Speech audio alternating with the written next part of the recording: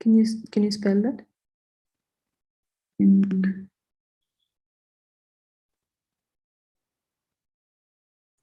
We're live on YouTube. Yes. Can you spell that? Awesome. Great. We're live on YouTube. Deepika, if you were asking me, then I go by RP. Just the initials R and P. Sorry, the initials? RP. RP. Okay.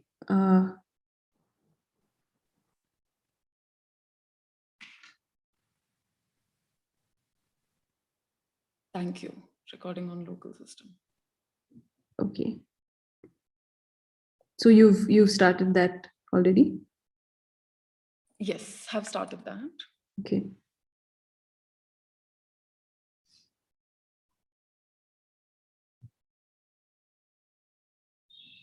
Okay, looks like we're all set. Do you want to start and then I come in with the announcements? Yeah, thanks. Thanks so much. I should do that. Should just. Did you want to rename yourself? I'm doing that.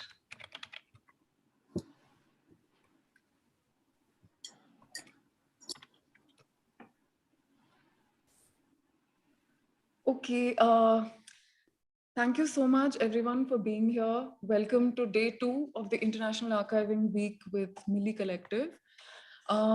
Today we are going to have sessions under the theme Include.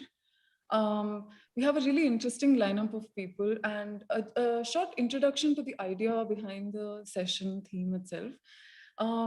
We interpreted the idea of include to include otherwise hitherto unknown community histories and histories which usually get left out of institutional records.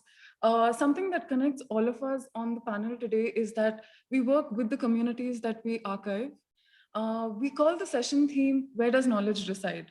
This is also to understand the various kinds of intangibility of knowledge itself, the forms in which it exists, the places it flows to, who has access to it, who finds it, and who doesn't find it.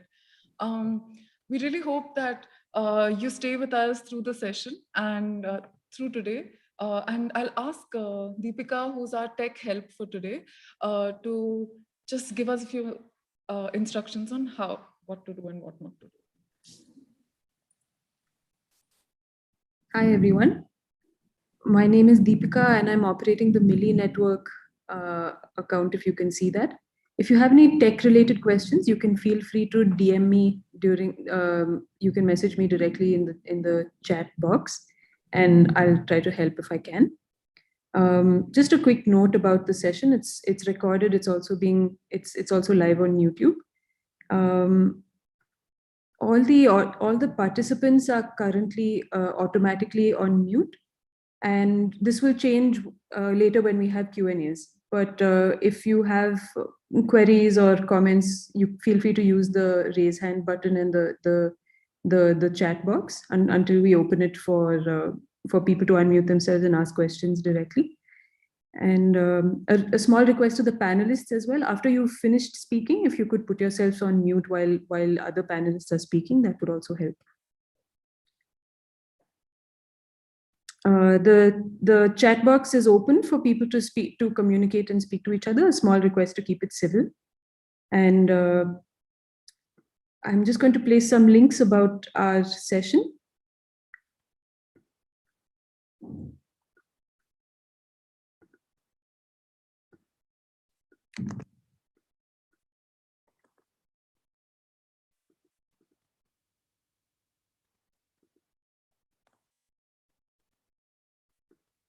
So here's a little more info about where you can find the YouTube live stream and the main page where the schedule and other sessions are listed. And here are 2 other projects that Milli volunteers are leading. If you could contribute to that, that would be great.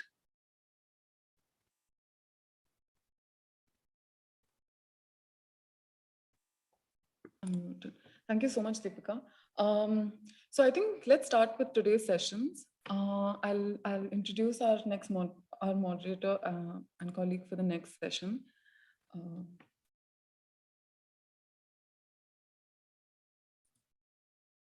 Yeah, so our first session is, yes, we have a moderator.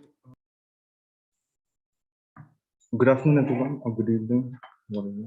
Yeah, so our first session is called Reclaiming the Archives.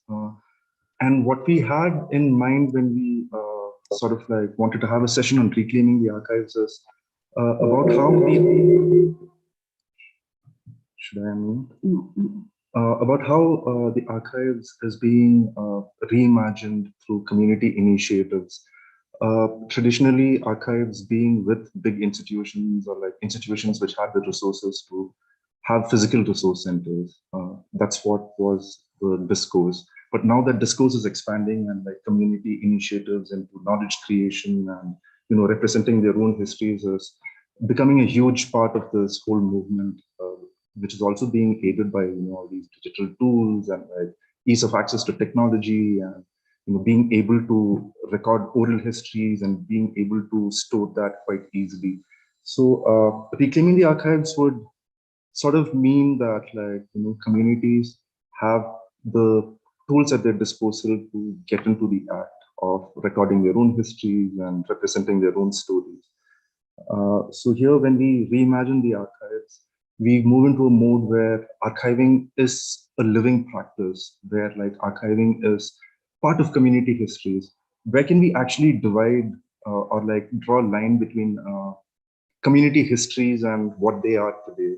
Like you have a lot, especially with indigenous communities, let's say, their living traditions is what their history is. It is a continuum. There is no way to sort of like understand it separately from separately from what they are doing today. Of course, socio-political changes affects the way a community is at the moment, but you can never separate their histories from what they are today. So I'll go into introducing the participants. We have two sets of speakers here. We have Adivasi Lives Matters, a very interesting initiative who are very digital by nature. And we have Ashish Birulee and Hamari Jamatia from Adivasi Lives Matters speaking today. For a short intro to Ashish Birulee, he's from the whole Adivasi community of Jharkhand. And he's a lot of things. He's an anti-nuclear activist. He's a photojournalist, and he speaks, on various forums. He's a TEDx speaker as well, and he's one of the founding members of Adivasi Lives Matter. He's also the project manager there. And Hamari Jamatia is a content manager, and she's also a content creation trainer at Adivasi Lives Matters. She trains young Adivasi men and women in the art of writing articles, and once the training is over, she is the contact point for the articles submitted to them, or like articles which have to be put out for the world to read. And it's a very interesting initiative, and they've also have initiatives working very close to where our Keystone People in Nature Center is located. They work with our communities, also the communities that we work with. So it's another reason why we are very interested in their initiative. So Ashish and Hamari, if you can take it on from here.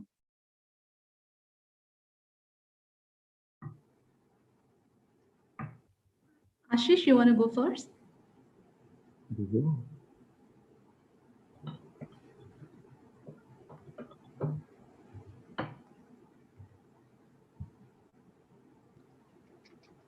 Yeah. Sabinko Johar. So I will start with the term archiving. So the term for being an Adivasi, it's very modern. So if you ask anybody any Adivasi about archiving, they will just be clueless. But what I have seen in my community is Adivasis don't have a historic documentation. But if you have if you have visited Adivasi community, you can see a historic symbol where their ancestors are buried. So we call it Sasangiri in my whole community. So if you visit my village, you will see a generations of stones, historic symbol in my courtyard. So Adivasis bury their family members in their courtyard. So if I count them, so they are like 15 Sasanguri. So in that way, we have been able to archive our own history of my community. And if you visit other communities like Santhal, Bhumij, Munda, they do the same thing.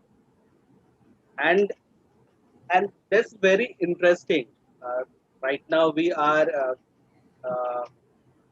doing this live uh, uh, in a very digital way. We read books which are digital. We go to school. We read histories. All print or all the histories they are properly documented. But if you ask Adivasis, then they will not able to show you any book, but they have stories to share. They can share their stories which are thousands, thousands and thousands years old. And there is another way uh, how we represent our ancestors. Like my name is Ashish, but I have also an inner name which is given on my grandfather, which is Dumbi. And in my community, they say that giving name, if giving name to the child of their ancestors is very important. जैसे बोलते हैं कि वो नाम कभी मरता नहीं है. तो अगर मेरा नाम दुम्बी है, if my name is Dumbi, my great grandfather's father's name was also Dumbi. तो वो साइकिल होते रहता है. और तो ये जो these are something I don't know how you will consider all these. If this is archiving, then yeah, Adivasis have been successfully have archived their history. But from a modern perspective right now, like what we see is there is something being lacked in the community, and that is the digital archiving. And there is that is how the initiative of Adivasi Lives Matter started. So Adivasi communities बोलते हैं आदिवासी community को आप they are very good storytellers. आप उनको कहानी बताना मत सिखाओ, but just teach them how to handle mobile. Just teach them how to use Zoom. Teach them how to operate computers. बस आप इतना सिखा दोगे, they can easily archive their own community. Like right now, what I'm doing is I am documenting the history, the culture, the songs, the medicinal knowledge which I have or the community has. I am interviewing people and I am making a catalog of all these things. अगर आप इसको archive करना बोलोगे तो हाँ, ये एक तरह से archive हो रहा है. और what we are doing in Adivasi Lives Matter कि ये चीजों को हम सीमित अपने तक ही नहीं रख रहे हैं. We are training Adivasi youth from 3 states, Tamil Nadu, Tripura or Chhattisgarh. We are training them that you should also start documenting your own culture, because there is nobody. हमारे अगर हिस्ट्री को हम लोग देखें आदिवासियों का, तो हमारा हिस्ट्री हमने वो कहानियों पे ही हमने डॉक्यूमेंट किया.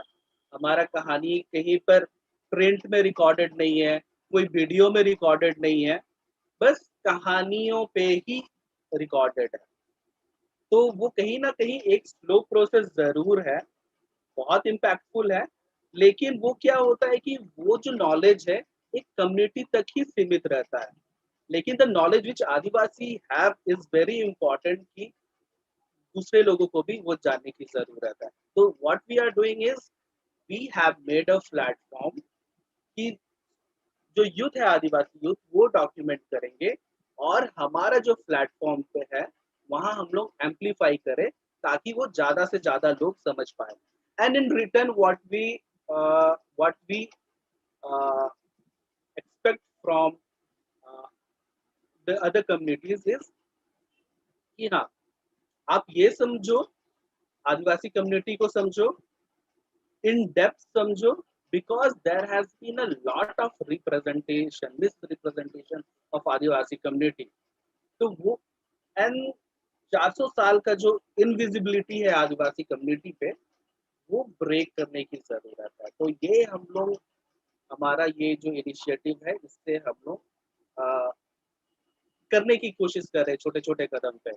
और दूसरी बात ये है कि the main motive of Adivasi lives matter is कि आदिवासी कम्युनिटी जो है वो अपनी कहानी, वो कैपेबल है अपनी कहानी बताने के लिए, हम उससे तैयार कर रहे हैं।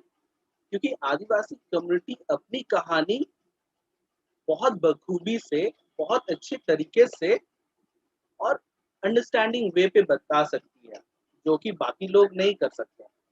तो ये हमारा काम है और ये काम जो है 2016 से हमने शुरू किया। एक साथी है अंकुश वेंगुर लेकर, वो मिले थे 2016 में मुझसे। एंड आई प्रीवियसली वाज करीबन 2012 के आसपास से मैं एंटी न्यूक्लियर एक्टिविस्ट भी हूँ। And I have started documenting the ill effects of radiation in my place. और ये एक मोटिव के साथ ही शुरू हुआ था, क्योंकि जादूगोड़ा के बारे किसी को मालूम नहीं, मेन स्ट्रीम मीडिया में हमारी कहानी नहीं बोली जाती है, नोबडी न्यू अबाउट जादूगोड़ा। तो मुझे लगा कि being a local person, I can be a moderator, I can report about Jadugoda on daily basis, जो कि बहुत इंपॉर्टेंट है। मैंने वो शुरू किया and that was something very uncommon for Ankush.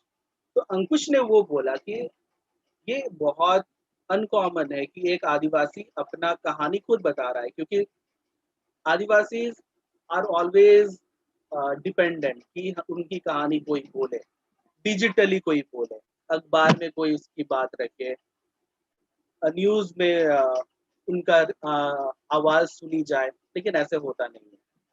तो वहां से ही उन्होंने कहा कि हमें वो जो बैरियर है, वो जो ऑब्स्टेकल है कि हम डिपेंडेंट हो जाते हैं, आदिवासी डिपेंडेंट हो जाते हैं, तो वो ब्रेक करना।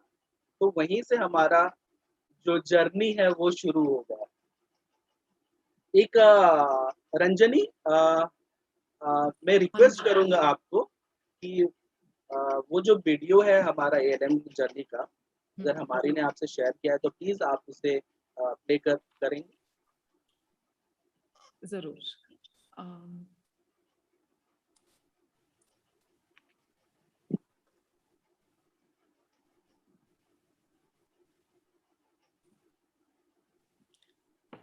मैं बस अभी स्क्रीन शेयर करने वाली हूँ।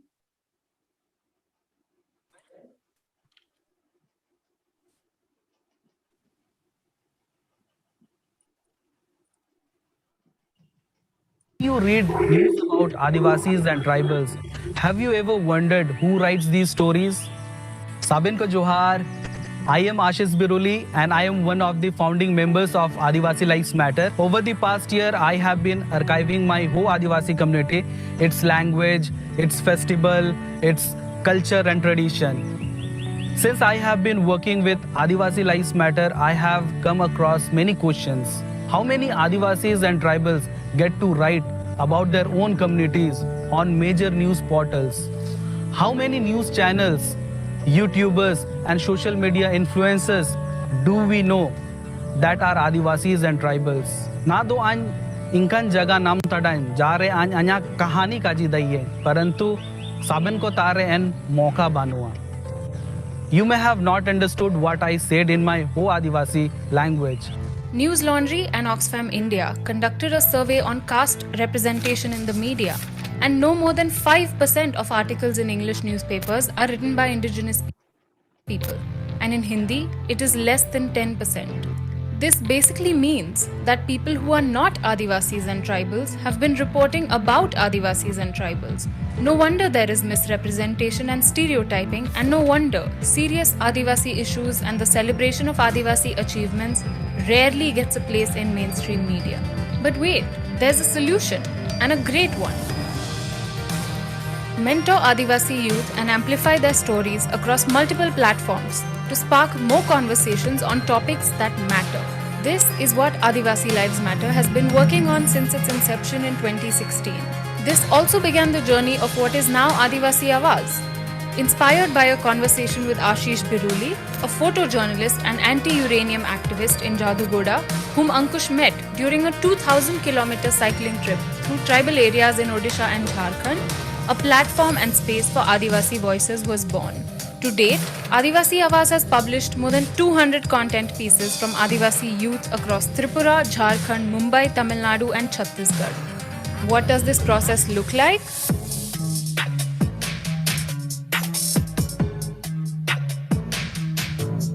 Through our 7-day intensive trainings conducted by skilled and experienced trainers, Adivasi youth learn the skills essential for them to take the first step towards becoming content creators and stepping into the world of journalism and media. They learn the technical skills of mobile journalism, photography and videography. They then create content on topics they want to highlight, and we publish them on our social media channels and on Youth Ki Awaz, our online partner which has about 4 million readers per month. This process has a huge positive impact on many people. Not only do the Adivasi youth have their work published, they are paid for their content. This has a profound effect on not only the creators themselves, but a lot of people involved. When urban people read articles and watch videos about Adivasis, written and created by Adivasis, it shatters stereotypes and builds solidarity towards Adivasi communities. The content also helps creators develop a sense of pride in their Adivasi identity.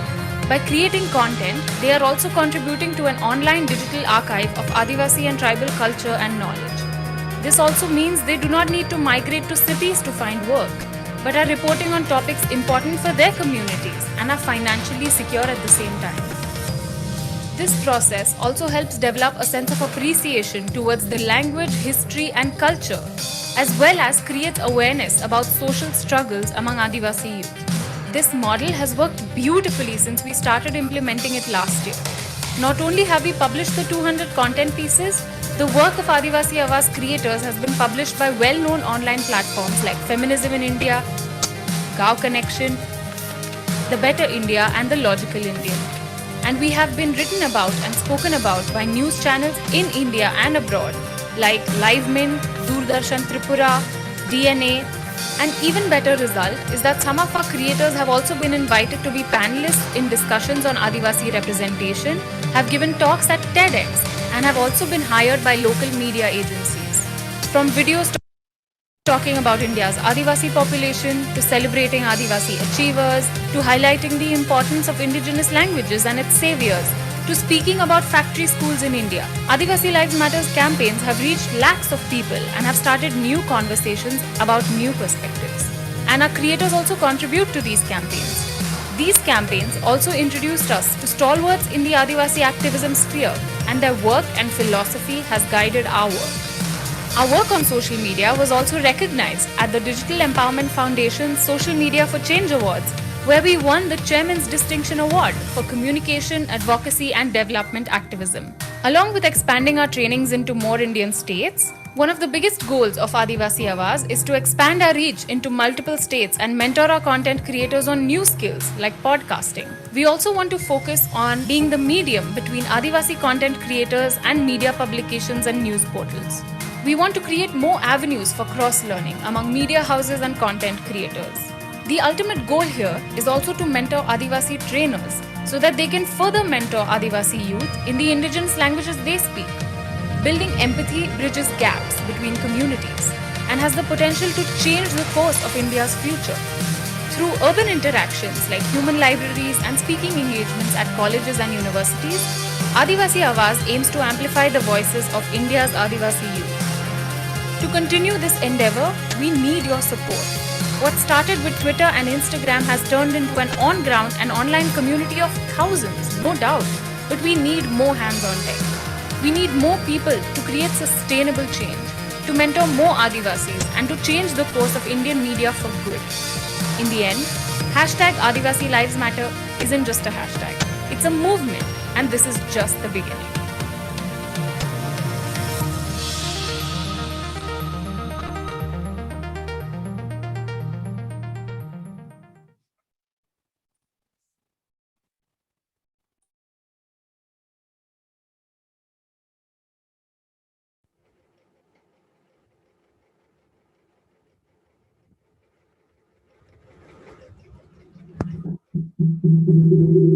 Hello friends, थोड़ा सा video बहुत ज़्यादा लंबा हो गया क्योंकि हमारा जो 2 साल का 2016 से हमारा जो जर्नी रहा है उसे हमने 6 मिनट में दिखाने का कोशिश किया।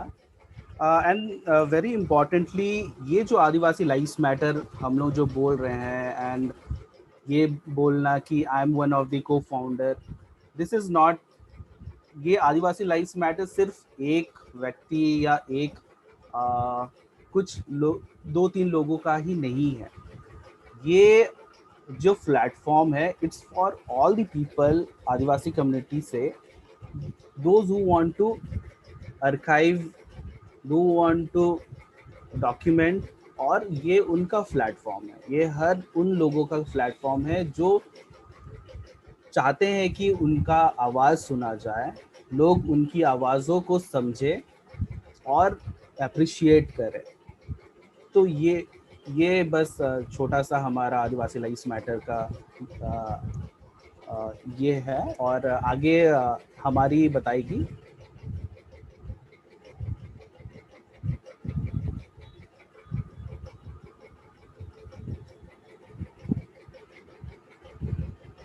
Okay, hi.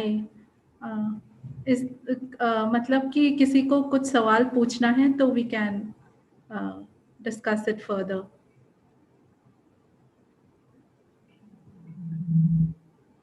Okay. So, Hamari, maybe we can take questions towards the end of our first session, Reclaiming the Archives, after Minket and Chhaya also do that. We can have a small question and answer session. And besides, there will be one more question and answer session towards the end of the session, but that might be very late. So if you can stay for that, we can take questions. But I think this was a powerful presentation, very powerful initiative, and also it shows, I'd like to use a word. I don't remember where I heard it before. Maybe it was Dinesh and Bhanu from Janastu. This word, lo-fi high tech, using mobile phones to capture stories and using easily accessible infrastructure to put those stories out there and turning it into a huge archival initiative. So maybe there's one more point that I might like to put out here, is that most of the participants in this initiative might not like to sort of like call themselves archivists, but they contribute towards the community archiving movement in big ways. So anyways, I'll move on to the next session. Hamari, do you want to add something to Ashish's presentation? Actually, I think the video captures so much of what we do that pretty much it sums up our work and what we do over here. I've been with Adivasi Lives Matter for about a year now. And yeah, we've been training a lot of people, and especially I'm very glad that some of the work is in the digital form. Otherwise, in the lockdown, we would never have been able to train people. So this digital divide gets slightly narrower because of the fact that we just need a mobile phone to function. And so yeah, training this year was possible only because of mobile phones and internet. So yeah, I guess. Thank you, Hamari and Ashish. Thank you, Hamari and Ashish. Wonderful presentation. So we'll move on to the next two speakers, Minket and Chhaya, who are also harnessing the power of storytelling, and they are storytellers and have a huge, yeah, one second. Yeah, they have a huge repertoire of work behind them by now. So Minket has been engaged with documenting stories and folklore based on ethnic communities of Darjeeling and Sikkim for a few years now. She's directed films, and she directed a film on the River Teesta through SOPPECOM. I don't know how it should be pronounced, but yeah, and trace the river from the source till the river leaves the mountain. She's an awardee of Young Green Filmmaker 2016 in Woodpecker International Film Festival for her film Voices of Teesta. This film also earned 10th position among 110 films in World Water Forum in Brazil in 2018. So while working on these initiatives, she experienced that there's a massive gap between the education system and ground reality, where like there is a transmission gap of knowledge, traditional knowledge to younger generations.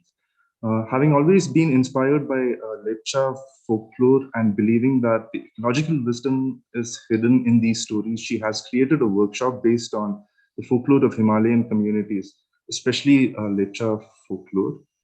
She has been traveling for the past 4 years, narrating stories of rivers, seeds, birds, mystical creatures to school and college students across India and Nepal. She virtually curated visualizing water heritage through storytelling in Northeast India project with Living Water Museum, where 30 young girls of Northeast documented river folklore during COVID-19. Chhaya Namchu has been working with Himalayan communities in Nepal and India on the study of climate change from the perspective of local communities. She has worked with ICIMOD in Delhi, in Nepal, and IMI, Integrated Mountain Initiative, Delhi. Coming from the Lepcha community again, she has been working with the community at grassroots with the traditional body and women's self-help groups on issues of livelihood security and resilience building in the face of changing climate, socio-political issues, and growing infrastructural development. Her interests lie in integrating scientific and sociological studies with art, storytelling, and traditional knowledge systems. So I'll invite Minket and Chhaya to take it on from him. Thank you, Faisal. Kamri to everyone. This is what happens when we give long introductions. I guess for us the introduction was a bit long, but yeah, I just wanted to tell that Chhaya and I have collaborated for the visualizing water heritage with Living Waters Museum. But prior to that, there has been a lot of things that I had to do, which is basically called unlearning.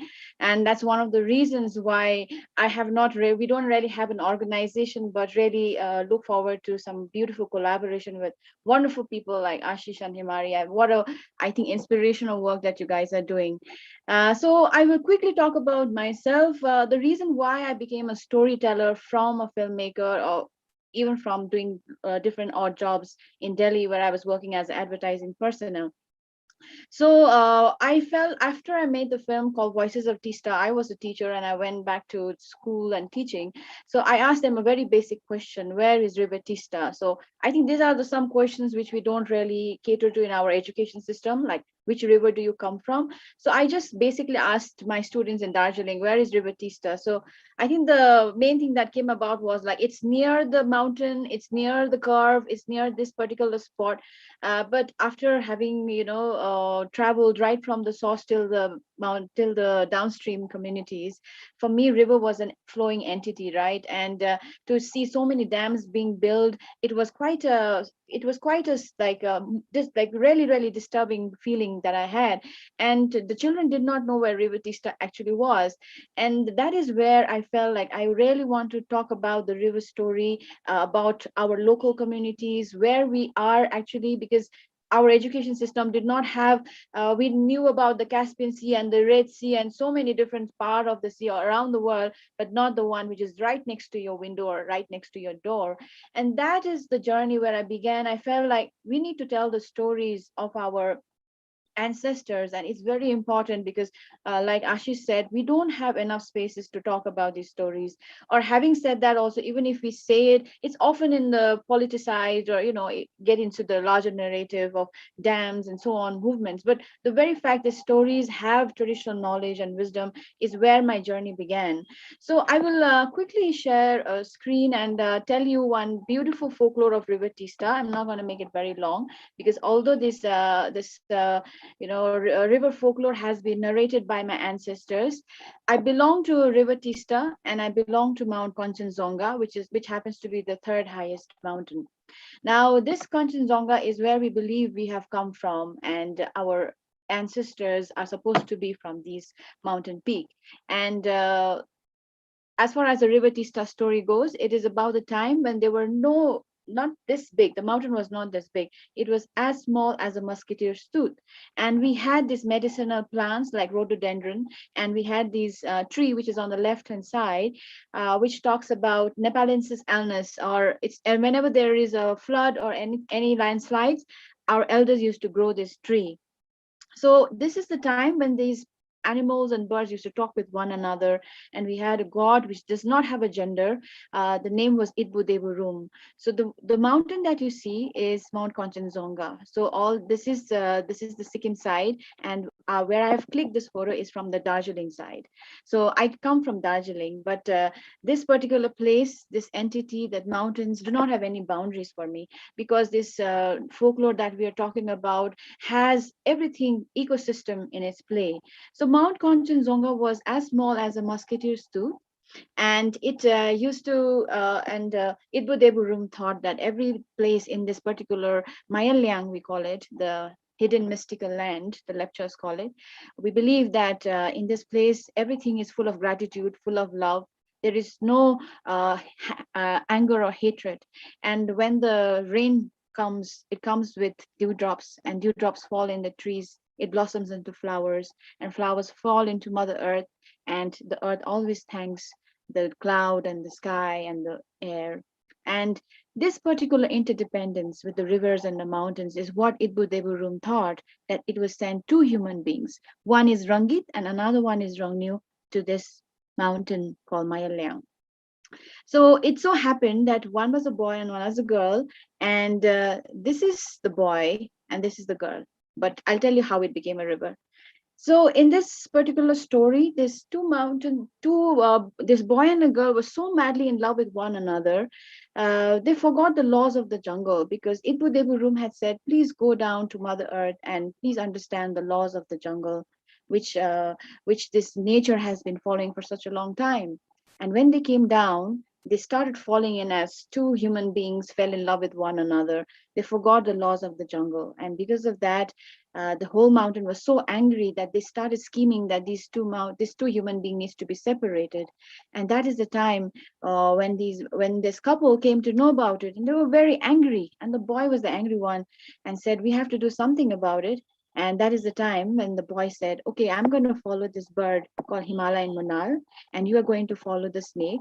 And both of us are going to turn into beautiful rivers, and we're going to meet in a place called Panzok. Now, this is a place just above this. It's called Panzok in Lepcha. When I say Panzok, it means dense jungle. The language itself, the pronunciation, means it's a dense jungle. But if you go now, if you come towards this side of the mountains, you'll find a lot of tea gardens here. So Panzok is no more a dense jungle, but it is a lot of tea gardens, just gardens. And then the boy said, I'm going to meet you there. Just please be on time. So when that happened, the boy and the girl happened to travel as two rivers. This one came from West Sikkim and this one came from North Sikkim. But the legend has it that the girl was just on time and the boy was late. And when the boy was late, he was really angry at the girl for coming earlier than him and said, Tisatha. He shouted, Tisatha. Tisatha means, when did you arrive? So that is how the River Teesta's name also became. And the girl said, well, just now. But the boy said, oh, you are very, very, you're not a good girl. You are a characterless woman. You have gone with somebody, you found a shortcut. You wanted to show that you are better than me. So that's the reason you wanted to come before me. But the girl said, please listen to me. But the boy said, I am not going to listen to you. I'm going to go back to the mountains and you go wherever you want to go because I'm not going to follow you anymore. You are not my lover anymore. And the boy got so angry that in these mountains that you see, I clicked this from Darjeeling. This is Kanchenjunga and this is still the Sikkim side. Everything was full of flood because the boy was a river and had covered the whole mountains. And that is the time. This is the mountain called Tendong, which I see, and also from Sikkim you'll see it. It's called Tunrok also. That is this mountain where all the animals, beings, whichever healthy animals came on top of this mountain peak and prayed to Idbu Deburum and said, please Idbu Deburum, come and save us from this anger of River Rangit. And that is the time when Idbu Deburum came in a form of this bird called hill partridge. Now, this is the bird. In Nepali, we call it Piura, and in Lepcha, we call it Kohongfo. This Piura came and said, what happened? And said, Rangit is so angry that it has killed so many beings that we are not even able to, able to survive. And any moment, this mountain peak also is going to be filled with water. Please save us. And that is the time hill partridge said, offer millet. Please offer millet to this river. And when this millet will be offered, this anger of River Rangit will be pacified. Now, this is another side story where when these animals were offering the millet, a certain part of this millet fell on the chest of this bird. And the legend also has it that because of that, the white spots this bird got was from the millet. And if you really rub the chest of this bird, it will smell of millet. And as they offered the millet, the river pacified and went down to meet the girl. It was so aware of the anger. The boy was so aware of the anger and this blind ego that it had that the boy said, please Rongmu, the girl, I'm sorry for actually having this disaster being created in these mountains. I'm really sorry. But the girl said, only if you would have listened to what I had to say. It was you who was actually been, going around with this beautiful bird called Himalayan Munal. The bird was so flirty. Sometimes it would talk with someone with some birds, or even forage. And because of that, you made friend with this girl, with this bird, and became so engrossed that you didn't even realize that I was waiting for you right at this peso. And the boy said, I'm really sorry. And I then don't have anything to do now. And that is the time when the girl said, my dear lover, we both have become rivers. We have become River Teesta. And although I have forgiven you, I will always try to make you realize that we both have become river and we provide water to downstream communities. So here is this patch of island where this river Rangnu actually takes around and then actually meets this river again. And together we will flow as River Teesta, just to pacify your ego and just to make sure that we both become rivers and provide water to downstream communities. And that is the time the boy said, oh, you are very wise. Thank you very much. And the girl said, of course, but also I will remind you of the anger because you, the River Rangit, will always be the dirty and murky one, whereas I, River Rangnu, will be very clean and pure and blue. So till this date, if you go to this point called Lover's Point, which you will see on a way when you come to Darjeeling, you'll find this river little dirty and this one as blue and green. And this one is very curvy because it used to follow the bird, which is Daffy Munal that I mentioned, the Himalayan Munal. And it is very straight. Like when a snake is floating in the water, it's always straight. So this is the shape of the river which this one has taken, River Rangnu. And then also, just to let you know, the River Teesta is not just in the mountains. It flows and it actually meets Brahmaputra and it goes to Bangladesh and meets down in Bay of Bengal. And just to let you know, this particular river, this is River Teesta, and our mountain community, our Lepcha community, always comes to this confluence and pray with bamboo and with this flower called Pagurip, or it is Oryxylum indicum in a scientific name. I'm going to show you after this brief ending of the story. And the millet, we always pray millet. Whether there is a marriage, there is a death ceremony, or there is even, we are providing some kind of a good occasion. So this is a millet which we offer. And this is the confluence where all our shamans sit by and actually pray to the River Teesta or Thisa as the story has it. And the picture that you see is all our community come down and from Darjeeling, Sikkim, and Kalimpong and pray to River Teesta with the bamboo, making the altar of bamboo.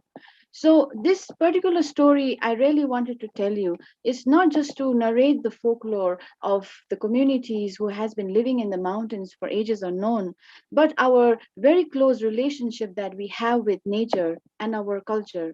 Because the millet that we drink now was one of the reasons why we were saved also. And that is it is one of the main ingredients that we have during our ceremonies. And the flower, which I will go there is another story for that, but the flowers that we have, the dresses that we have, all talks about mountain Kanchenjunga and also our relationship with different insects. For this matter, if you see this, there is this white spot, which I am going to show. This particular flower or a dry seed has a relationship with bees. It talks about this flower eating up so many bees and creating imbalance on Mother Earth that the Idbudebu room was so angry and it had cursed. So this flower only blossoms during the nighttime, and by the time it is daytime, it falls off. And this relationship of ecosystem, the nature, which we talk for now, this new term that we have, biodiversity, ecosystem, is what has been followed by our ancestors for ages unknown. So yeah, this is the story of River Teesta, and this is the flower. This is the flower that I talked about, and this is the seed. So we always offer the seed to the monasteries, or also even during a death ceremony or a birth or even marriage. And we always, if we have cough, we actually eat the seed. We dry the seed and then we gulp it down.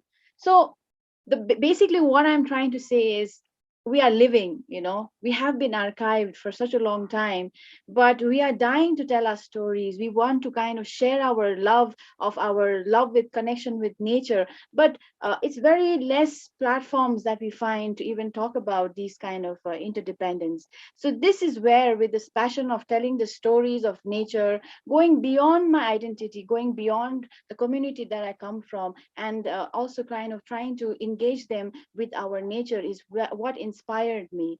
And why we talk about archive is very important also to tell us what goes beyond archive, because I am an urban indigenous woman, and for a very long time it took quite a lot of years to unlearn what I had learned in my education system.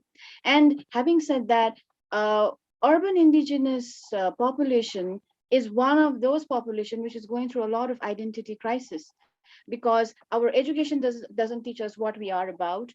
We go back to village and our elders say, oh, you are educated, you are better off than us, and we don't get to hear the traditional knowledge that they actually have with so much of confidence. So this is where a gap that we are facing for a very long time. And though I talked about this medicinal plants and this river story, all of us have this story, and all of these story goes beyond the storytelling. It talks about the knowledge, it talks about even the boy gender relationship, it talks about our elements that we have with the birds, how the birds have white spots. So these are, I think, knowledge which does not even categorize in our current education system. So that's one of the reasons why I started telling stories. But more than that, traditional storytelling form has been dying in a way, because of course we talk about films, we talk about even writing, we talk about podcasts. These are very good way of actually telling people what we are. But the very fact that our communities are getting distorted, we as a family, we are getting distorted, it's something to think about, because that is the ultimate, I think, usage of the archive. Because unless and until we don't practice the archive, we will remain archived. So this is what I have to talk about. And also now I will hand over to Chhaya, and she's going to talk about from a very, very interesting perspective, because I kind of romanticize these stories, but she looks from a very critical lens, and which I really like it. So Chhaya, over to you, and I hope I didn't overspeak. Yeah. You are muted. Yes, okay. So thank you, Minket. The story never gets old of the River Teesta. I've heard it like maybe 1,000 times, but it never gets old. Taking over Minket's presentation now, I think when we look into this history and this art of storytelling, oral history, especially within the context of tribal, Adivasi, and indigenous communities, it's often looked at from a very romanticized and exoticized gaze. And it becomes this gaze and this perspective and one-dimensional approach towards looking at our stories become very dangerous, because they put not just the stories and this art form of folk culture into a box, but it also pushes the communities into a very, very tiny box.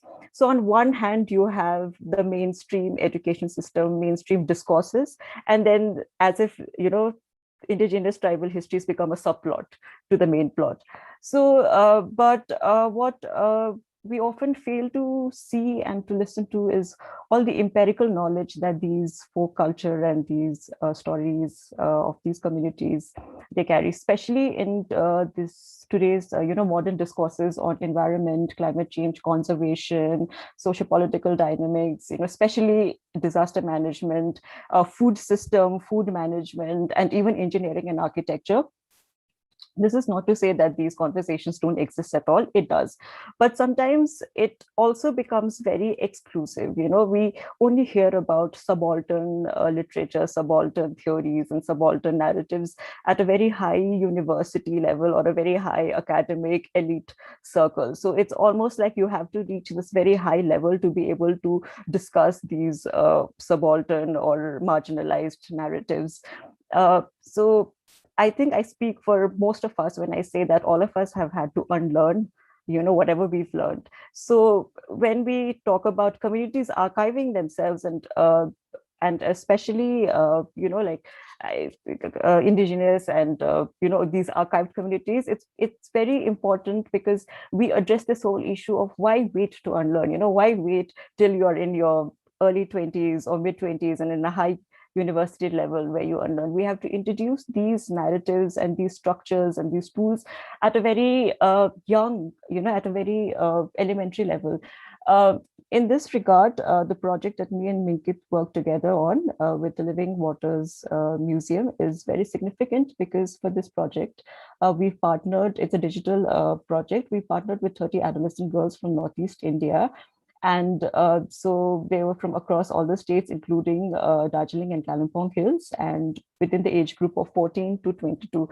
So these are tribal and indigenous girls from Northeastern communities who are still in school, who are in colleges, who are still living in small towns and villages, who are yet to be, introduced to discourses on pedagogy and methodology and deconstruction and even unlearning. So it's a very simple and sincere and raw expression of their culture and their heritage that we will also be presenting towards the end of this presentation. We may perhaps even put it in the chat box. So this is why this project is so important. I think even, Adivasi Life Matters, they brought into light about how we don't find representation in digital platforms and digital medias and movies and films and even within the educational system. So for these young girls, it was a journey of self, for them to be able to express themselves, to find pride in where they come from, the languages they speak, the accents they speak in, because there's, this was a great learning for us, because in the beginning we decided this project was going to be completely in English, but we found out later that we have such unique languages and each language has a distinct, sound, and that sound accompanies, certain emotions and meanings and histories behind it that, when you translate something into language or any dominant language, you completely lose a lot of the meaning behind these words and languages that is there. And we also hope to equip and make these girls aware of certain things, especially the politics of data, because if you look at indigenous, Adivasi and tribal communities, we are a very researched community. We are a project site and we're a great data site for, we have been for such a long time. What happens with these communities is that we're so open, to sharing our knowledge with institutions and research students and NGOs, that we share it as knowledge, but sometimes, to somebody else, we might just be data, and in the end, these information that they collect from the, people collect from these communities are not even accessible to the communities itself. You go online and you see that you have to buy, certain reports and papers, and usually it's in dollars. So it becomes completely inaccessible to the actual communities they belong to, these knowledge systems they belong to. So I'd like to end this by talking about why it is so important for communities to archive their own histories and their own expressions, because of course there is this whole issue of representation and misrepresentation. And for our young girls that we partnered with, this was so important because these girls will go on to study in cities and will go on and integrate with people and mix up with people from other communities. And it's important to have that sense of identity, sense of self, especially when we look at tribals and Adivasis and a lot of marginalized groups. There's a lot of shame that is attached when they go to institutions because of the quota system. So on one hand, you have so much of these communities are considered great research pool, but at the same time there's this shame attached to, like, again, availing of these facilities. So we're trying to encourage this at a very young level and at a very elementary level, so that they can not only be aware of it themselves, but also be able to educate others, their peers and other young people, and set this chain, hopefully this chain reaction. So Minket will now be showcasing her, the project that we did, and it's a very simple expression of these girls' art, but within, that's what you see, but behind it we have these various layers of complexity that we've tried to also address. So over to Minket. Yeah, thank you so much, Chhaya, for just bringing out those hard words and difficult perspectives, because often we do not talk about it, and we've been told not to talk about it in a way. So I think this is something where we chose, why did we choose girls, and why did we choose girls from Northeast? That's the first thing that came about in this project. One of the reasons why we chose the girls was because I think from the women perspective also, as indigenous women also, we have gone through different layers of hierarchy in itself as a women also. But the oral stories that our ancestors have told us often goes in a form of a baby, because that's the connecting line for the stories to move on. And that's one of the reasons why we chose women or girls. And why did we choose Northeast is because I think Northeast stories, although there is this new trend of storytelling that's going on where we kind of tell stories, engage with children, but our stories are very sacred. I'm sure for all the Adivasi communities across the world, our stories are very sacred. Before I tell the story, I take permission from my ancestors. And when I say ancestors, my mountains, the rivers that I come from. And these sacred stories are not just to kind of entertain, but also to help us understand the ecosystem around us. So that's one of the reasons Northeast has such a beautiful ecosystem. It has a lot of biodiversity, and people talk about cultural, galore and stuff like that. But the stories that our ancestors have, it itself talks about the ecosystem, and all we need to do is just revive them. And how we can revive them is to empower the women to kind of have the ownership to tell the stories. So that's one.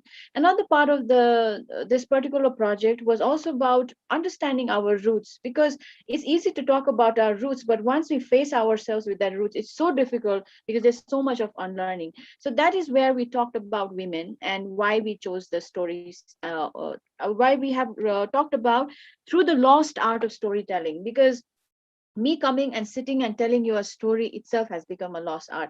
And the reason why I needed to go down and go with the children and just let them see how I tell the story itself from human to human level. Of course, because of COVID pandemic, we can't do that, but it was very important to kind of engage as a human to human level for these stories to be told. So that's why this was one way of looking at the project. And we had almost around about 15 communities, and 30 participants, a lot of beautiful relationship that we created.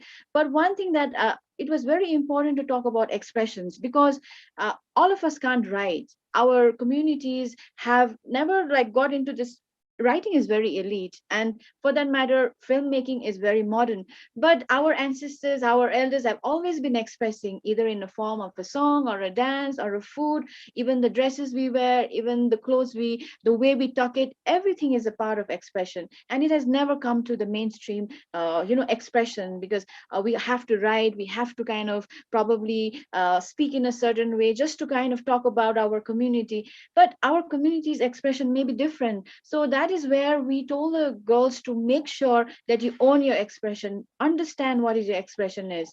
You don't really have to write all the time. You don't need to really make a beautiful film. All you can do is sing a song, but sing it with your heart, because that is your expression. And I think that is where our like communities, indigenous communities have been struggling to own the expressions, because some of the expression never come in the in the mainstream, like weaving for that matter. Our patterns, the weaving, the stories itself is an expression, right? So these were different ways that we talked about. And of course, first we talk about, before we talk about the ecosystem outside, it is very important to understand inside what are we about, because we have been told who we are for such a long time that we never got a time or a chance to even understand who we are.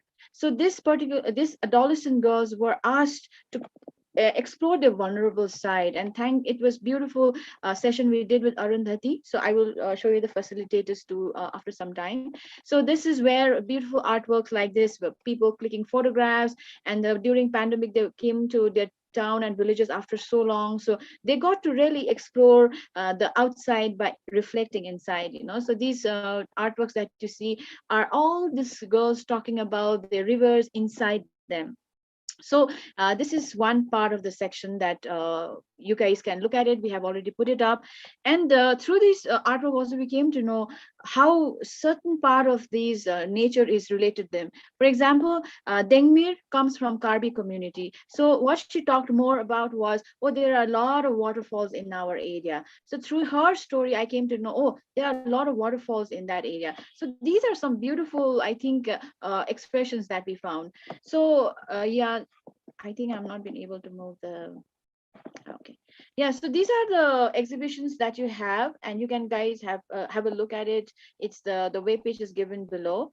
And in the meanwhile, I wanted to show you the facilitators, but I think my page is not moving somehow. Yeah, so this is the Living Water Museum, and we are looking forward to many collaborations in future, because for us the journey has just begun. And these expressions that you see as I'm quickly going through it also doesn't have just artworks and paintings, but it also has songs. Some of them have given us a pork cuisine, how to make a pork cuisine, which was their way, because bamboos are available in their area. So these are the different I think artworks. This one that you see, Jasmine Lepcha from Darjeeling, she has made a cross stitch of River Teesta folklore that I talked about. This is the bird, this is the snake, and how this confluence happens. So all these stories, what I wanted to say is living, and of course we have to archive, we have to really make it into a documentation. But unless and until we don't practice it to conserve our nature, to conserve our environment, because that's what we are all about, we were born for that, I think it just becomes the data at the end of the day. So yeah, that's what I have. Kindly quickly go through this website, and if you have any questions, anything that you want us to understand, please, we are ready for Q&A. And our email address, Chhaya, you can also give your email address, and we are very much looking forward to some beautiful collaborations from people like you guys have been doing some really good work. Yeah, thank you. And the report is also there, right? Chhaya has just uploaded it. Thank you so much, Minket and Chhaya. Very captivating stories and very captivating work. I just couldn't ask people to stop. So yes. Sorry if I missed the time. No, but like it was just so nice to listen to all of you. Like the four of you were so good. Like very inspiring work. It also inspires us to sort of like reconfigure our work over here. So anyways, like maybe the question answer session might have to be cut short. I might like take a question each for Adivasi Lives Matter and for the Living Waters, for Minket and Chhaya. So maybe like the first question maybe I could ask Adivasi Lives Matters. So Muskan for Adivasi Lives Matter asks, how do non-tribal people become better allies? What are your expectations in terms of an archive? I'm also wondering if you're taking steps to curate these narratives to make them easier to navigate. Maybe I would like to add something to the question that Muskan has asked. And that could be that, like, how could we be better allies to Adivasi communities when they need to tell their stories also?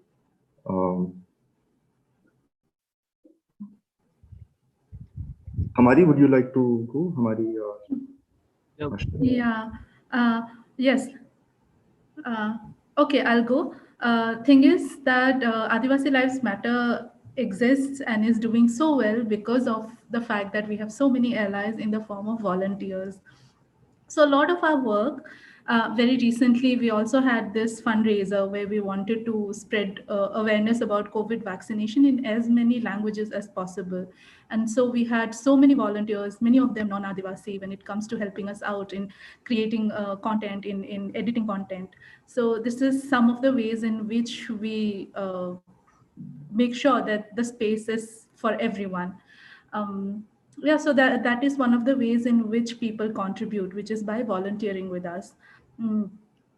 We also, like, apart from the fact that we carry articles written by mostly Adivasis, like 90% of our content is created by Adivasis, but we also do request non-Adivasis to write about their opinions, their research, their findings related to issues that we work on.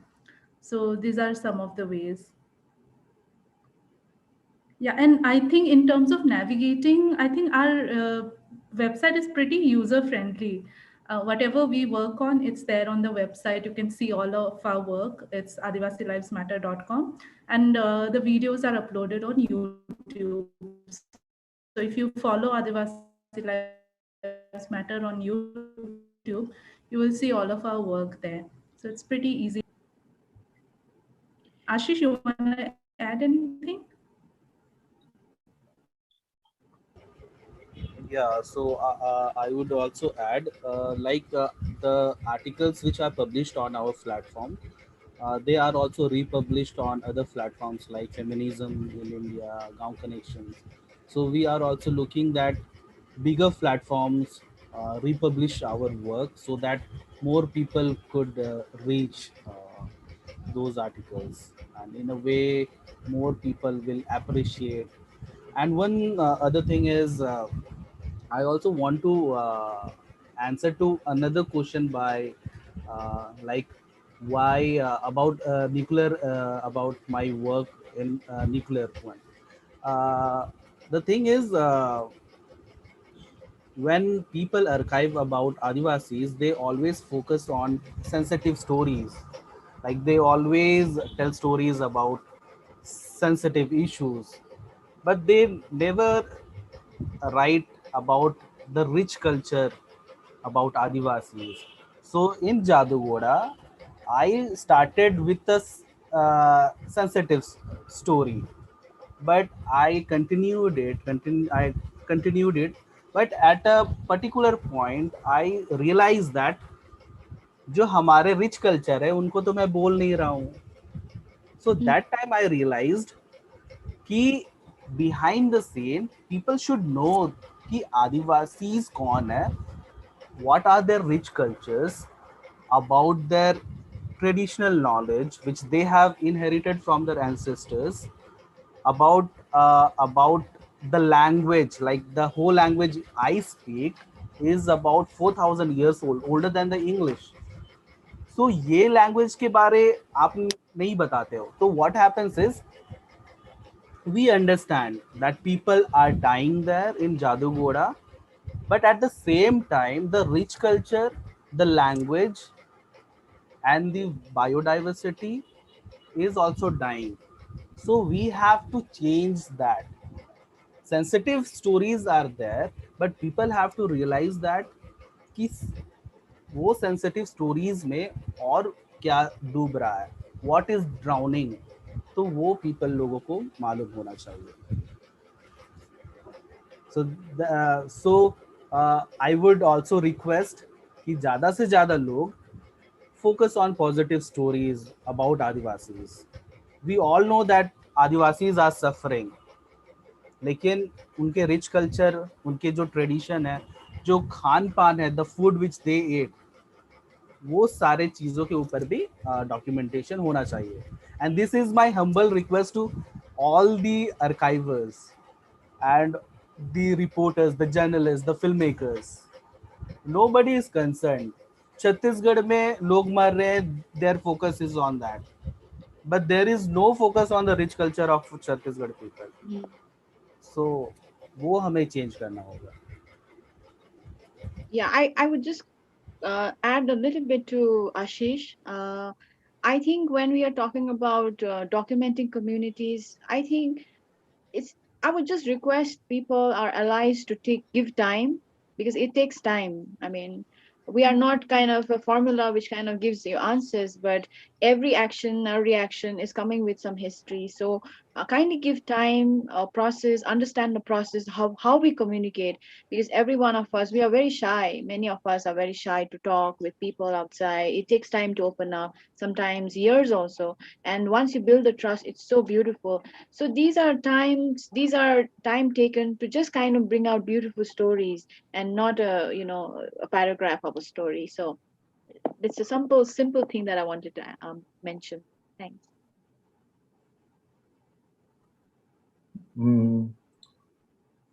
Do we have time to take one more question? Minket and Chhaya, I think there's a question for you from Divyajyoti. Says fascinating project. As someone with family based in North Bengal, I have always heard Teesta and Torsa being mentioned in the same breath. Also have an Indian Railways train named similarly. Have you explored any connected narratives between these two rivers? Thank you again for sharing. Maybe also to extend this question, have you also explored connecting narratives with other socio-political regions which have similar experiences in terms of indigenous communities being researched upon so much? Yeah, Faisal, I saw the question. I was about to refer to that.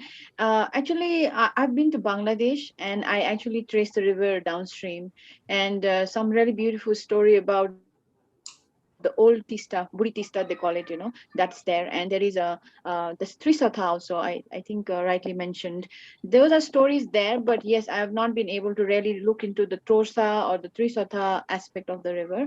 But downstream we have Korotwa River, which was one of the tributary of River Teesta before it actually, before this tectonic plate moved, and how Teesta became moved towards not Ganga but Brahmaputra. So those are there.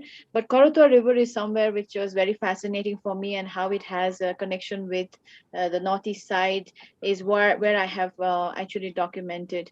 Yeah, so those stories I'm really open to, as long as there is some environmental inclination towards the story. I usually choose stories which has environmental inclination, because that's where my main motive is. Of course, there is socio-political aspect to the stories too, but I think enough work has been done on that. And with all this crisis that we are coming with the climate, I definitely would want to concentrate on what nature stories. So I hope I have answered. Yeah, thank you. Thank you so much, all four of you. A very fascinating session on how community agency is coming back into representing their own histories. So it was very, kind of shed a lot of light.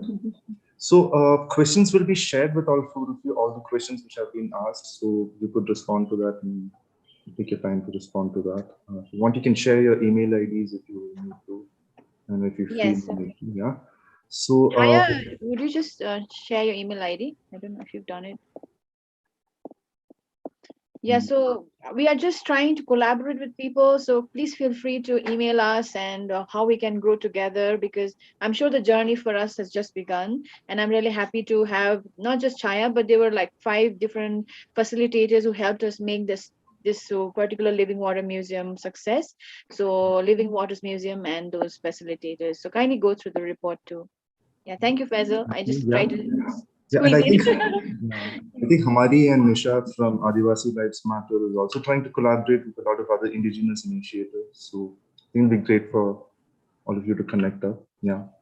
Anyways, thank you for this wonderful presentation and on your work. And I think we should move on to the next session.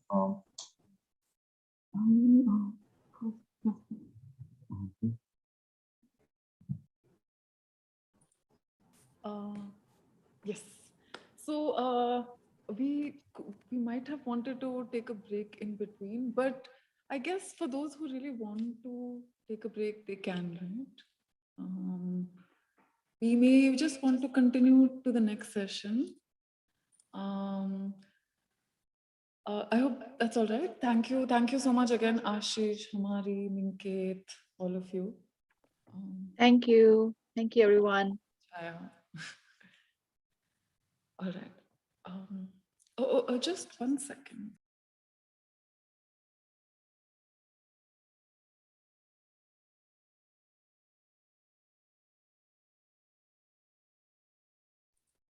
Yeah. So our next session, we call it "To Whom Does the Archive Speak?"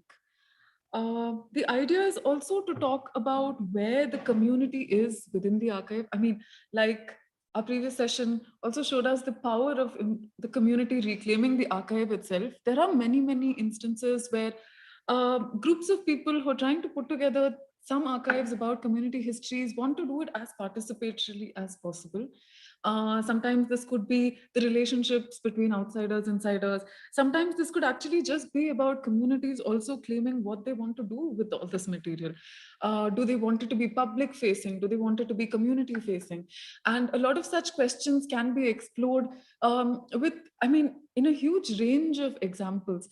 Today, we've curated a small set of examples, a small set of people who are trying out archiving with community.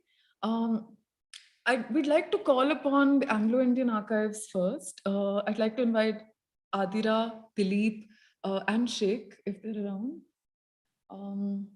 Yes, so I'm here. Hi. Just I'll go through a short introduction of 3 of them. All 3 of them are from National Institute of Design. Sheik has been a master's graduate in photography design from NID. He's an independent practitioner based in Delhi, practices photography and related fields. His area of interest include archiving, systems design, exhibition production, etc. Also a visiting faculty at the Masters for Photography in Gandhinagar. Adira is an artist, researcher, designer, working primarily with photography in her professional practice, but also as an exhibition designer and curator across institutional and personal archives. Dileep has been photographing since the 1980s, and a considerable part of his practice navigates memory, history, passage of time, specifically India's colonial past, actually. I think we'd like to just hear from the 3 of you more. So Sheik, you're here. Yes, I believe Dileep is also here, and so is Adira. Okay, great. Yeah, hi, we are here. Yeah. Awesome. Hi, everyone. Floor is yours. Yeah.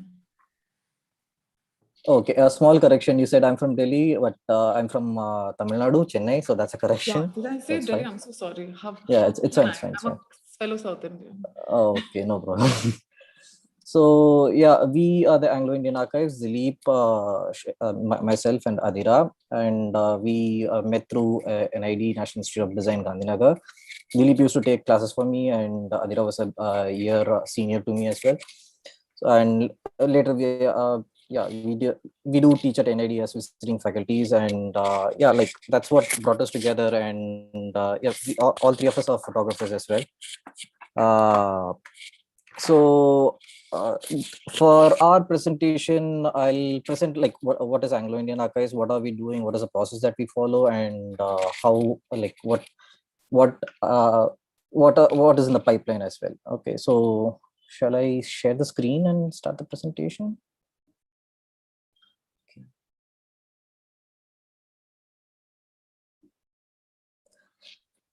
So yeah, so basically we are a digital archive which we sort of function as a repository for visual information or like photographs or handwritten notes, things like that, like visual data as such, which is made by the Anglo-Indian community. And the content that we have, it dates from late 19th century to early 20th century, and even the 2000 year as well.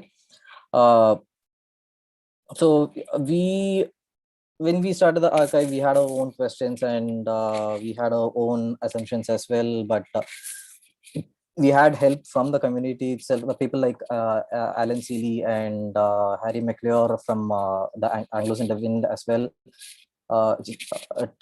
who helped us to understand like what is Anglo-Indian community is all about, and who are called as Anglo-Indians and things like that. And with those things into consideration, we sort of came up with our understanding of Anglo-Indian community, and we started digitizing their photographs as well. So far we have 1,000 plus photographs. Not only just photographs, we have records of people discussing about those particular photographs, the contributors of those photographs, audio recordings, video recordings, and the notes, the personal notes that they had written, and things like that. So this is contributed by the families in Chennai as well as in Guwahati, and we have been accumulating these data since 2018. We had help from the community and several organizations in India as well as abroad as well. So that is about and so yeah, like the photographs, as I mentioned, it's majorly from the families in Chennai and Guwahati at the moment, and these are just random for like these are, when you look at it, it might look like a random photograph of all the activities that they do in a regular basis, but for us it's a record of a memory that might skip at the later point of time. If you ask me, like photographs are like we take photographs to preserve that memory, right? So it has a value in that aspect, and for us also the memory part of the photograph is something that intrigues more. And the photographs that we have at this point of time, like it is taken at the time when the country was going through the transition from being a British colony to an independent nation. And Anglo-Indians, as like if you look at the constitutional definition of Anglo-Indian community, like Anglo-Indians are those who have a British father and an Indian mother. So the identity crisis was also there, like where does the community lie? Like should it go with the Britishers or should it stay in India, and things like that. The identity crisis also comes into picture when you look at those photographs from that period of time. So yeah, and another thing when we talk about Anglo-Indian community is the influence of the mass media, especially the Bollywood movies. And if you look at those old Bollywood movies, you would have an Anglo-Indian as an aid to an antagonist, right? Like a villain would have a henchman, like an Anglo-Indian as a henchman, and things like that. Like they represent Anglo-Indians in a very bad light, and the existence of our archive itself is a question to such stereotypes. And the different people would have different understanding of Anglo-Indian communities, and all these lenses, they sort of creates a interesting engagement with the archive. They would approach the archive in a different view, and when they look at the photographs, they might find something other than what their previous assumptions were. And so that kind of discourse is what we are expecting from all the other people as well, like the historians, the scholars, the archivists, and other archivists as well. And when we started the project, as I said before, we had inputs from people like Alan Seeley, who is an acclaimed Anglo-Indian writer, and Harry McClure from Anglos in the Wind, which is an organization in Chennai. So like we had people who helped us out with writing a proposal, because like you will have some ideas in your mind, and unless and until you put it out in words, it wouldn't make much sense. So we started writing proposals, and those proposals went through various iterations before we finalized on one particular thing, and we started working based on that proposal. Okay, and we started with the field work as phase 1, and that field work was conducted in Chennai in the year 2018, November 2018, and this is like and Harry McClure played a critical role in arranging us access to the families as well as financial aid as well. We traveled, we covered a total of 10 families. Yeah, 10 families in the period of the span of 5 days in November 2018. And we have, we had Dominic Johnson as well with us. He was one of the important person who sort of served as a liaison between us and the family members. And he played a very key role in breaking the ice with the family. Almost everybody knew him, like whoever we approached, they knew Dominic, and Dominic would introduce us, and they didn't treat us as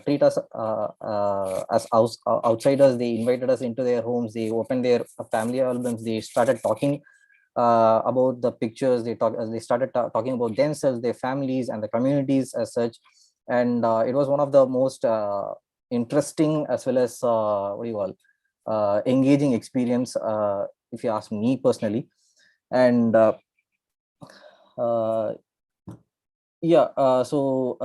on the photographs, you can see Dominic Johnson on the left photograph, and the left rightmost. You can see my cursor, right?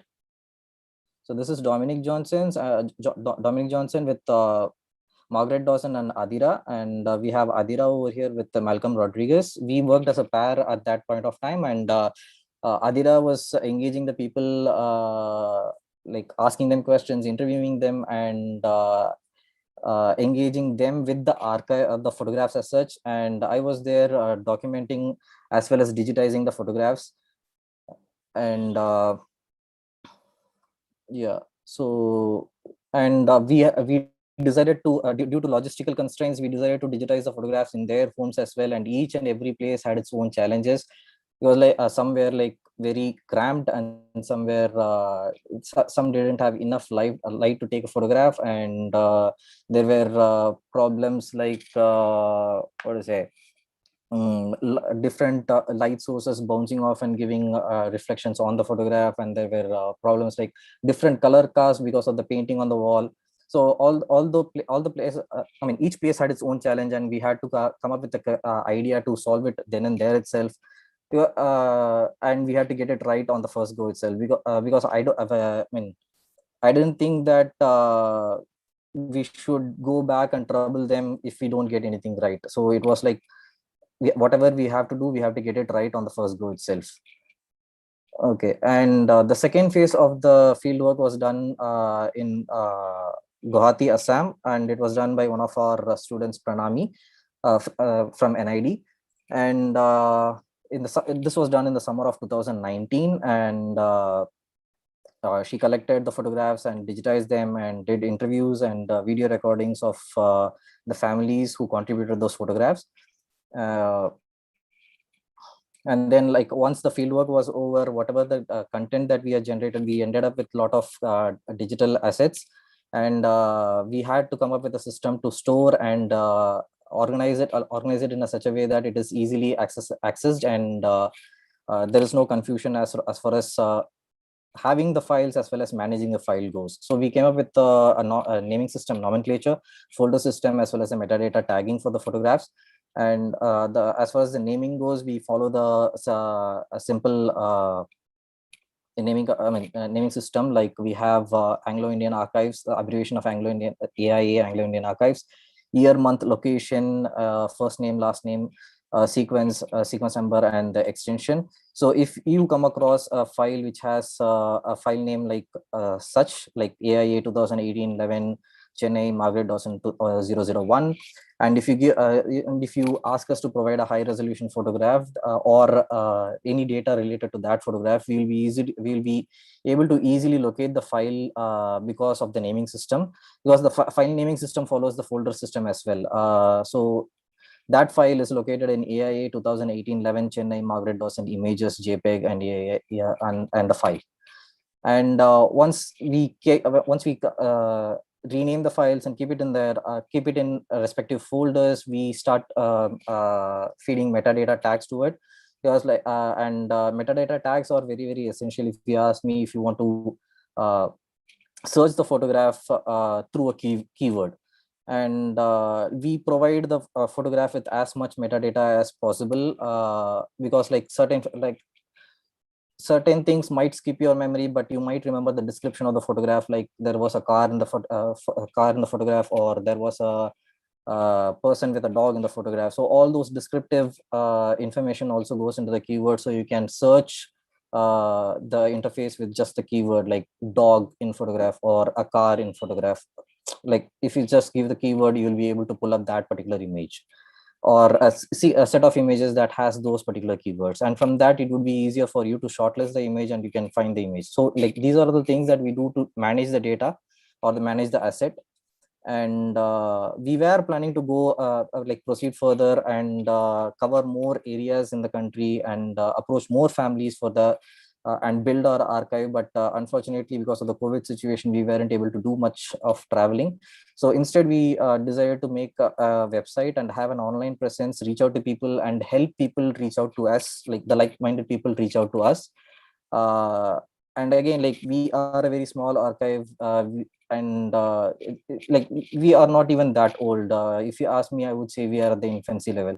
So we don't have any fundings as well. So we are working on the funding part, but yeah, like the reason I'm saying is like having a website designed, developed and managed is not an easy thing, and but still that's the reason why we did everything ourselves. The website design, development, deployment, management and everything is done by ourselves, and we don't have any person employed to do it. And again, like the reason why I'm stressing on the website is that like we have personally seen that people are reaching out to us through the website. They see the website, they contact us through the website, and they contact us through the website, and it also gives us legitimacy for that matter. And you can check out the website in the following link, and I can also show you a preview of the website. Just a second. You can you see the screen, the website? Yes. Yes. So this is the website that we have, and we have a presentation as well, like AV audiovisual as well on the website. Please do check it out. And this is the presentation that we did in Loyola College during the Anglo-Indian Global Meet, which was in the year 2019 January. So we have all the information as well over here, and if you are interested in contacting us, or if you are interested in sharing the website to people who you might know that who might be interested in the archives or Anglo-Indian archives as such, you can connect us through our website over here. We have a contact page as well. Okay, so you can connect to us, and yes, so that's our website. And our objective going forward, what we want to do is we want to shed light onto the archive and have a wider audience on the archive, discussing about the community, or having a conversation or opening up a conversation about the community and the archive as such. And we want the archive to be disseminated by a larger audience as well. So we are planning to do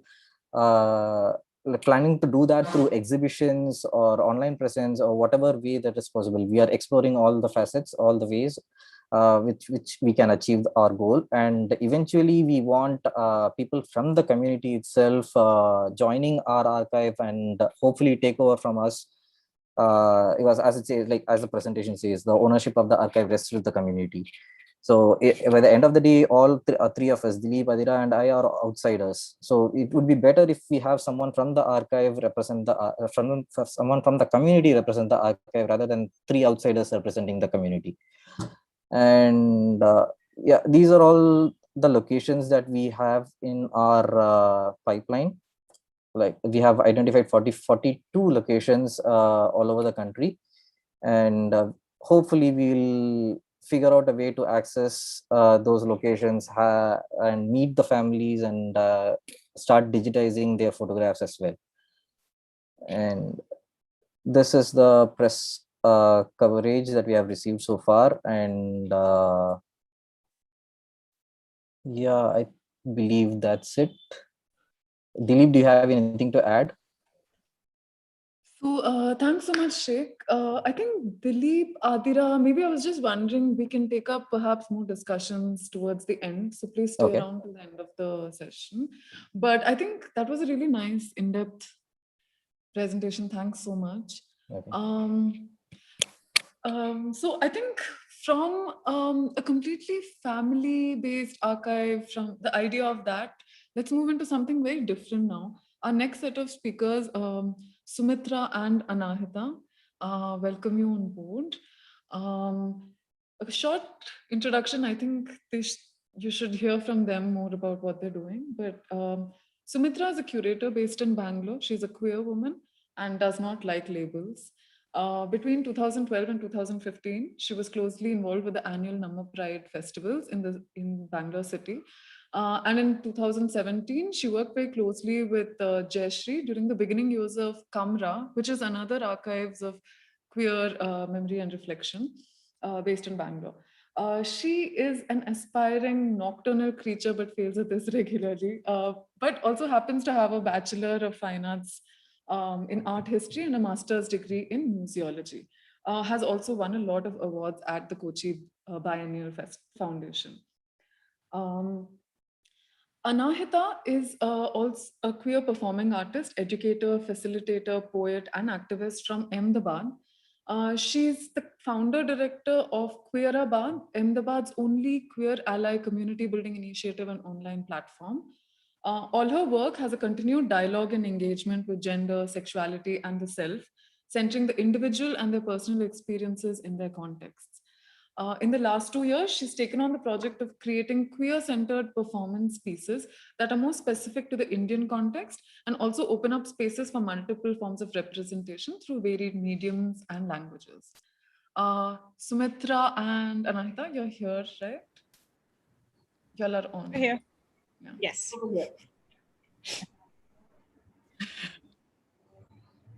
Hey guys, so thanks for that introduction.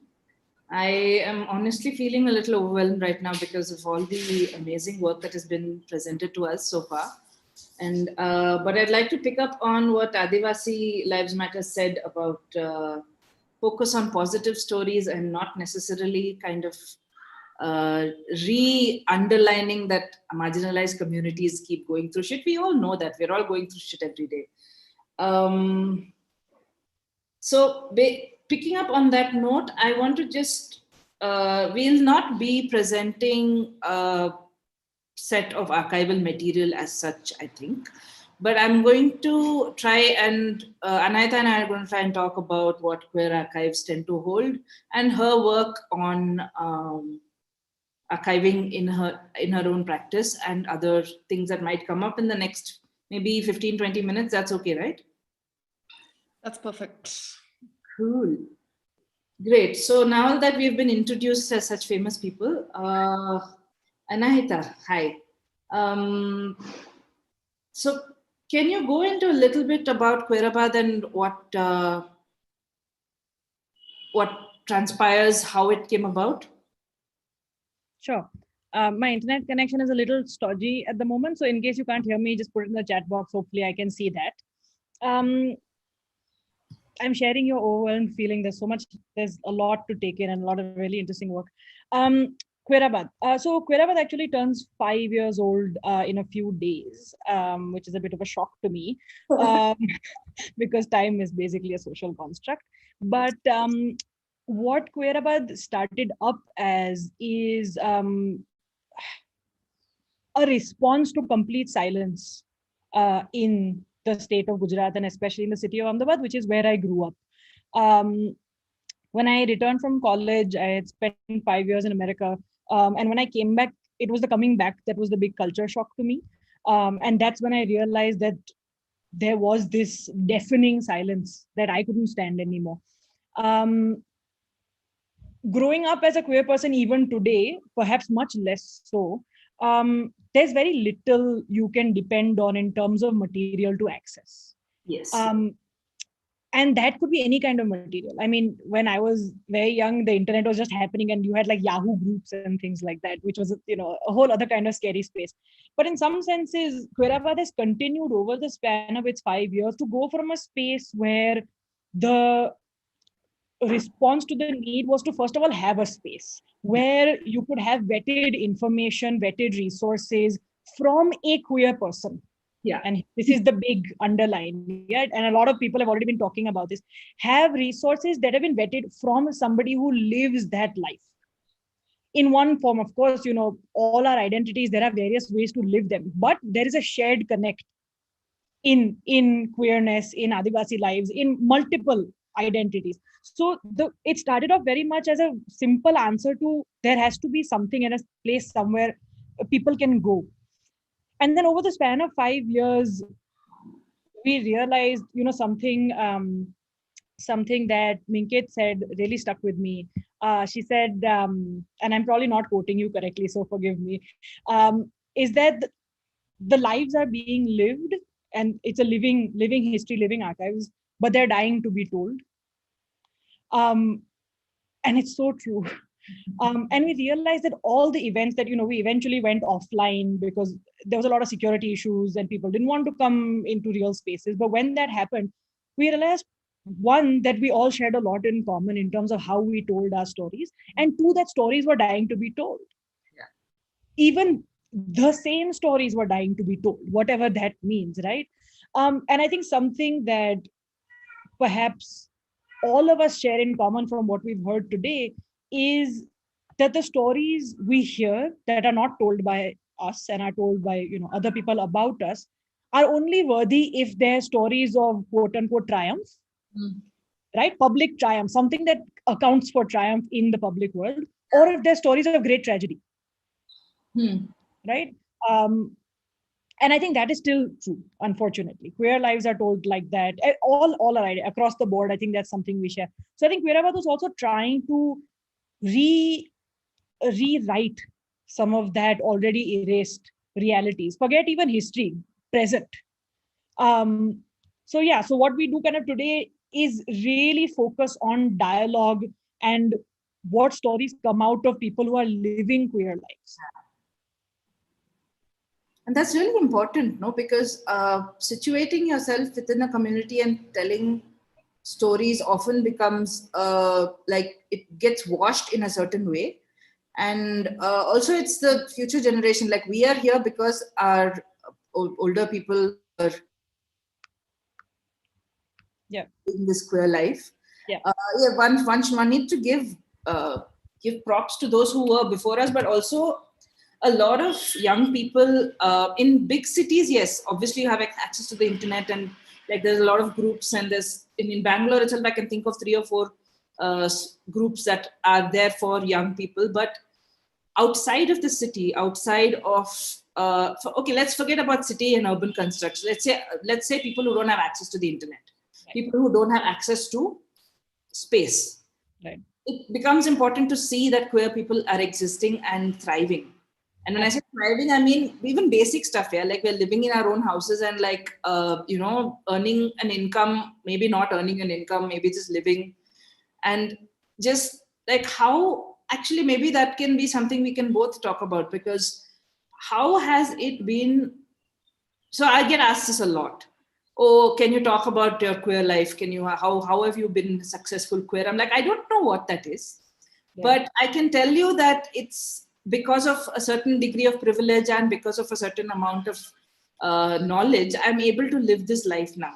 But I would also like that little kid who's in high school the 13, 14-year-old who's struggling, not able to say the words, maybe they come from a privileged background, maybe they don't, but do they know of other queer people, whatever shape or form they have, whether you're an NB, whether you're a trans person, whether you're gay, whether you're a lesbian, whatever that might be, there are people who are living that life.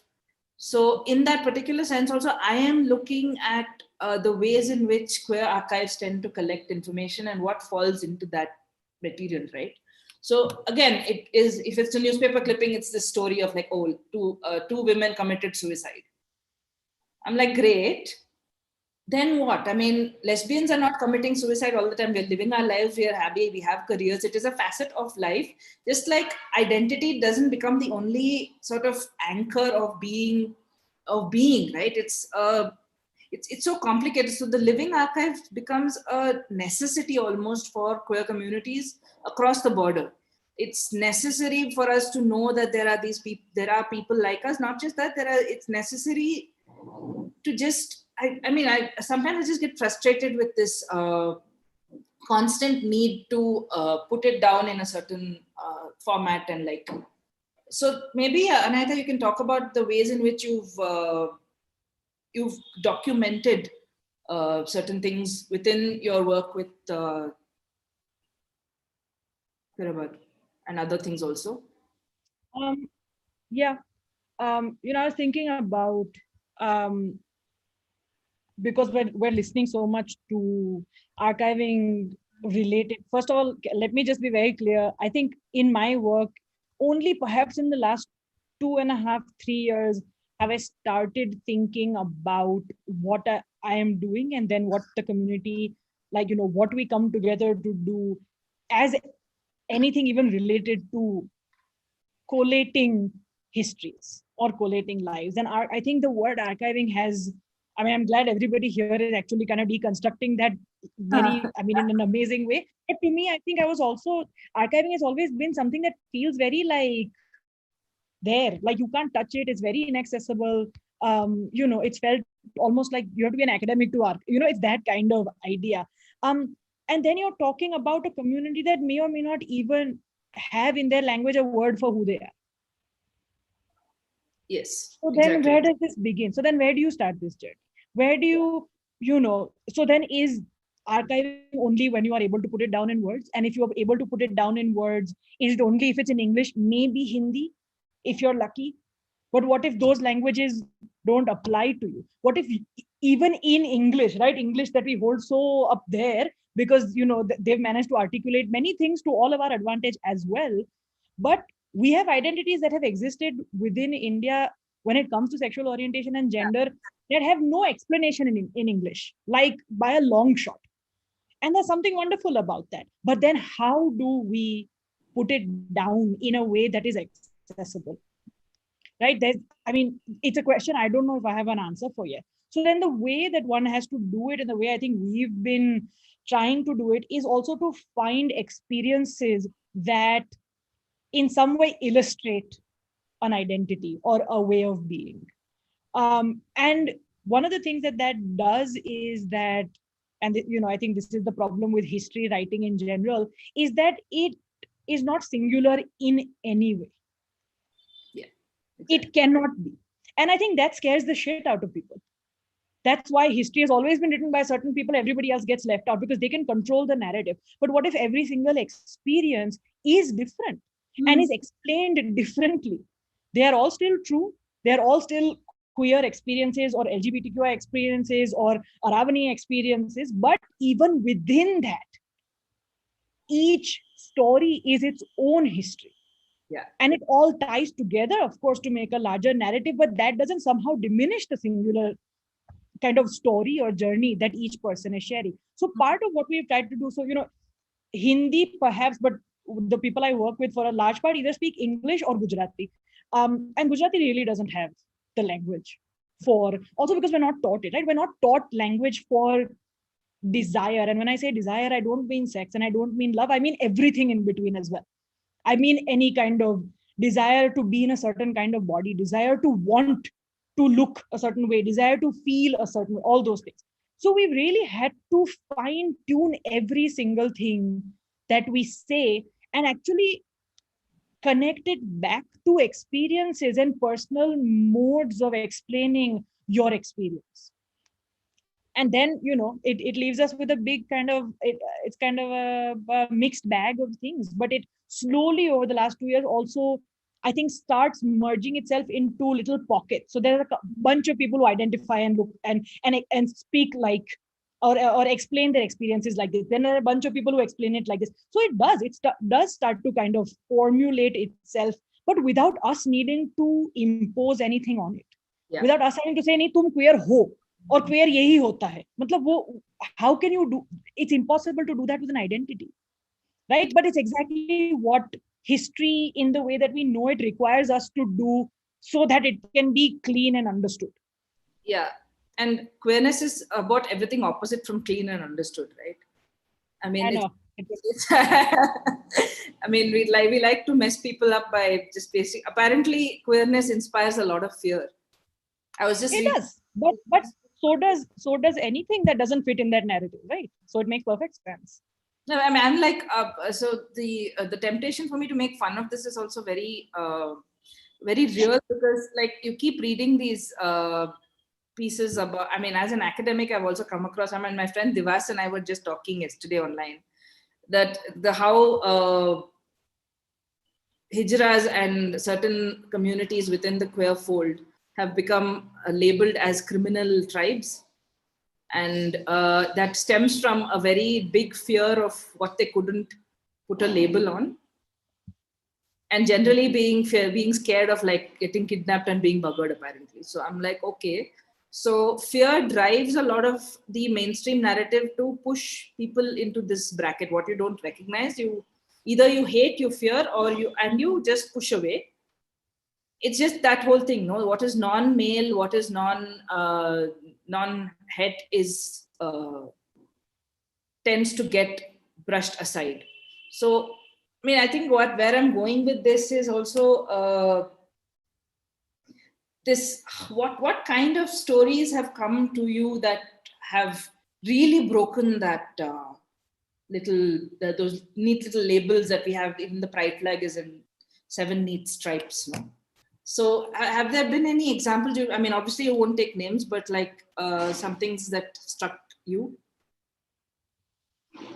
I think something perhaps that comes up to me often, as in I am left to think about when these stories come kind of my way and when I'm listening in on discussion, is actually the nuance and differences in these stories, like the ones you're saying, that don't necessarily fit into these particular boxes, are in the intersections of identities, right? They're not in, because you're never just queer, you're never just a woman, you're never just a Dalit person, you're never just Muslim, right? It's when you are all of the above, that there is no explanation for how you should live. Exactly, right? and in reality, those are the majority, because the truth is every representative that has spoken before us today, who represents a community or is talking about, there are queer people in all those spaces. Yeah.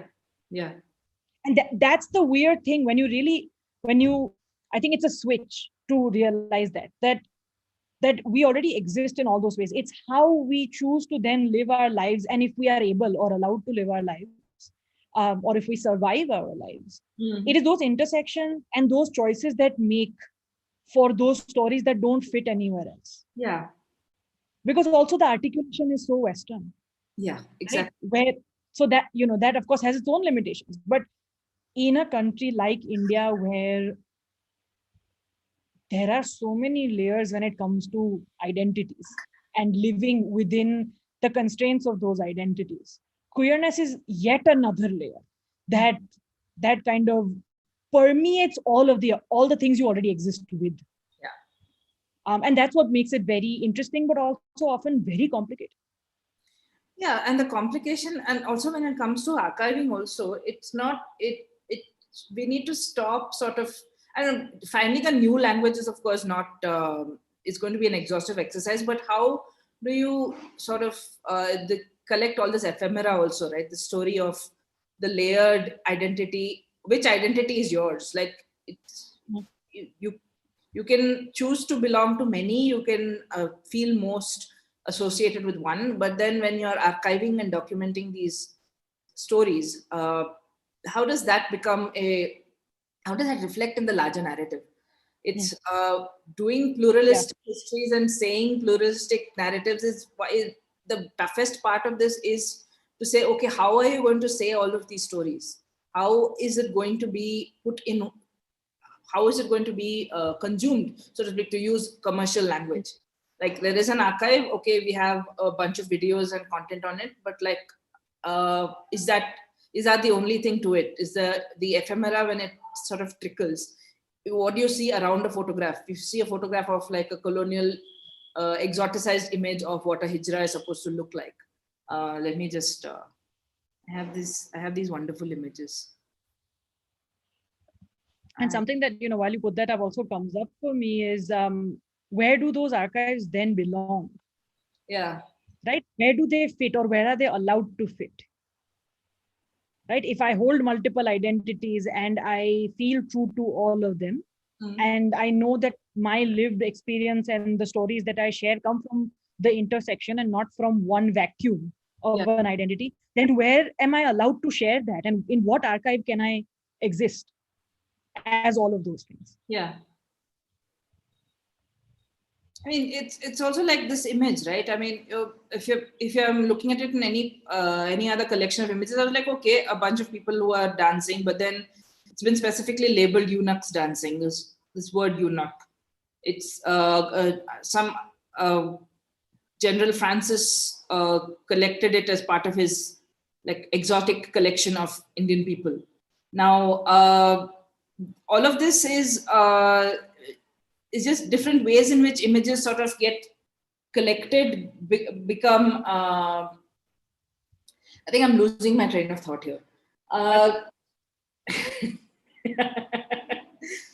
Yeah, so what gets stored in an archive is something that I've been constantly thinking about, because the more I read about it, the more this archive term itself is something that is very forced upon you. It's not something that rolls easily off your tongue. It's fascinating. Yeah, you can have a record.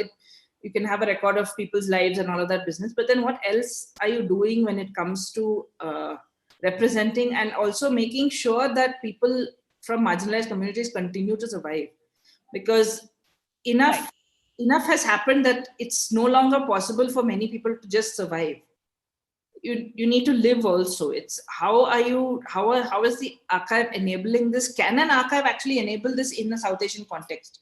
So I think with the work that you're specifically doing when you're talking to people and like asking them to sort of bring in their identity and sort of like say, okay, fine, this is how I'm comfortable doing, and allowing others also to sort of be a little more open to interpretation. I think unpacking what is stored, what is labeled, what is remembered. I think these are important things when it comes to about queer lives also, because it's again very, very tiring to hear this person died again. And we can laugh about it, we can make jokes about it, but it starts to really, really hurt after a point. So yeah. And I think something to kind of think about that I'm also thinking about is, can an archive be something that is not just for us to look back on? Yeah.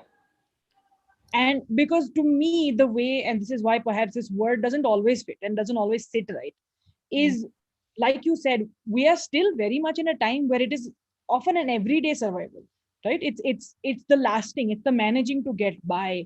Yeah. And can it be, in fact, the collection of histories, the collection of lives, the collection of how people have navigated, right, their circumstance, their complicated, intricate context? Yeah. Can it be something we lean on now?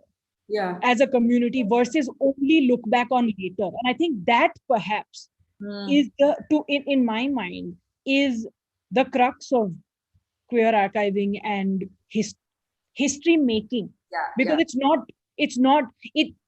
it's making because it's been erased already.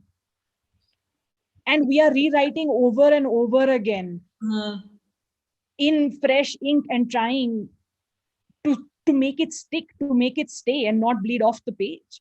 Yeah, exactly. Because the second it's archived, it is sort of stored in one in some place. It's not constantly questioned or even like remembered on a daily basis. I think this is what I okay. So, you still there? Okay. Sorry. Your video just fell off for a second. Yeah, a living. I'm still here. Sorry. Go ahead. This living archive is something that we really need to constantly engage with more, because writing and putting it in a place and getting forgotten is something that shouldn't happen. And I think this is the work that we should be focusing on for the future. And with that, I think we can. Anybody has any questions, please feel free to shoot. We just want to be alive and funny people, not some dead fish in a closet. So Ranjani, over to you. Thanks, Sumitra, Anahita. I think it's really hard to, I really wish this was a live session where we would just probably watch both of you have this conversation. I guess meeting virtually never quite cuts it, but it was such a delight to have both of you on. Thank you so much for making this happen. So, but please do stay around. I'm sure there'll be a lot of questions, and I think like let's take them up at the end of the session. So moving on from Anahita and Sumitra's really nice tete-a-tete, but maybe we'll move to a really different initiative. So interestingly, a lot of us who are here today on this panel want to talk about how communities write their histories. May feel like the weight of the archive, the word archive is too much. And rightly so. Community histories can't be clean, neat, fitted, organized collections anyway. So on that note, I'm so happy to and excited to introduce you to Sumit. Sumit is here. Sumit, आज रीटा भी है यहाँ पे या फिर so Rita आज नहीं आ पाएंगी. But no problem. I think Sumit ही अकेले काफी बढ़िया presentation देने वाले हैं. So Sumit, just आपका एक quick introduction. Sumit has been involved with storytelling, community storytelling methods in the visual medium and in projects related to documenting people's biodiversity through the Green Hub project. Green Hub is based in Tezpur, Northeast India. Green Hub has been working with indigenous communities around the Northeast and other parts too. Doing video training for a lot of communities that want to start telling their own stories. The objective of this initiative includes efforts at preserving ecosystems, biodiversity of Northeast India, and also promoting constructive, creative pursuits amongst the youth of Northeast India, especially using performing arts, media, communications, art, literature. The whole process is also aimed at transformation of the grassroots itself. Sumit, I think you can take it on from here. And just for our audience, I'm sure by now you all have understood that all of our sessions are going to be multilingual. हम हिंदी में भी बात करेंगे, हम English में भी बात करेंगे. So eventually we will have translation also coming in. But Sumit, the floor is yours. Yeah, thank you. Thank you, Ranjani. And good evening, everyone. मेरा नाम सुमित है और मैं एक independent filmmaker हूँ. I am also a resource person at Green Hub. I am also working on this project called Green Hub Archive. So I wish Rita यहाँ पे होती, but I'll do my best Green Hub के काम को explain करने के लिए और जो उसका importance है इस region में उसके बारे में. So most of our our work is related to wildlife and environment conservation, as well as the social change. So I'll just start with my presentation.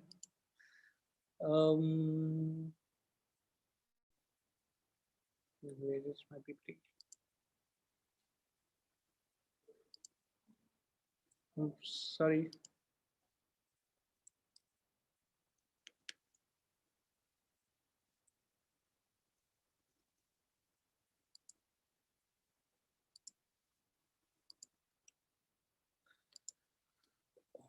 Okay, so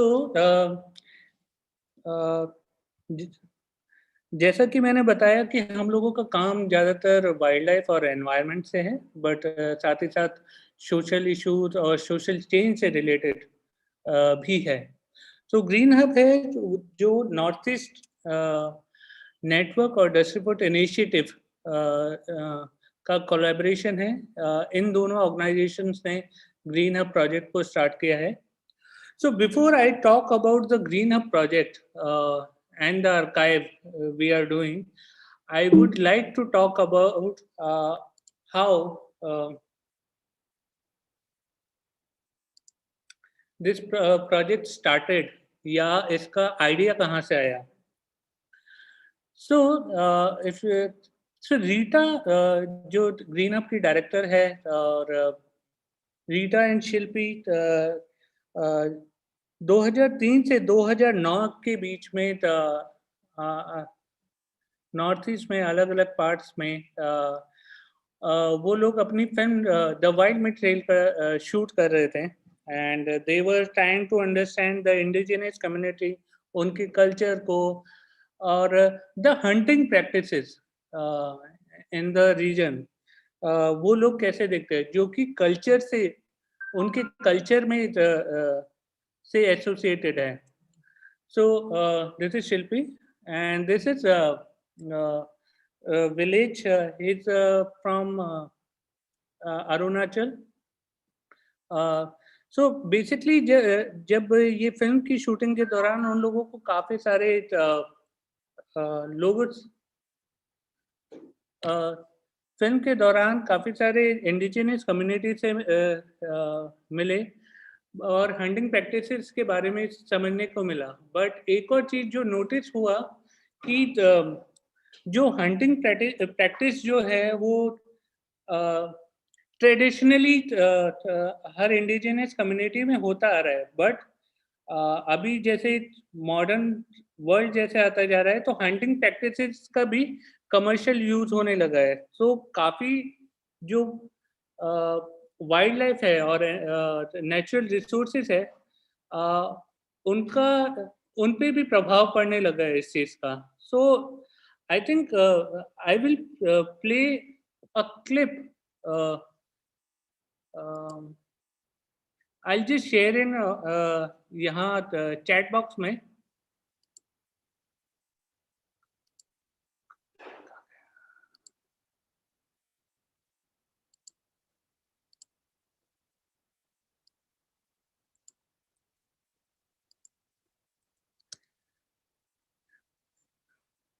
ये एक लिंक मैंने दिया है. ये क्लिप 40 सेकंड का है जो wild meet trail film में से लिया है.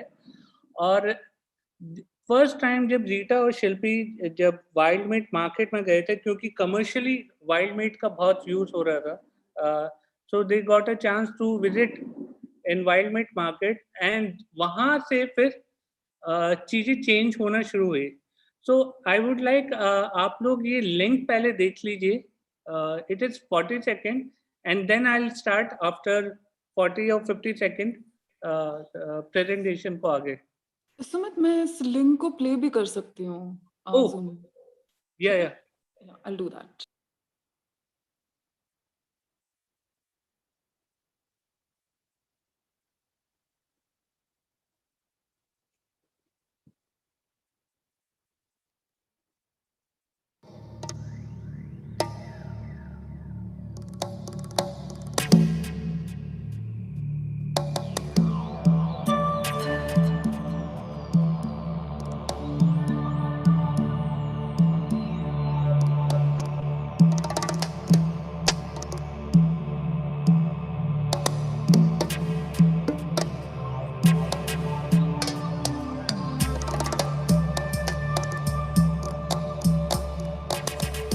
We are awed by the Northeast, by its dense forests teeming with wildlife and people living in tandem with nature. An idea difficult to reconcile with what lies before our eyes.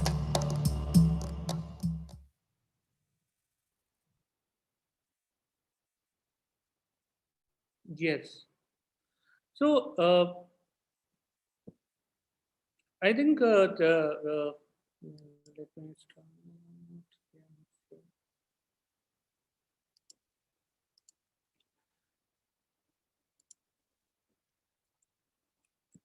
So जब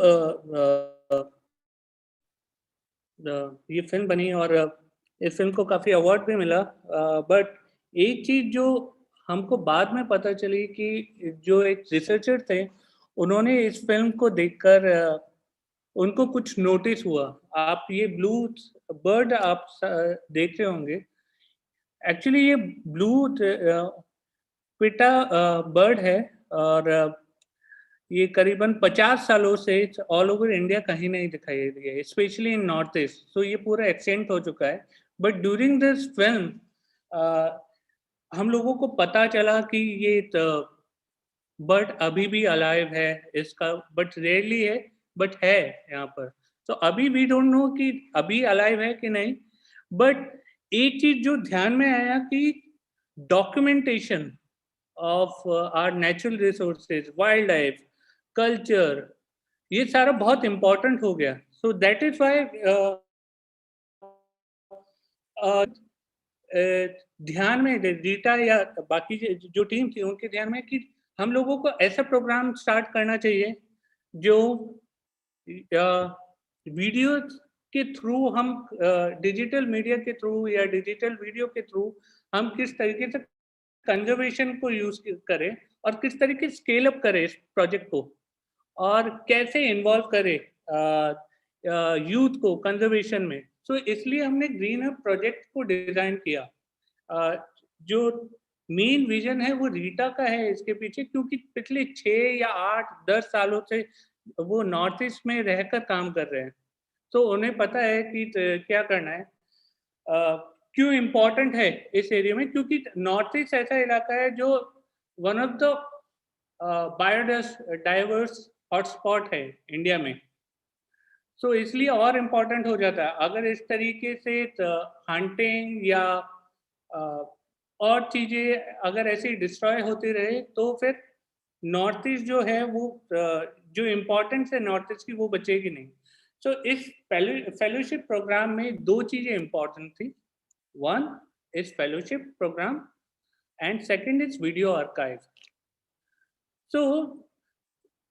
सो इसमें main है कि जो green hub fellows जो हम हर साल select करेंगे या जो हमारे लिए करेंगे, वो जो भी हम बेसिकली हम उनको ट्रेन करेंगे फिल्म मेकिंग में, चाहे वो किसी भी बैकग्राउंड से है। बट अगर उनका मन है कि वो कंजर्वेशन या वाइल्ड लाइफ या अपनी कम्युनिटी के लिए कुछ काम करना चाहते हैं, सो अगर वो सिलेक्ट होते हैं तो हम उन चीज में। सो वीडियो आर्काइव जो है बहुत इम्पोर्टेंट है। और अगर 5 या 10 सालों में अगर ये फेलोज का ग्रुप अगर बनता है, एलुमनाई हमारा नेटवर्क बनता है, तो कहीं ना कहीं ये अपने एरियाज में चेंज ला सकते हैं। अपनी कम्युनिटी को इंस्पायर कर सकते हैं, उनको कंजर्वेशन में ला सकते हैं। हर साल हम लोग 20 youth all over the north east 8 state में हम सिलेक्ट करते हैं। ये 1 ईयर फेलोशिप प्रोग्राम है जहाँ पे हम जो फेलोज हैं उन लोगों को ट्रेन करते हैं फिल्म मेकिंग में, स्क्रिप्ट में, एडिटिंग, कंजर्वेशन, सोशल इश्यूज। तो काफ़ी जो इनिशियल फेज है, जो ट्रेनिंग फेज है 2.5 मंथ्स का, उसमें बहुत सारी चीज़ों पे काम किया जाता है। तो दिस इज इस तरीके से हमारा इंटरव्यू होता है। ये लोग फिल्म देखते हैं। This is our mentors, resource people. They all are from different background. Most of them are filmmakers and researcher, educationists. इसमें है। ये हमारे फेलो से फर्स्ट बैच से शीतल, जो निशी ट्राइब से है, जिस ट्राइब से आपने अभी पहला वीडियो देखा था,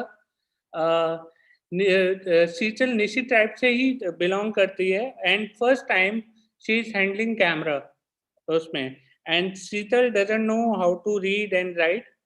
उस टाइम पे, अभी डेफिनेटली इम्प्रूव हो गया है। Then this is Jakuma. Jakuma works in Mizoram. He working ये forest guard मिजोरम में दम्पा टाइगर रिजर्व में एज अ फॉरेस्ट गार्ड काम करते हैं, और बहुत ही अच्छा फिल्म मेकर और फोटोग्राफर है। दिस इज ट्रेनिंग हमारे मेंटर सिखाते हुए। This is the first initial phase जहाँ पर ट्रेनिंग होता है, सिखाते हैं natural history, editing, camera, social issues, gender issues इस पे।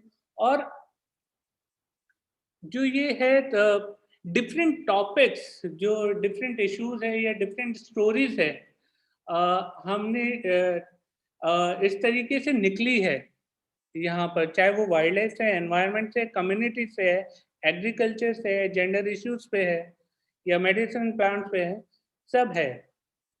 This is a very interesting photo. आप लोगों को लग रहा होगा ये मोबाइल पे क्या देख रहे हैं, but it is a part of community training. So Chentai from our third batch, जब उसने अपना फिल्म बनाया था और अपने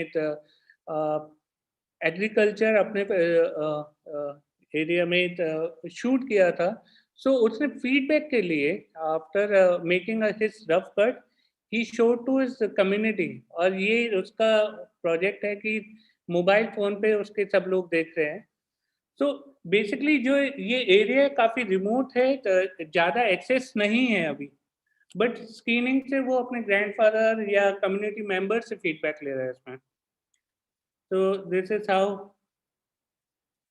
सो टिल नाउ अभी तक हम लोगों का 88 फेलोज हो चुके हैं। पिछले 5 सालों में हम लोगों को 750 एप्लीकेशन मिली है ऑल ओवर द 8 स्टेट। ये हमारा रीच है जहां जहां से हमारे फेलोज आए हैं।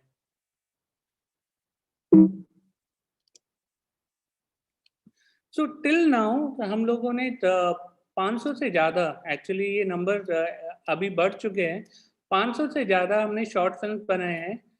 और जो स्पीशीज, वाइल्ड स्पीशीज है, उनका डॉक्यूमेंटेशन किया है, उनको आइडेंटिफाई किया है, वो 1000 से भी ज़्यादा है wild species, flora and fauna.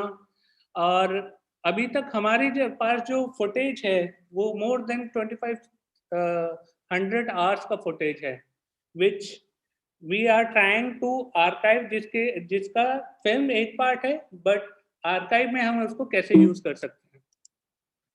So green hub archive में जो है फिल्म इज वन पार्ट, जो इस फेलोशिप का पार्ट है, बट जो फुटेज हम कलेक्ट करते हैं, जो 2500 आवर्स का फुटेज हम बोल रहे हैं, उस फुटेज का हम कैसे यूज करें। So now we are building video archive, जहाँ पर हम video curriculum, digital textbook, film for scanning या रिसर्च, इन सब में यूज कर रहे हैं। और काफ़ी सारे लोग हैं जो इन वीडियोस का, उनके लिए डिमांड है कि उससे ये काफ़ी कुछ सीख सकते हैं देखकर।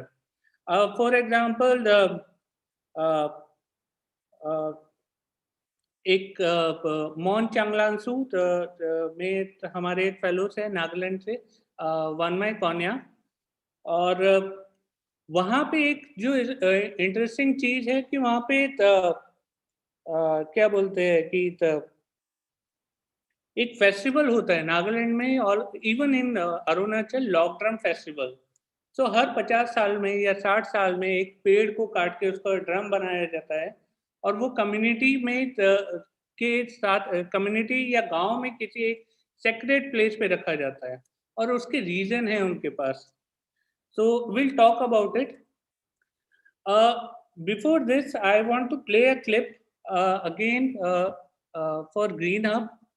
So I'll play from here only, then फिर separate link open नहीं करना पड़ेगा। YouTube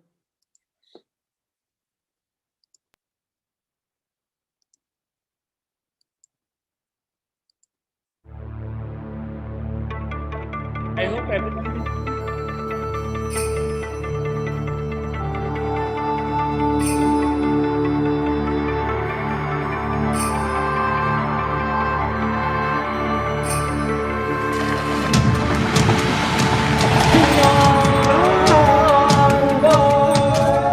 The whole idea of Green Hub is that how can we involve the youth across the Northeast region in conservation action and social change through the use of video.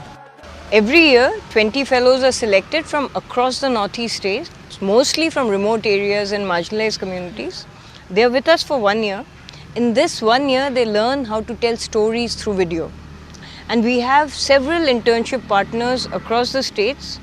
Idea is, can you use video as a learning tool? And through that learning, can you be engaged with actual work with communities, actual work with conservation?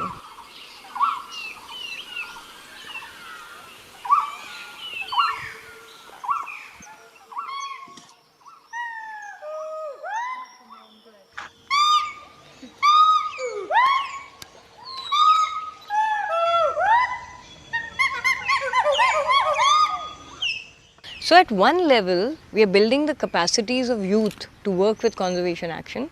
At the other level, a very valuable video resource is being built up by the documentation that they are doing.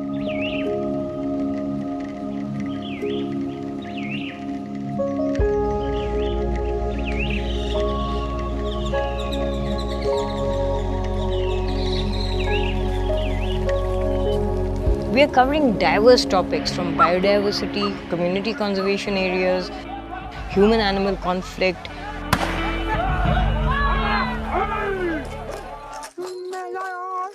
music, rituals, traditional knowledge. This video resource can become a very, very valuable educational material for multiple stakeholders. And which can be used from a rural area all the way to a university. It's been 5 years now, and we have a strong alumni of 70 who themselves have formed an alumni collective. I think the key thing has been that almost 90% of the alumni is still working with issues related to conservation and conservation action. Many of them have gone back to their communities and are engaging with them to bring their forests and rivers back.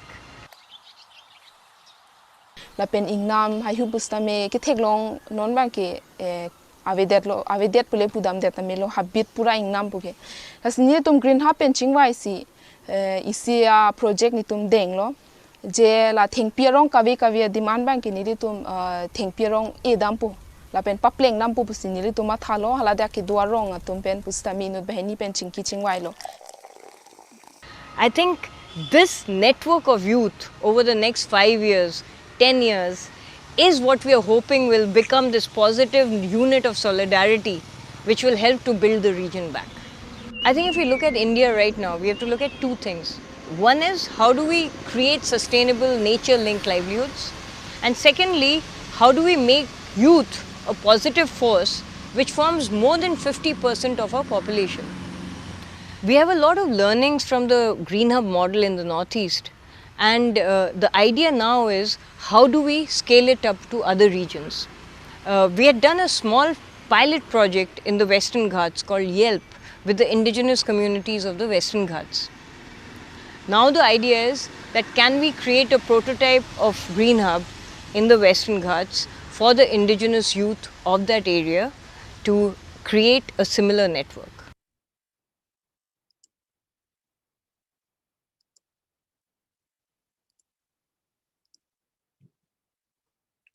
So I think, hello.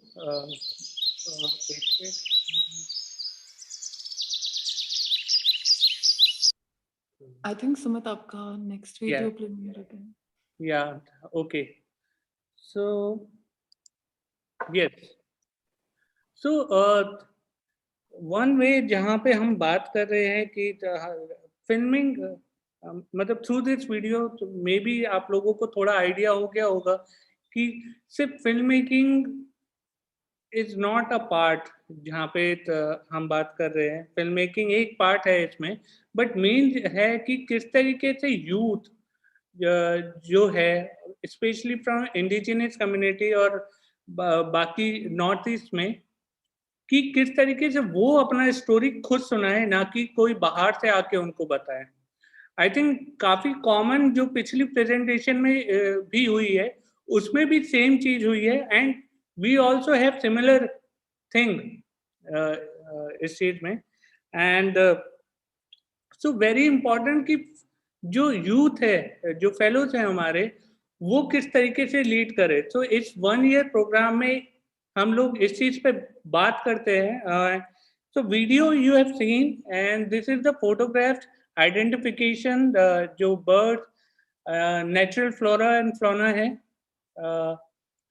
वो capture कर रहे हैं. Even जो issues है communities में वो है, उनकी ट्रेडिशन नॉलेज है उसके बारे में है. This is a log Assam में. So this one reserve forest called Rifu forest, reserve forest, जहाँ पे टुनू एक और फेलोज है ग्रीन हब से, 3rd बैच से. He is a forest guard and he is documenting जो लॉगिंग सिचुएशन है उसके एरियाज में या उस रिजर्व फॉरेस्ट में, उसको डॉक्यूमेंट कर रहे हैं. दिस इज हाउ जो लॉग करते हैं वो ये कार्ड्स यूज करते हैं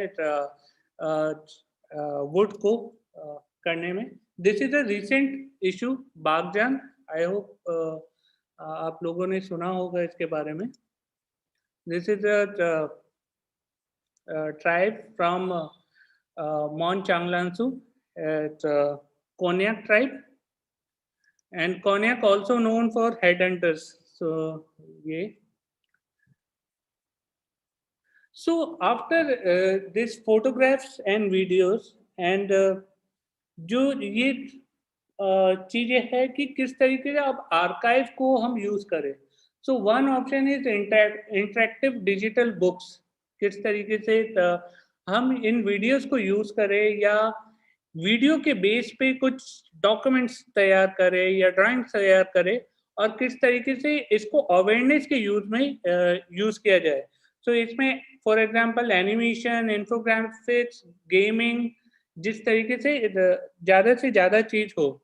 सो कार्पू पेंगोलियन को काबी एंगलोंग में कापू बोला जाता है, और बेसिकली जो हंटिंग है पेंगोलियन का वो वेस्ट काबी एंगलोंग में या आसपास के नियर एरियाज में ज़्यादा होता है. तो इसलिए जो ग्रीन हब फेलोज और जो कम्युनिटी उन्होंने तैयार किया है, उन लोगों ने ट्राई किया है कि किस तरीके से काबू को बचाया जाए और उसको अवेयरनेस के लिए कैसे यूज किया जाए. तो उसमें हम interactive digital text book, videos, ये सब यूज कर रहे हैं.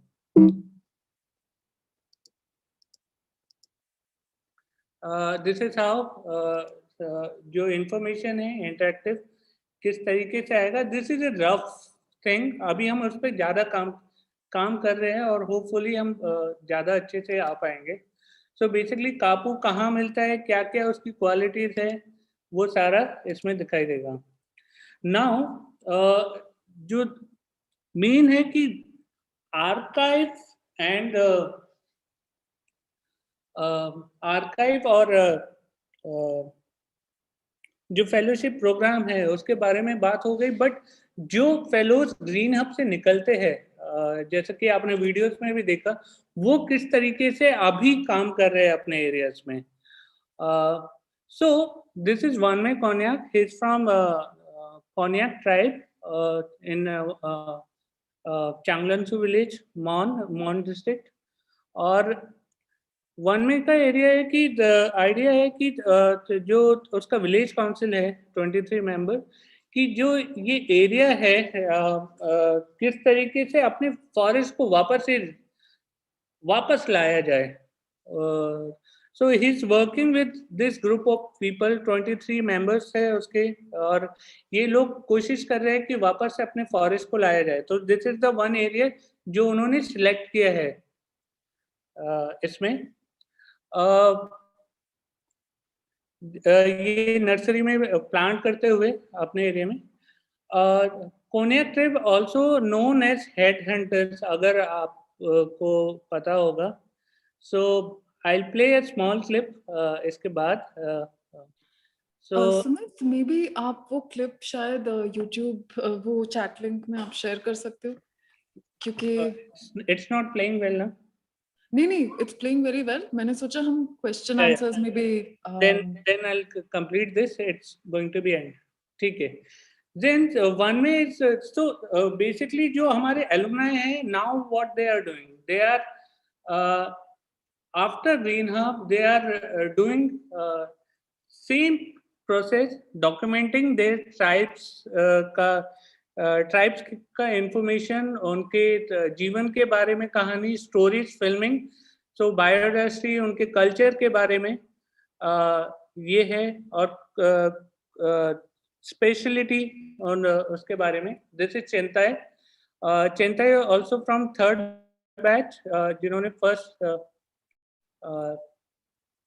I think थर्ड बैच में अपनी फिल्म बनाई थी, और उसके बाद अभी Chhaya अपने ट्राइब जो नोखला डिस्ट्रिक्ट में पड़ते हैं उसके अराउंड जितने भी ट्राइब्स है या उसके ट्राइब्स है उनको डॉक्यूमेंट कर रहा है, चाहे वो बायोडाइवर्सिटी है, वाइल्ड लाइफ है, एनवायरनमेंट है, म्यूजिक है, कल्चर है, सब. सो this is Chhaya, and this is how they collect honey. And this is Mordecai from Manipur, Tamla. He's from Tamenglong. और वो अपने वापस एरियाज में जाकर वापस से किस तरीके से वाइल्ड लाइफ कंजर्वेशन पे काम कर रहा है, वो सारा चीज हो रहा है. And Anuko from Arunachal, he also got Mud on the Boot Fellowship, Century Asia Grant, or he's a spokesperson of his Idumishmi tribe. So he's also doing, so basically जो भी documentation हो रहा है अभी तक, so ये documentation आज इसलिए important है कि maybe 1 year, maybe 5 साल बाद, 10 साल बाद आप देख सकते हैं कि कितना चेंज आया है पूरे इस वाइल्ड लाइफ, एनवायरनमेंट या कल्चर या लोगों के उसमें. Even this picture if you see, अगर मैं बैक जाता हूँ, this is the area which was full of biodust, जो पूरा जंगल से भरा हुआ है. And after some time you see something like this. So I'm not sure it is from the same area, but this is how ये होगा. Anuko also working as working towards Hulok gibbon conservation in his area, Debang Valley. So I think this is from my side. Thank you so much, Sumit. Just to say that Keystone, where we work, and Green Hub have been associated for many long years, and it's very, very nice to see so much work showcased today in this forum. Thank you so much, Sumit. और I know हम session timings के हिसाब से तो हम थोड़ा 5-10 minute आगे पीछे जा रहे हैं, but if people don't mind, we'll just take a few quick questions, and yeah.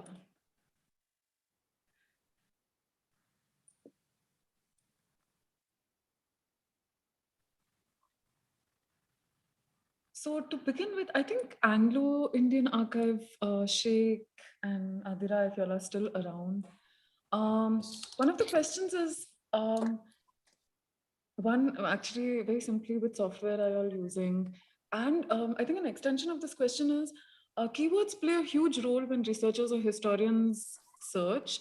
So how does the AI archive itself envision the collection, like how it's organized, and especially how it can be used in the future? Sheik, do you want to take that? You go ahead. I'll answer the software related parts. Okay, so in terms of keywords, well, of course, I mean, in any archive, that is a challenge in the sense that the kind of keywords that you give into any sort of visual material create essentially the archive, right? And so this is something that we've also sort of been discussing internally amongst ourselves, in the sense that when we're doing this metadata tagging, we are in effect also creating a certain kind of a history, or sort of creating the field within which this archive can be studied. So now within our archive, if you're looking for, say, fashion from the 1950s, or if you're looking for a certain kind of sort of a colonial vehicle, or, you know, so you can find this information in our archive, but what does that actually say about other things? Because an archive such as family photographs is never actually about the family photographs. I mean, they are just one conduit into many other histories. So I think for us, what we are trying to do also is trying to add as many sort of keywords as possible within each sort of image. And we are sort of correlating that also with the oral interviews that we have been doing with the families, so that we have a voice that's coming from the community attached to the photographs of the community. So we are sort of just trying to get as much information as possible from within what the community itself has wanted those images to say. You know, this is where I was, this is who I was with, this is where I was going, this is what I was wearing, this is, you know, so that is the information that we're trying to add as much as possible within here. And of course, there is a political dimension to that within the entire, you know, question of the archive in itself. Hierarchies are created within the field of metadata. Much more so than it is created in a sort of in any kind of theoretical writing or in any kind of research. It's actually what you embed within the material of the archive that actually goes on to then become solidified, right?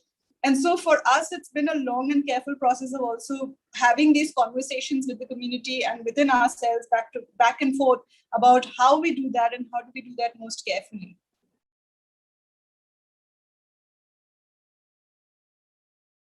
Thank you, Adira. Adding on to that, what I would like to say is, like, we have our own understanding of the archive and everything, and another person might have a different understanding of the archive. So it is open for interpretation, right? And the way they interpret it depends upon the lens they look at the archive with. So what we do is, like, when we feed the metadata, the keyword, it is not just a one-person job. Like, we exchange the files and we go through it each and everything. And if we find something that might be useful for a fellow researcher or a scholar, we add those keywords as well. Like, it goes like a specific keywords and the general keywords. We add the descriptive keywords in the general category, and the specifics are the ones that we get the information from the contributor itself, like the name of the person and things like that, like specific to that photograph. And whatever the other person, a third person, an outsider can think of, we categorize them into a general keywords category, and we feed those keywords to the metadata tag as well. Okay, thanks so much, Sheik and Adira. Okay, so a question to Sumitra and Anahita also. Muskan, I'll take the liberty to paraphrase it a little bit or shorten it, but I think primarily the question being asked is, how are you making sure that the collective is an inclusive and intersectional space, and the overwhelming narratives by upper castes in the queer community compared to the Dalit, Bahujan, Adivasi folk, and also how do we make sure that I guess intersectionality, that's primarily the question being asked. Sumitra, do you want to go first? You're muted, but I think you're saying you go. You go, please. Yeah. It's a very important and deeply complicated question, because I think early on in the first couple of years, we constantly stressed about, are we being inclusive to everybody, every kind of queer person who could exist in Ahmedabad or in Gujarat? And the answer is no, we never could. We will never make it there. Which is not to say that one shouldn't try, which is to say that it's a very long project. And that I don't have an answer that is a one-time fix-all for all of it. However, I think when there is an allowance for stories to tell themselves in their own words and in their own languages, it automatically opens up the possibility of inclusivity.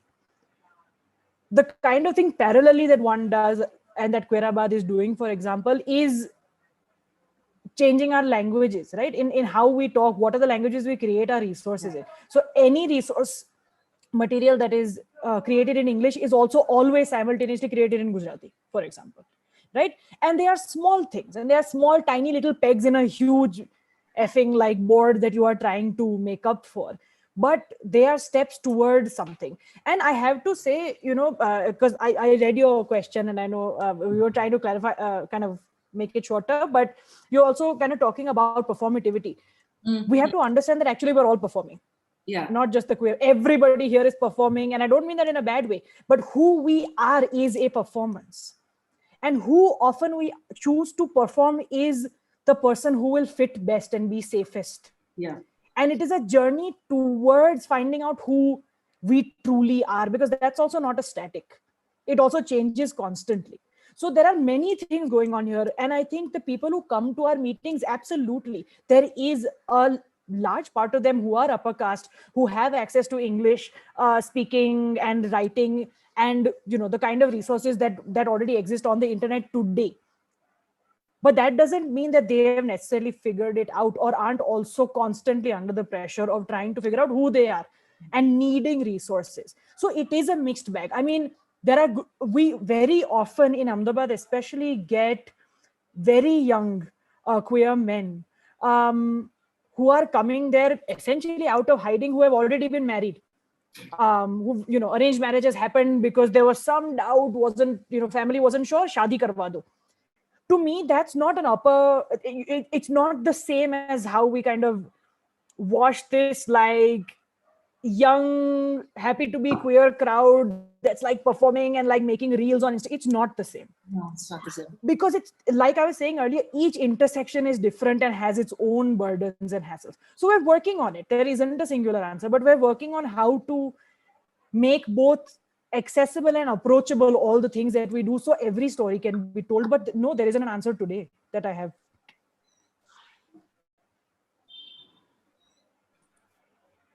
Thanks. I think that's the most honest response. Yeah. So I think there are a few more questions which are also directed towards Sumit.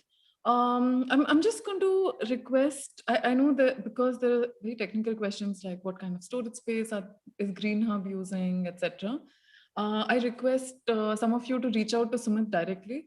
It's not an easy answer to say, like a lot of us community archivists are struggling with storage space and like basic technology. Please do direct your questions directly at Sumit. That would be best, I think, right, Sumit? Yeah. Yes. So I think we'll close this session for now. Thank you so much, all of you, to be that you were here around. Thank you so much. I think maybe we can. Thank you. I think maybe we can take a quick 2-minute break, just to quick tech checks. I know it's been. I see a lot of people have stayed on throughout. Thanks again. And maybe a 2-minute break, and then we'll restart the next session, which is called Access to the Archive. In the meanwhile, please do go check out the Discord link, which is going to be posted. And we're also hosting 2-3 crowdfunding campaigns. Please do, you'll see them in the chat. Please do check that out. Thanks again. I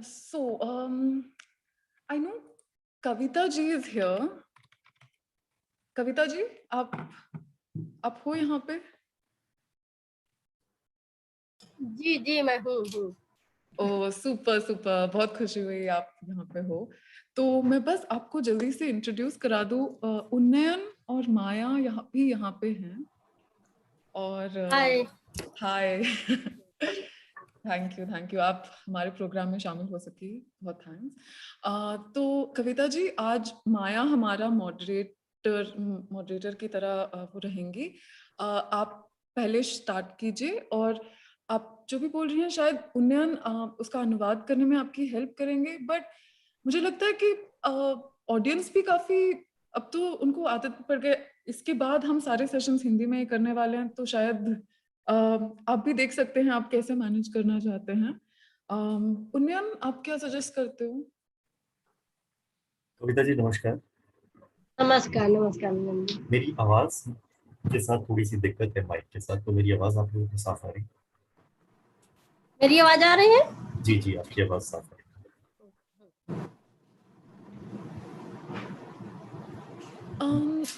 एक तो मेरे हिसाब से मुझे लगता है कि कविता जी जब शुरू करती हैं अपना सेशन, तो क्योंकि उनका पहले और आपका फैसल का बाद में है, और उसके बाद जो सेशंस हैं मेरे ख्याल में उसमें कुछ सेशंस ऐसे भी हैं, तो मेरे ख्याल में अभी तक भी जो सेशंस होते आए हैं वो भी कम्प्लीटली बाइलिंगुअल ही रहे हैं। ऐसा नहीं है कि पूरी तरह से इंग्लिश रहा है या पूरी तरह से हिंदी। तो जहाँ पे सवाल कुछ ऐसे लगते हैं या फिर लोगों के रिस्पॉन्सेज हैं या फिर कोई बात ऐसी है जो जहाँ पे लगता है कि कुछ कम्युनिकेशन गैप है, तो वहाँ के लिए जो है हम लोग सुन रहे हैं। लेकिन जितना मुझे अभी तक सेशंस देख के लगा है मुझे नहीं लगता कुछ बहुत ज़्यादा समस्या होती है ना, मुझे भी लगता है। मे बी उन्नयन, आप कविता जी जैसे भी बोल रही हैं, आप उसका बस एक समरी जैसा भी दे सकते हो हर 15 मिनट। क्या मैं ये क्या ये करना ठीक रहेगा कि कविता जी के बोलने के दौरान जो है चैट बॉक्स में थोड़ा थोड़ा जो है पैराफ्रेजिंग उसकी होती रहे जो हाँ, वो भी शायद बढ़िया, फिर तो कुछ मतलब रोक टोक भी नहीं होगी कि हाँ अनुवाद के लिए रुकते हैं। तो हाँ, वो भी बढ़िया रहेगा। बस मैं हाँ, तो कविता जी देखिए, आप तो आपके पास कुछ शेयर करने के लिए कुछ आप शेयर स्क्रीन करने वाले हो, तो ठीक है, तो फिर तो मैं सिर्फ बोलूंगी और जहाँ पर आपको लगता है कि मुझे यहाँ पे रुकना है, आपको ट्रांसलेट करना है, वहाँ पे मैं रुक जाऊंगी। तो जैसे भी आप अपने लिए कंफर्टेबल समझे वो मुझे बता दीजिएगा। बस मैं तो बोलती जाऊंगी और मैंने उस तरह से और स्लाइड्स वगैरह नहीं तैयार किए हैं। हाँ हाँ, वो तो बढ़िया। और मैं थोड़ी समय छोड़ूंगी सवालों के लिए। ठीक है, तो बताइएगा कब मुझे शुरू करना। ठीक है, तो हाँ, तो वही। और उन्नयन, माया जो है मॉडरेट तो कर ही रही हैं, उन्नयन मॉडरेट के साथ साथ अनुवाद भी कर रहे हैं, बट उन्नयन चैट बॉक्स में भी आई थिंक अनुवाद करते जाएंगे। और ठीक है, बस एक चीज थी कि दीपिका जो टेक देख रही थी, Deepika, are you still around? Like Yes, I'm here. Okay, so are you transferring tech to someone like Venkat? To Priyanka. Oh, Priyanka, great. After this session. That sounds really great. I know it's been a long day, but do you think y'all are up to doing this without a break? Meaning, shall we just seamlessly start our next session? You leave her no choice, huh? I have a question. So I've received a PPT from Sanket. Okay. That's for this session. I'll show it. Yes. I'll take care of that. Yeah. Okay, so I don't have to share that, is it?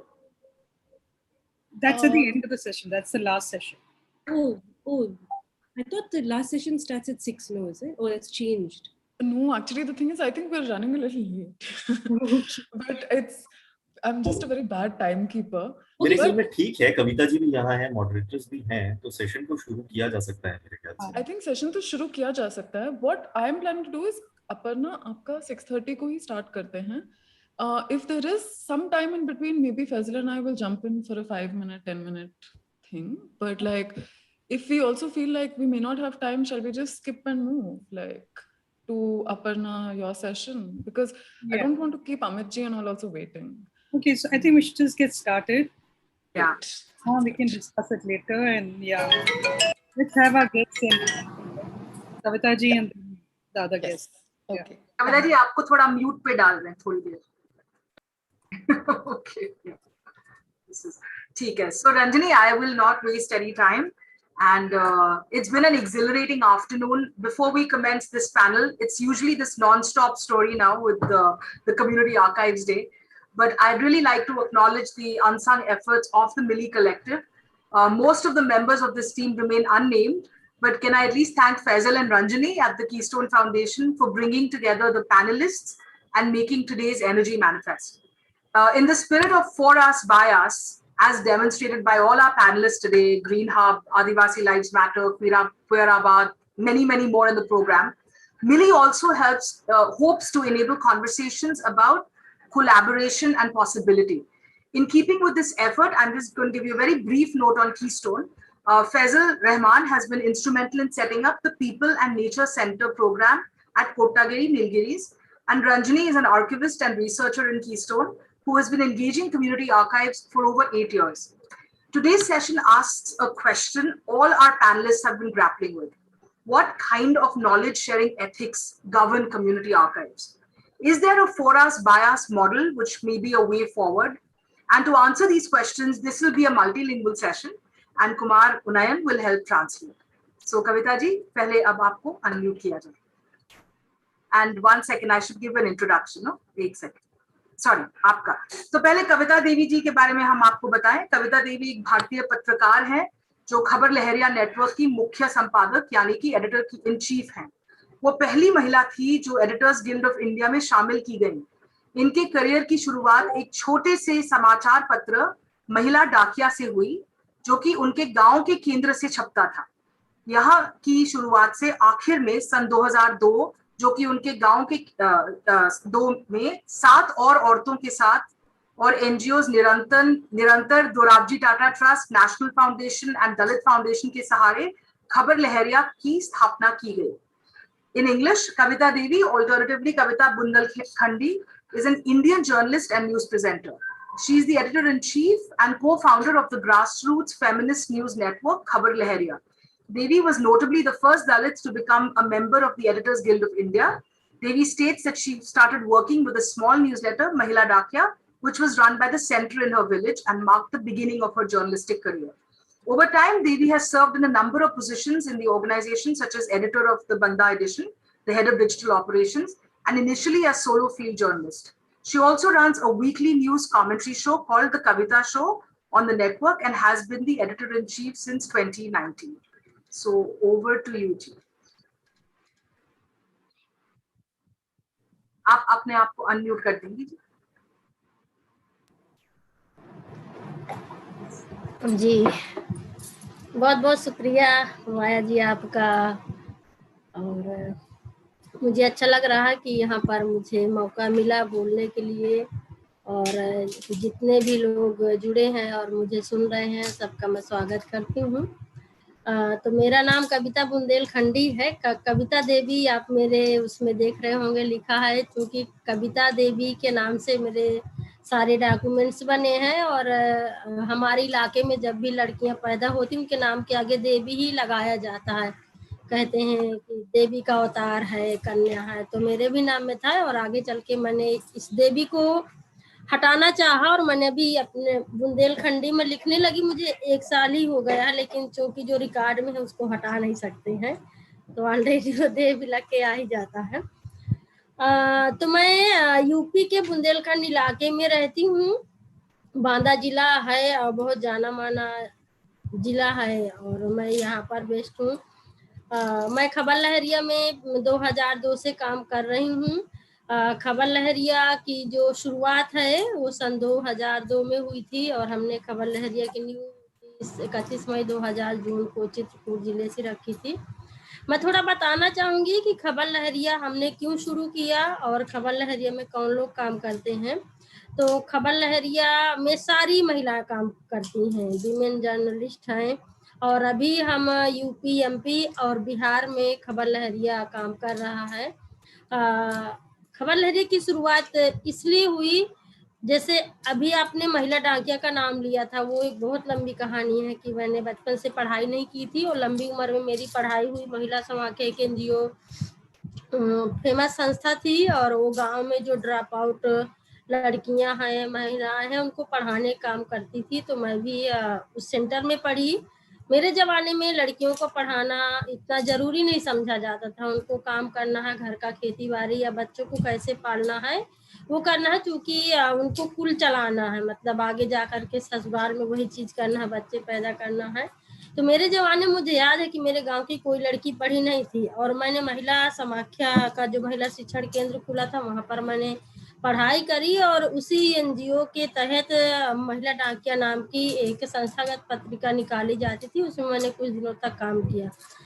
इसके बाद महिला डाकिया बंद हो गया, और जहां पर जाता था लोग उसकी मांग करते थे, तो फिर हमने खबर लहरिया की स्थापना की। हमें लगा कि जो हमारे यहाँ के ग्रामीण इलाके हैं वहां पर किसी भी तरह की पढ़ने की सामग्री नहीं पहुंच रही है लोगों को, और जो भी दूर संचार का माध्यम होता है, आदान प्रदान होता है, उन तक वो जानकारी नहीं है। दूसरी बात, हम ये भी सोच रहे थे कि जो पत्रकारिता की दुनिया है ये सिर्फ मर्दों की दुनिया मानी जाती है, आदमियों की दुनिया मानी जाती है, पुरुषों की दुनिया मानी जाती है, और ऐसे माना जाता है कि महिलाएं इस क्षेत्र में नहीं आ सकती हैं। और जो मर्द होते वो भी ऐसे मर्द हैं, आप भी देख सकते हो, पढ़ते ही होंगे कि जो मर्द हैं शहरी हैं या बिजनेसमैन हैं, पैसे वाले हैं, ज्यादा पढ़े लिखे या उच्च जाति के हैं। तो वहां पर मैं देख रही थी कि औरतों की संख्या बहुत कम है, या अगर उस टाइम पे औरतों की संख्या थोड़ी बहुत रही भी है तो या तो मेन स्ट्रीम मीडिया में वो मतलब स्टूडियो में रहकर एंकरिंग का काम करती थी, या तो या तो शहरी रिपोर्टिंग होती थी, या कुछ ऐसी रिपोर्टिंग होती थी कि अगर औरत है तो मतलब उसकी रिपोर्टिंग फैशन पर होगी, खाना पर होगी, कल्चर पर होगी, और जो बाकी और भी होती थी उनकी वो रिपोर्टिंग बहुत कम है, जैसे क्राइम है, राजनीति है। लेकिन हमने तय किया चूंकि सारी महिला रिपोर्टर ही होंगी तो हर बीट को कवर करेंगी। तो मतलब इस तरह की दूसरी बात है, मैं ये भी देख रही थी कि जो गांव की खबरें हैं वो अन्य मीडिया में नहीं आ पाती हैं। गांव की क्या मूलभूत जरूरतें हैं, क्या मुद्दे हैं, गांव की क्या समस्याएं, हाशिए पर रहने वाली, तो मतलब ये सारी चीजों को लेकर के हमने लगा कि एक अखबार की जरूरत है गांव में। और उस समय हमने 2 पेज का अखबार शुरू किया था, ब्लैक एंड व्हाइट। हमने सब कुछ तैयार कर लिया, लेकिन जब हम गांव में महिलाओं को ढूंढने के लिए निकले, चूंकि हमारा उद्देश्य था कि औरतों को ही हम महिला पत्रकार उतारेंगे, तो गांव-गांव में हम गए, लेकिन हमको औरतें पढ़ी लिखी ना मिल रही थी। लेकिन हमें लगा कि हम औरतों को ही पत्रकार बनाएंगे, ये तो पूरी तरह से तय हो चुका था। अब हम गांव में जा रहे थे तो 2002 में अगर कुछ महिलाएं हमें मिली, वो कक्षा 5वीं तक पढ़ी, 2 तक पढ़ी, या कुछ नवसाक्षर महिलाएं हैं, क्योंकि हमारा एक ये भी उद्देश्य था कि जो हाशिए पर रहने वाली औरतें हैं, जो आदिवासी हैं, दलित हैं, मुस्लिम हैं, हम उनको लेंगे, और ग्रामीण है। तो उनमें से हमें बहुत कम आदिवासी महिलाएं ऐसी मिली जो 5वीं या 8वीं तक पढ़ी हैं। दलित औरतें कई हमको ऐसे मिली जो 2 तक पढ़ी हैं। हमें पहले लगा कि शायद काम करना मुश्किल होगा, क्योंकि ये पत्रकारिता में तो पढ़ा लिखा होना जरूरी है, लेकिन हमने ट्राई किया कि नहीं, हम एक बार देखते हैं। हमने 2 तक पढ़ी महिला का, कुछ नवसाक्षर महिलाओं को, 5 तक पढ़ी महिलाओं को हमने गांव से बुलाया और हमने उनका इंटरव्यू लिया। इंटरव्यू में जो सवाल हमने पूछे उसका जवाब बड़े धड़ल्ले से महिलाओं ने दिया। फिर इसके बाद जब हमने चुनिंदा औरतों को जब हमने ट्रेनिंग में बुलाया, और जब हमारी बेसिक पत्रकारिता की ट्रेनिंग उस जमाने हम 7 दिन की करते थे, उसमें हमने जब औरतों से पूछा कि गांव के मुद्दे क्या होते हैं, क्या क्या समस्याएं होती हैं, तो महिलाओं ने मतलब इतना अच्छे से उन मुद्दों को प्रस्तुत किया, बताया, सारी जो भी गांव के मुद्दे थे। तो हमें लगा कि यही चीज है जो मीडिया में नहीं आ पाता है, यही समस्याएं हैं जो सरकार तक नहीं पहुंच पाती, और इन्हीं में हमको तो काम ही करना है। हमने औरतों को पत्रकारिता की ट्रेनिंग दी और उतार दिया पत्रकारिता के क्षेत्र में। महिलाएं खबरें लेकर के आती थी, हमारे यहाँ प्रोडक्शन होता था, और महिला 2-3 दिन तक ऑफिस में रुक करके लिखने का, डमी बनाने का, कौन सी खबर कहाँ जाएगी, सारा निर्णय होता था। और वहां पर जम के 3-4 दिन प्रोडक्शन का काम होता था। तो महिलाएं खबरें आकर के सुनाती थी जो लोग नहीं लिख पाती थी, लेकिन हमें लगा कि इनको लिखना भी जरूरी है, पढ़ना भी जरूरी है। तो हमने काम के साथ साथ में महिलाओं को कुछ होमवर्क दिया करते थे। इमला लिखना है, अक्षर का ज्ञान कैसे करना है, काका का घंगा कैसे लिखना है, वो हमने धीरे धीरे उनको वो भी सिखाया कि ये भी करना है। महिलाओं की टोली अखबार निकालना शुरू करी, और ये जो अखबार था, खास बात ये थी कि स्थानीय भाषा में था। मान लो अगर हमने चित्रकूट से शुरू किया था तो जो वहां की बोली थी हम उस पे शुरू किए, बड़े अक्षरों में लिखावट थी ताकि जो गांव के कम पढ़े लिखे लोग हैं वो आसानी से अपनी खबरों को पढ़ ले। जो क्लिष्ट शब्द होते हैं, छोटे शब्द होते हैं, बाकी अखबार में वो नहीं होता। और जब लोगों तक वो अखबार गया, हाथ के बने चित्र, बुंदेली भाषा में अखबार बड़े अक्षरों में लिखा है, तो लोगों ने उसके सीने से लगाया और लोगों ने कहा कि ये हमारा अपना अखबार है। जब हम गांव में जा रहे थे, बहुत सारे ऐसे गांव में जहाँ पहली बार हम गए और लोगों ने घेर करके हमें खड़ा कर लिया और बोला कि हम तो कभी सुने नहीं है कि पत्रकार क्या चीज होती है, हमारे यहाँ तो कभी कोई पत्रकार नहीं आया, कभी कोई अधिकारी नहीं आया। और लोगों मतलब उन्होंने अपने गांव की समस्याओं की झड़ी लगा दी, पानी की समस्या, राशन की समस्या, उनको रोजगार नहीं मिल रहा है, उनके साथ छुआछूत का भेदभाव हो रहा है। मतलब हमने देखा कि कितने सारे मुद्दे हैं जो मीडिया में नहीं आ पाते, और जब हमने उनको कवरेज किया और प्रशासन तक अखबार गया तो कई हमारी ऐसी खबरें हुई जिस पर एक्शन भी लिया गया। अच्छा, धीरे धीरे वो लोकप्रिय अखबार इतना अच्छा होने लगा कि मांग भी बढ़ने लगी, क्योंकि सबसे ज्यादा लगाव लोगों को अपनी भाषा पे थी। उनको लगा कि हमारी अपनी भाषा है, और जब अपनी भाषा में अपनी खबर को पढ़ते थे अपने गांव की, तो उनको ऑटोमेटिक अपना लगाव था कि भैया देसी नाम लोगों ने अपने आप दिया। धीरे धीरे हमारे अखबार की मांग बढ़ी। हमने एक जिला से शुरू किया, फिर पास में 70-80 किलोमीटर के दूर में बांदा जिला है, वहां पर हमने फिर एडिशन शुरू किया, फिर महोबा में, फिर झांसी, ललितपुर, ऐसे ऐसे जिलों का फैलाव हुआ। फिर हम एमपी, अभी हम बिहार में भी चले गए हैं। तो मतलब इस तरह से फैलाव हुआ, और धीरे धीरे 2 पेज का अखबार से 4 पेज हुआ, 4 पेज से 8 पेज हुआ, मासिक था, फिर 15 दिन का हुआ, फिर वीकली हुआ, साप्ताहिक हुआ। तो मतलब इस तरह से इसकी ग्रोथ बढ़ती गई। मैं बहुत मोटा मोटा बताऊंगी कि 20 साल का अनुभव बहुत बड़ा है। और अभी हमारे मतलब पहले प्रिंट अखबार था, लेकिन धीरे धीरे जब हमने देखा कि किस तरह से अब ऑनलाइन सब कुछ हो गया है, और अखबार को गांव तक पहुंचाना हमारे लिए थोड़ा इसलिए हालांकि हमारे जो रिपोर्टर थे वही अखबार को बेच रहे थे, हम ही लोग निकालते थे, महिला रिपोर्टर ही 2-2 रुपए का अखबार दुकान दुकान में जा करके सबको देती थी। अगर गांव में जाना तो 6-8 किलोमीटर हम जा करके अखबार को जाते, तो कोई 5 अखबार लेता था, कोई 10 अखबार लेता था। तो हमने देखा कि डेटा सस्ता है, लोगों के हाथ में मोबाइल भी आ गया है, पकड़ो बेटा इसको। तो फिर हमने 2015 में हम पूरी तरह से डिजिटल हो गए हैं, और हमारे जो रिपोर्टर्स हैं अब वो लोगों को हम डिजिटल ट्रेनिंग देते हैं। वो गांव-गांव में जाते हैं, सबके पास इस तरह का मतलब स्मार्टफोन है, सब लोग अपने फोन में जा करके गांव की समस्याओं को शूट करते हैं, वीडियो बनाते हैं, और अपनी खबरों को व्हाट्सएप के जरिए या सिग्नल के जरिए वो लोग भेजते हैं। खबरें डाउनलोड होती हैं, फिर प्रोडक्शन होता है, खबर एडिट होती है, और बाद में वो पब्लिश की जाती है। तो हमारा यूट्यूब चैनल है खबर लहरिया का, ट्विटर है, इंस्टाग्राम है, व्हाट्सएप ग्रुप है, यहाँ पर हर जगह पर खबरें जाती हैं। सबसे अच्छी बात है कि पूरे काम को मतलब जो मैं आपको बोल रही थी कि ये जो एक तरह की जो लकीर बनाई गई थी उस चीज को तोड़ना कि महिलाएं इस क्षेत्र में कैसे आ पाएंगी। जो महिलाओं का काम है मेरे भी इलाके में या हर जगह के लिए, मुझे लगता है इस दुनिया में शायद हर जगह ये सोच होगी, या खासकर भारत में, कि जो औरतों के काम है उसका भी बंटवारा किया गया है कि या तो औरत टीचर बन सकती है, नर्स बन सकती है, एएनएम बन सकती है। ये काम के ऐसे क्षेत्र हैं जहाँ पर आप जा करके बच्चों के साथ में अपना समय बिताएंगे, पढ़ाएंगे, 10 से 5 की ड्यूटी करके चले आएंगे। पत्रकारिता का एक ऐसा क्षेत्र है जहाँ पर आपको भीड़ भाड़ में जाना है, कहीं घटना हो गई वहां पर भी जाना है, मर्दों से भी बात करना है, महिलाओं से भी बात करना है, अधिकारियों से भी बात करना है। तो ये जो आई कांटेक्ट का होता है, और जो औरतों को होता है कि आपको किसी भी मर्द से आंख नहीं मिलाना, नहीं तो आप बदचलन हो, आप अच्छी नहीं हो, आपका आचरण अच्छा नहीं। तो मतलब ये जो एक कहते हैं कि जो लक्ष्मण रेखा खींची गई है औरतों के लिए, उसको थोड़ा गांव की खबरें, जब से खबर लहरिया आया गांव की खबरें हमने जम करके छापी, और अभी यहाँ पर इतिहास और मुद्दे की जो बात हो रही है, हमने देखा कि कितने सारे ऐसे मुद्दे हैं। आदिवासियों के बारे में कोई नहीं लिखता, गांव में कोई नहीं जाता, जंगली एरिया में कोई नहीं जाता, जिले में बैठी मीडिया भी नहीं जाती, क्योंकि वहां पर पैदल का रास्ता है, वहां पर आपको 8 किलोमीटर पैदल चलना है, सड़क भी नहीं है।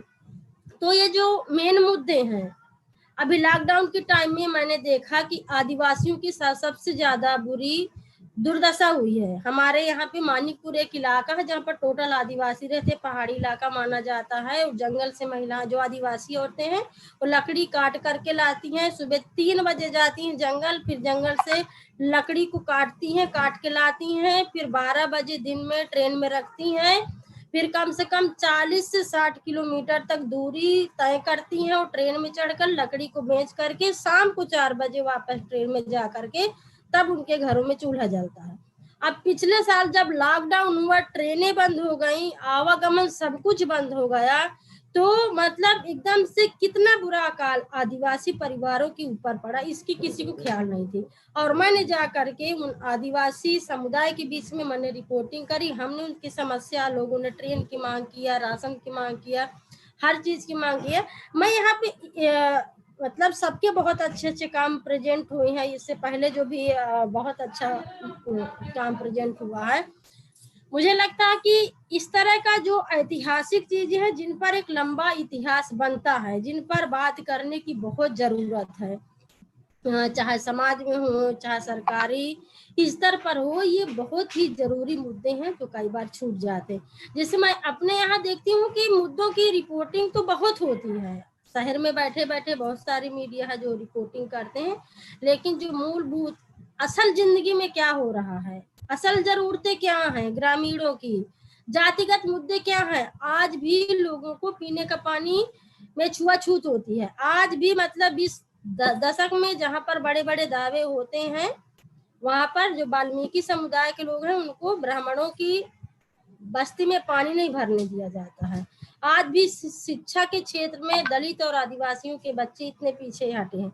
मतलब ये जो मुख्य मुद्दे हैं जो मुख्य धारा की मीडिया में आना चाहिए, जिन पर चर्चा होना चाहिए, ऑलरेडी हमारे बहुत अलग अलग मंच हैं। मैंने एक खुद का अपना शो शुरू किया, कविता शो है मेरा, एडिटर देगी जवाब है, बहुत सारे रिपोर्टरों के अलग अलग शो चलते हैं, तो आप लोग उसके बारे में वो भी आप देख सकते हो। और मतलब ये सबसे अच्छी बात है कि महिलाओं के नेतृत्व में जो एक विविध तरीके से हमने अपने टीम में विभिन्न क्या बोलेंगे, भांति भांति के लोग, अलग अलग क्षेत्र के लोग, अलग अलग समुदाय के लोग आकर के खबर लहरिया में काम करे हैं, रिपोर्टर हैं।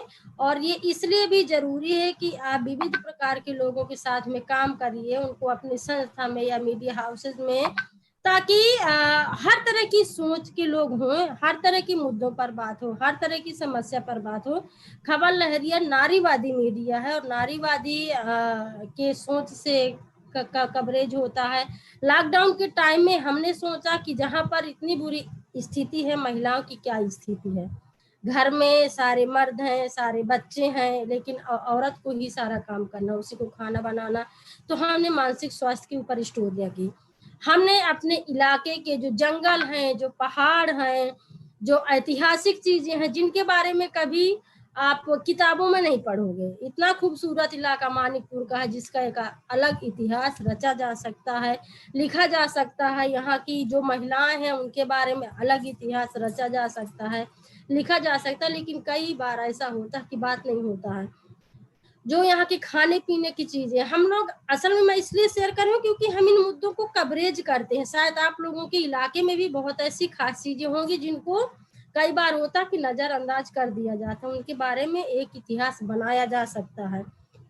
तो सारे मुद्दों पर हम स्टोरी करते हैं, सिर्फ भारी भरकम स्टोरियां नहीं होती हैं, मनोरंजन की होती हैं, लोकल हीरो है, कल्चर है, और महिलाएं क्या अच्छा और काम करते हैं। सिर्फ उनके हम हिंसा के बारे में बात नहीं करते हैं, सिर्फ रेप की बात नहीं करते हैं, लेकिन अगर महिलाएं कुछ उन्नति कर रही हैं, कुछ अच्छा काम कर रही हैं, उसके बारे में काम भी हम करते हैं। प्लीज मुझे आप बताइएगा जब भी मेरा समय हो जाए, और मैं चाहूंगी कि ज्यादा से ज्यादा सवाल भी हों। सबसे अच्छी बात है कि अभी हमने अपना बिजनेस मॉडल भी बनाया है, क्योंकि मैंने देखा है कि बिजनेस के क्षेत्र में भी ज्यादातर आप मर्द ही पाओगे, बहुत कम औरतें हैं जो अपना खुद का बिजनेस मॉडल बना पाती हैं। तो अभी हम लोग अभी हम चाहते हैं कि पूरी दुनिया में खबर लहरिया की जैसे महिलाएं पत्रकार बने, वो भी अपने इलाके की खबरों को, अपने इलाके के मुद्दों को समाज तक, सरकार तक पहुंचाने का काम करें। तो अभी हमने हम ऑनलाइन पत्रकारिता का कोर्स भी शुरू करने वाले हैं चम्मल अकादमी के नाम से। तो आगे चल के हमें आप उस क्षेत्र में अगर आपको ज़रूरत है पत्रकारिता की ट्रेनिंग की या एनजीओ में तो वो भी हैं। और ऑलरेडी हम अलग अलग मीडिया संस्थानों के साथ में जो और भी ये एनजीओ हैं उनके साथ में हम मिल करके पार्टनरशिप करते हैं, या वीडियो बनाना है, हम रिसर्च का काम भी करते हैं। तो ऑलरेडी अलग अलग क्षेत्रों में हमारा काम चलता है। तो ये नहीं, ये बहुत मतलब खबर लहरिया तो मिसाल है पूरे देश का। एंड ये पूछना था आपसे कि जो पहले 2002 में शुरू किया, जो कि मतलब पत्र था इन प्रिंटेड फॉर्म, अब जब डिजिटल गया है, मतलब क्या बहुत फर्क पड़ा है इम्पैक्ट में? कहानियां पिकअप हो जाती हैं, जैसे फेसबुक, ट्विटर वगैरह पे आप भी पोस्ट करती हैं, तो मतलब क्या बहुत फर्क है ऑडियंस मतलब की पहुंच में? ऑडियंस की पहुंच बहुत ज्यादा हुई, क्योंकि मैंने आपसे पहले बताया था कि हम अखबार छापते थे, लेकिन अखबार को जो महिलाओं की टीम थी, जो पत्रकार थी, वही खबरें लाती थी, वही अखबार में प्रोडक्शन करना, फिर अखबार को ले जाकर के हम लोग बेचते थे, दुकानों में जाते थे, फिर गांव तक जाते थे। तो मतलब मान लो कि चित्रकूट जिला में 330 ग्राम पंचायत है, तो 330 ग्राम पंचायतों में हम एक हफ्ते में नहीं पहुंच पाते थे। अभी क्या हुआ है कि तुरंत में हम डाला खबर फेसबुक में, ट्विटर में और इंस्टा में, या हमारा जो यूट्यूब चैनल है, तुरंत में गांव तक पहुंच गई, चंद मिनट में आप सबके मोबाइल में पहुंच गई। और हमने ये भी देखा कि प्रिंट का अखबार भी लोग पढ़ते थे, और ऐसा नहीं कि हम लिखते नहीं हैं, ऑलरेडी हमारे वेबसाइट में बड़े बड़े आर्टिकल उन्हीं मुद्दों पर जाते हैं, तो लोग वहां पर आर्टिकल भी पढ़ सकते हैं। लेकिन थोड़ा सा ये फर्क आया है कि पहले टोटल लोकल भाषा में थे, लेकिन अब चूंकि हम वीडियो बनाते, तो वीडियो में जो लोग जो भाषा बोलना चाहते, सिर्फ इंग्लिश को छोड़ के, हमारे इलाके में वैसे भी लोगों को इतनी इंग्लिश नहीं आती है, तो लोग वैसे बुंदेली में ही बात करते हैं। अलग अलग मान लो अगर आप हमारे इलाका के आप अगर वाराणसी में जाओगे तो वहाँ पे भोजपुरी बोली जाती है। अगर आप अगर आप लखनऊ साइड में जाएंगे तो वहाँ पर अवधी बोली जाती है। तो अलग अलग भाषाओं में वीडियो शूट भी होते हैं, तो रीच बहुत बढ़ी है, लोगों तक पहुंच बहुत हो गई है। अब हमारे 6 मिलियन से ज्यादा हमारे तो पाठक हैं, और बाकी फॉलोअर्स बहुत ज्यादा है। तो हाँ, ये है। और एक और बात कही जाती है मतलब गांव के बारे में स्पेशली, कि डिजिटल डिवाइड बहुत रियल चीज है, और कोविड के वक्त को बहुत ही ये समझ आया। तो उस हिसाब से आप क्या कहना चाहेंगे? मुझे लगता है कि हाँ, बहुत सारे गांव में मैंने देखा कि सबके पास में फोन है, ठीक है ना, लेकिन फोन में लोग किस तरह से यूज करते हैं, लोग खबरें देखते हैं, लेकिन इस टाइम पे खबरें भी जो आती हैं वो किस तरह के हैं, किस क्वालिटी की हैं, या सही है या गलत है। क्योंकि मैंने देखा कि कोविड के दौरान जितनी फेक खबरें चली हैं, शायद उतनी सही खबरें लोगों तक नहीं पहुंचती हैं। अगर अभी का मैं हाल ही का उदाहरण देखूं, तो जिस तरह से फेक खबरें फॉरवर्ड हुई हैं वैक्सीन को लेकर के, टीकाकरण को लेकर के, कोविड की जांच को लेकर के, और लोगों में इतनी दहशत है कि मेरे इलाके में ग्रामीण इलाके के लोग हैं जो वैक्सीन लगवाने के लिए तैयार ही नहीं है, ठीक है। या जैसे इंग्लिश नहीं आती है लोगों को, तो अगर आपको रजिस्ट्रेशन कराना है, ठीक है, वहां पर जाके, और बहुत कम पढ़े लिखे लोग मोबाइल तो चला लेते, लेकिन वो लिंक को खोल करके फिर कहाँ जाना है, कहाँ पे नाम टाइप करना है, नेम जिसको पढ़ना नहीं आएगा, अगर मेरे को नहीं पता है कि नाम का मतलब नेम होता, कहाँ से रजिस्ट्रेशन कर लेगा।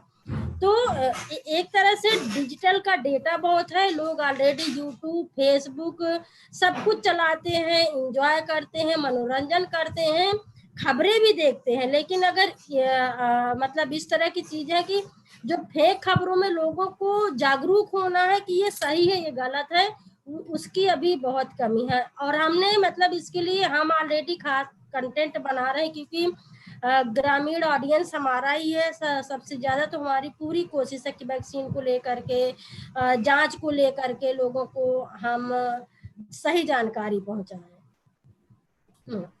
Thank you, Ji. Can I ask Ranjani and Faisal also from Keystone Foundation to join in?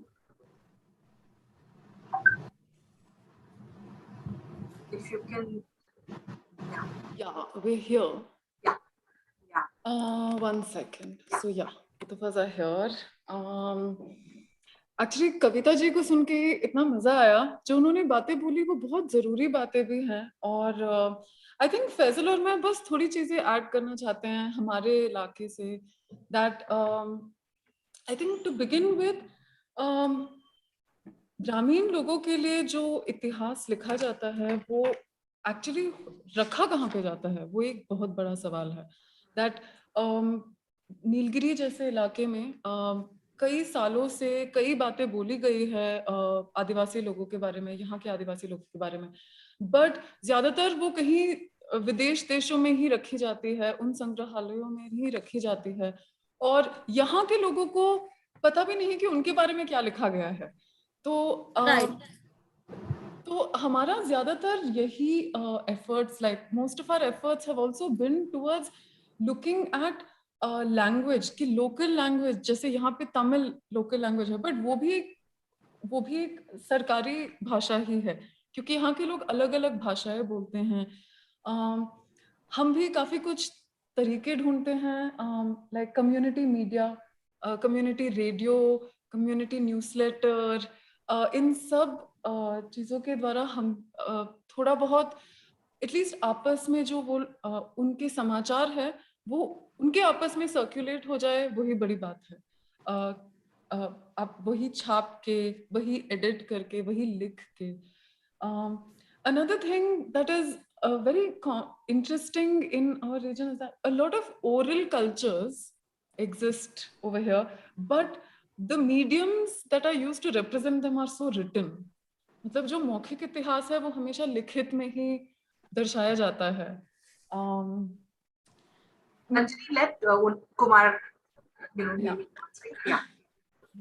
So I think for now we should maybe Faisal, you want to add something?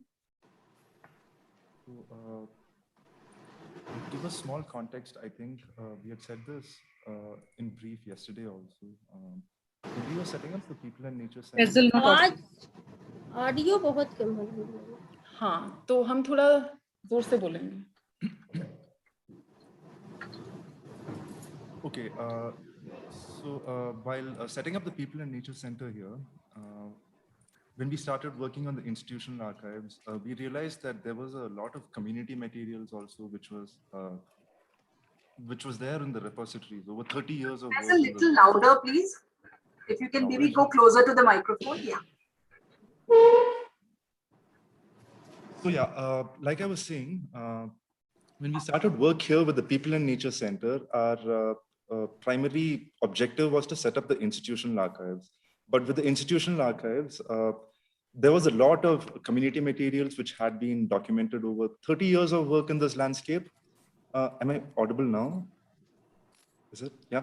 So 30 years of work here, a lot of community materials, community traditions, community lifeways, knowledge into traditional NTFP gathering, like methods and techniques, and all these materials were here. So one primary objective that we had was to allow access for the communities to these materials.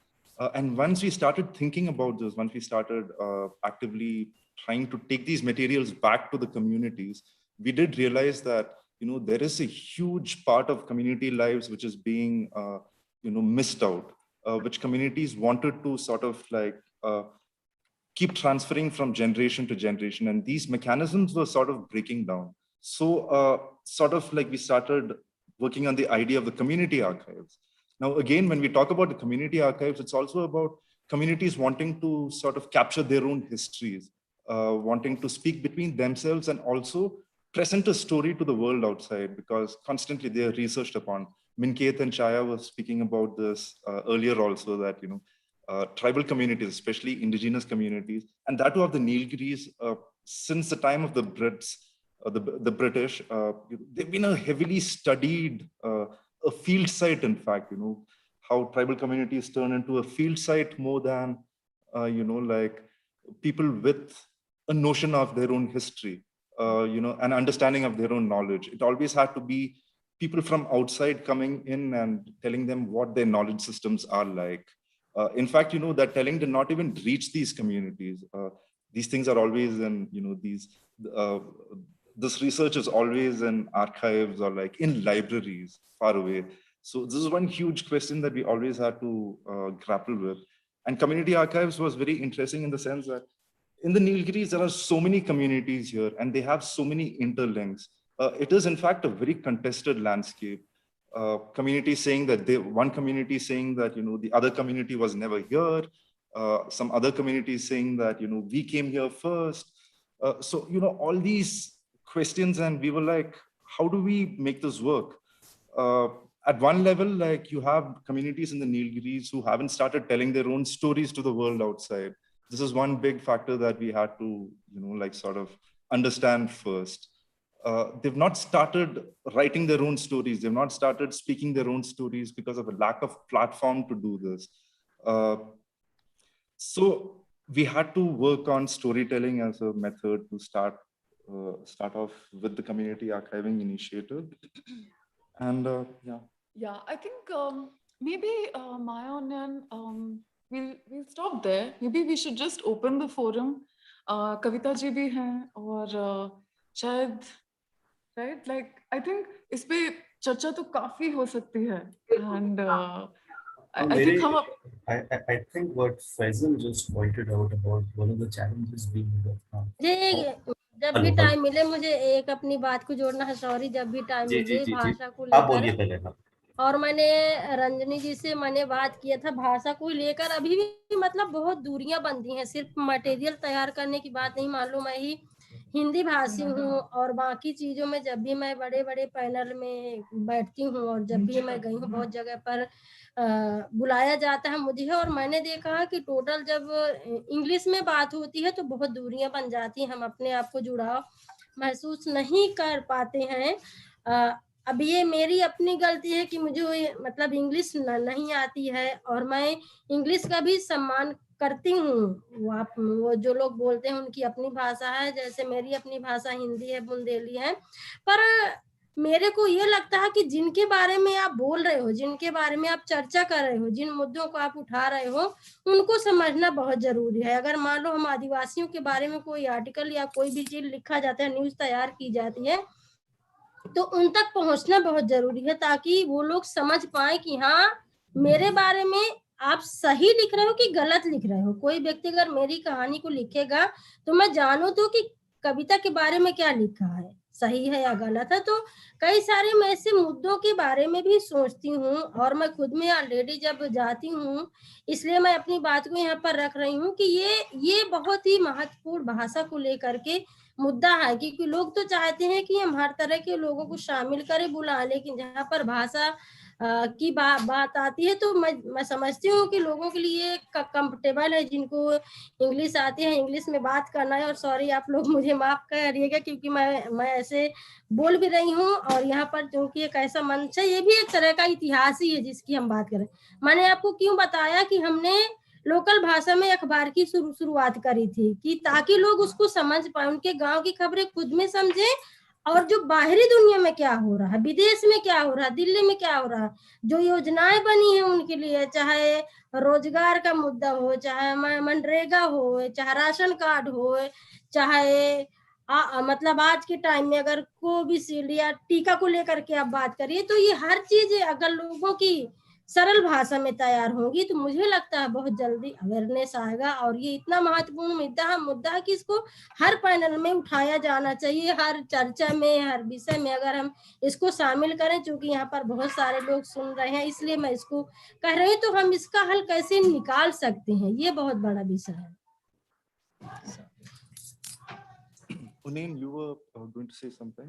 मैं यही बात कह रहा था जो कविता जी अभी कह रही हैं कि रंजनी अपनी प्रेजेंटेशन के दौरान बोल रही थी कि किस तरह जो है जब हम बाहर से कहीं काम करने जाते हैं किसी के साथ और हम लोग हमेशा ये बात करते हैं कि वहाँ के जो है लोकल ट्रेडिशनल सिस्टम क्या है, नॉलेज सिस्टम्स क्या है, लेकिन सबसे बड़े जो चैलेंजेस हैं, जो चुनौतियाँ हैं, उनमें से ये है कि समुदाय के जो लोग हैं वो उसी भाषा में उस चीज़ को संजो सकें, उस चीज़ को लिख सकें और उसे वापस जो है लोगों तक लेके जा सकें जिस भाषा में वो उनसे लिया जा रहा है। तो इस चीज को अगर जो है बेस माना जाए तो मेरे हिसाब से जो काम कविता जी कर रही हैं इतने सालों से कमल एरिया की टीम के साथ, उससे पहले महिला के और भी बहुत सारे जो इनिशिएटिव्स जिनके साथ वो जुड़ी रही हैं, तो मेरे ख्याल में ये अपने आप में, जैसे वो अभी बात कर रही है कि भाषा की जो चुनौती है, मेरे ख्याल में उनका जो काम है वो अपने आप में जो है एक जवाब है उस चुनौती का, कि किस तरीके से जो है लोगों को इकट्ठा करके उस भाषा में काम किया जा सकता है जिस भाषा में जो है लोगों को वो काम समझ में आए। To add to Kavitaji's point also, in our context in the Nilgiris, where there are so many indigenous communities, yet another challenge that they face is Tamil. Tamil is also a dominant vernacular language, and there is a distance that communities here have with Tamil. Although they are almost native to Tamil, you know, what is written in Tamil is quite different from how it is spoken. Like even like the Nilgiris, Tamil is a very different kind of Tamil, and also when community people have to, you know, sort of like access records in Tamil, it's a completely different game altogether. It's a huge gap that is there, like to understand that kind of Tamil, to understand, like, let's say like a government policy document or an editorial on a Tamil newspaper about forest rights. To understand that itself is a challenge. It's again a distance which is created. So while also setting up the community archives here, this was one thing that we really wanted to bring in. Like, how can the indigenous languages here be given a platform to speak to, let's say, between the different indigenous communities over here, amongst themselves, like, you know, although they're oral cultures and they always keep asking this question, what is the need for us to, you know, like really document this? We have our oralities. I mean, we have our own transmission mechanisms. Although there are, you know, it is facing a lot of stress. It was a challenge that we had to necessarily take up and make sure that there are, you know, vehicles to deliver this, you know, information, knowledge in their own languages. Ranjani, while I type that out, would you want to explain a little bit of what Faisal just said? I think I could also do that, but I think it would be better if you could explain it to Kavita ji. You know, Kavita ji, ये होता क्या है कि हम एक दूसरे की बात समझते हैं, और ऐसा आदिवासी समुदायों में भी होता है कि of course वो तमिल समझते हैं, but वो जिस भाषा में सोचते हैं उस भाषा में अगर हम उनका जो भी ज्ञान, नॉलेज है, जो भी ज्ञान है, उसके बारे में बात करें तो और भी बेहतर रहेगा। और फैजल शायद यही बात बोलना भी चाहते हैं कि तमिल भी एक तरीके का जैसे इंग्लिश को एक बहुत डोमिनेंट लैंग्वेज माना जाता है, उसी तरह तमिल को भी यहाँ पे एक डोमिनेंट लैंग्वेज ही माना जाता है। क्या कविता जी कॉल पे हैं अभी? Connection drop. I think connection drop हो गया, बट वो रिजॉइन कर लेंगी। But yeah, basically I think मैं Hindi keyboard is jam, right? नहीं है। हाँ, उन्हें तुम चैट टाइप करने के बजाय तुम बोल दो। तुम ट्रांसलेशन बोल। Your Hindi killed it. Kavita ji, आपकी ना मतलब आपका वीडियो ऑन है, माइक्रोफोन नहीं है।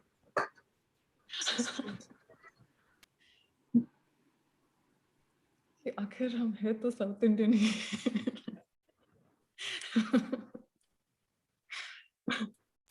So the other thing, one more thing is that as far as the community archives is concerned, although me and Ranjani are sitting here and talking about the community archives, the people who are really behind it are not here.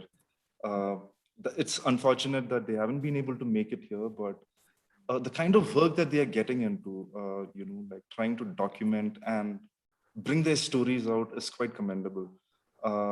The efforts that they're putting into collecting a lot of these oral histories, you know, forgotten place names, mapping, cultural geographies. Like you go to a normal mapping app, the most popular one might be Google Maps, and you take a look at it, like none of the local names of places and, you know, like rivers or streams will pop up on it.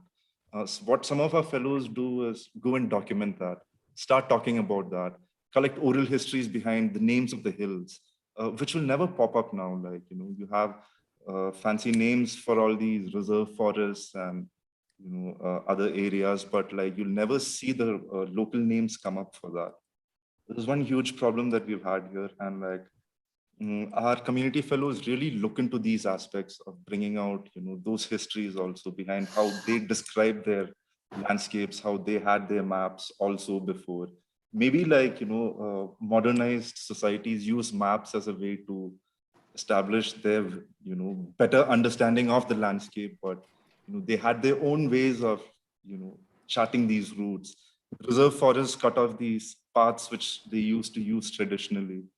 And it'll never show up on a map now, but our fellows are trying to map these paths and like these traditional connections that they had with, you know, the micro region here.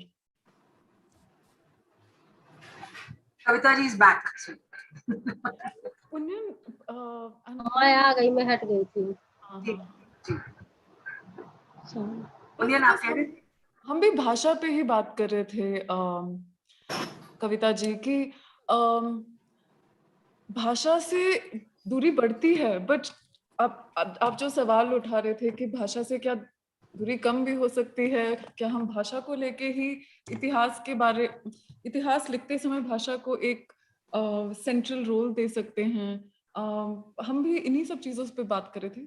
But शायद उन्नयन और अपर्णा के बीच वो type कर रहे हैं शायद, but मेरे ख्याल से वो बोल के भी ट्रांसलेट कर पाएंगे। Yeah. But maybe this is why video is also in some sense the great bridge, right? उसपे caption, subtitle कितने तरह के मतलब भाषाओं में लिखी जा सकती है। So hopefully archiving का कुछ multilingual future रहेगा। बिल्कुल। Yeah. So I'm so sorry we're out of time, Ranjani, not to push on the next panel. Yeah, definitely. I think अगर कुछ सवाल हैं जो कविता जी भी लेना चाहते थे। So, Punyan, no, this is all translation in the text. Right? These are mostly translations, except for Ranjani. If you can see, there's, I think, one question in the bottom.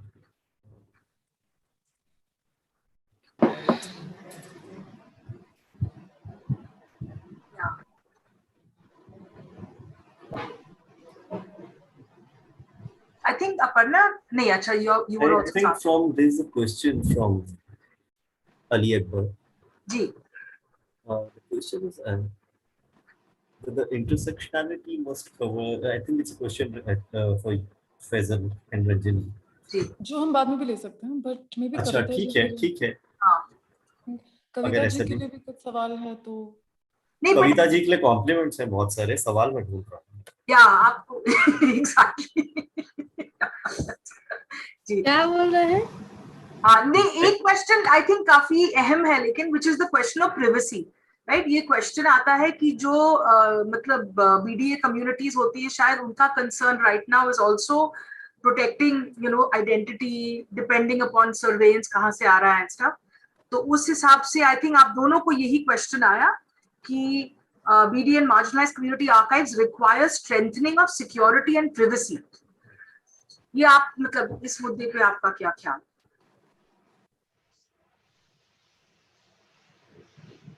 Kavita ji आप कुछ बोलना चाहेंगे इस मुद्दे पे? मतलब सिक्योरिटी जो पत्रकारों की होती है ना, नहीं एक्चुअली कह रहे हैं कि जिनकी कहानी बताई जा रही है। ओके मतलब जैसे ग्रामीण इलाकों में कई बार या फिर कई जगहों पर, सिर्फ ग्रामीण इलाकों में कई जगहों पे ये होता है कि हम जिसकी कहानियां लेके आ रहे हैं, क्या उन कहानियों के कहीं छपने से उनके ऊपर कोई खतरा हो सकता है? तो क्या इसके लिए हमें ऑलरेडी ये बहुत ही महत्वपूर्ण बात है। और जब हम अपनी पॉलिसी बना रहे थे खबर लहरिया के तहत कि इसमें हम ग्रामीण लोगों की किस तरह से सिक्योरिटी का सवाल है, क्योंकि शुरू में कई बार ऐसे मुद्दे आए भी हैं कि लोगों ने कहा कि हमारी खबर को चैनल से हटा दो, हम नहीं चाहते कि हमारी आवाज़ जिस तरह से जाए। तो बगैर गांव वालों की सहमति से कोई खबर आज तक हमने नहीं चलाई है, बगैर उनको पूछे। ऑलरेडी आप वीडियो में देख रहे हैं, कई बार ऐसे होता है कि लोग अगर अपनी बात को कहना चाहते कि बात मेरी पहुंचना चाहिए लेकिन उनका नाम ओपन नहीं होना चाहिए। उनके गांव का नाम ओपन नहीं होना चाहिए, तो ऑलरेडी हम उनके नाम को चेंज कर देते हैं, गांव के नाम को चेंज कर देते हैं, या कई बार जो आवाज भी बदलने का सिस्टम होता है डबिंग वाला वो भी करते हैं, लेकिन उनकी आवाज पहुंचती है, लेकिन उनकी पूरी सुरक्षा होती है कि हम उनका सारा कुछ हम छुपा देंगे। और कई ऐसे जो संवेदनशील मामले होते हैं, मुद्दे होते हैं, ऑलरेडी हम उसमें नाम नहीं देते जब तक लोगों का की अप्रूवल नहीं मिल जाता है, लोग हाँ नहीं कर देते हैं बगैर पूछे। हम ऑलरेडी जा करके अपना पूरा परिचय बताते हैं, खबर कहाँ जाएगी, क्यों जाएगी, और ऑलरेडी जब खबर उनकी छप जाती है, पब्लिश हो जाती है, तो हम उनको लिंक भी भेजते हैं। और बाद में जब उनके हम तो उनकी प्राइवेसी का पूरी तरह से हमको ख्याल है, खासकर जैसे रेप वो वगैरह की केस है, तो वहां पर तो उनकी हम पूरी तरह से प्राइवेसी रखते हैं। और बहुत सारी जो लोकल की मीडिया उनसे मेरी लड़ाई भी कई बार होती है, क्योंकि अगर मान लो कि रेप का कोई केस है, वहां पर औरत का नाम नहीं देना, महिला का नाम, फोटो कुछ भी नहीं देना, लेकिन उसी तरह से लोग इंटरव्यू करके और चला देते हैं फेसबुक में। तो कई बार मेरी अन्य मीडिया से भी लड़ाई हो जाती कि आप किसी के बगैर अनुमति के आप उनकी प्राइवेसी में खिलवाड़ नहीं कर सकते हैं। तो हाँ, ऑलरेडी हम ये करते हैं। और आपके जवाब का बहुत धन्यवाद। एंड सॉरी हमारा सेशन थोड़ा ओवर टाइम जा रहा है, तो नेक्स्ट पैनल की बारी आ चुकी। But yeah, thank you so much. Thank you, Faisal. Thank you, Ranjani. Thank you, Onion. Thank you, Ranjani. Thank you, Maya ji. Thank you, Faisal ji. Thank you, Onion ji.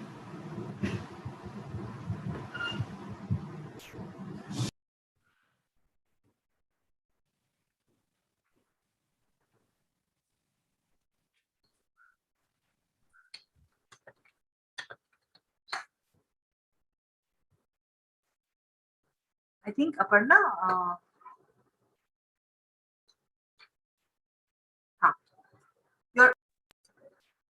you're on mute, Aparna. Hello everyone, आज के हमारे आखिरी session में हम अमित, जया जी, आधारशिला, आप लोग अपना वीडियो ऑन कर लीजिए, और संकेत अगर आप भी आ गए तो।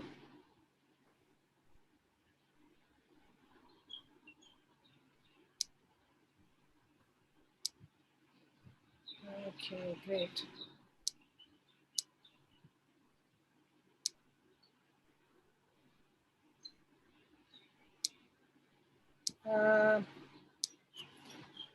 क्या जय जी अलग वीडियो पे हैं?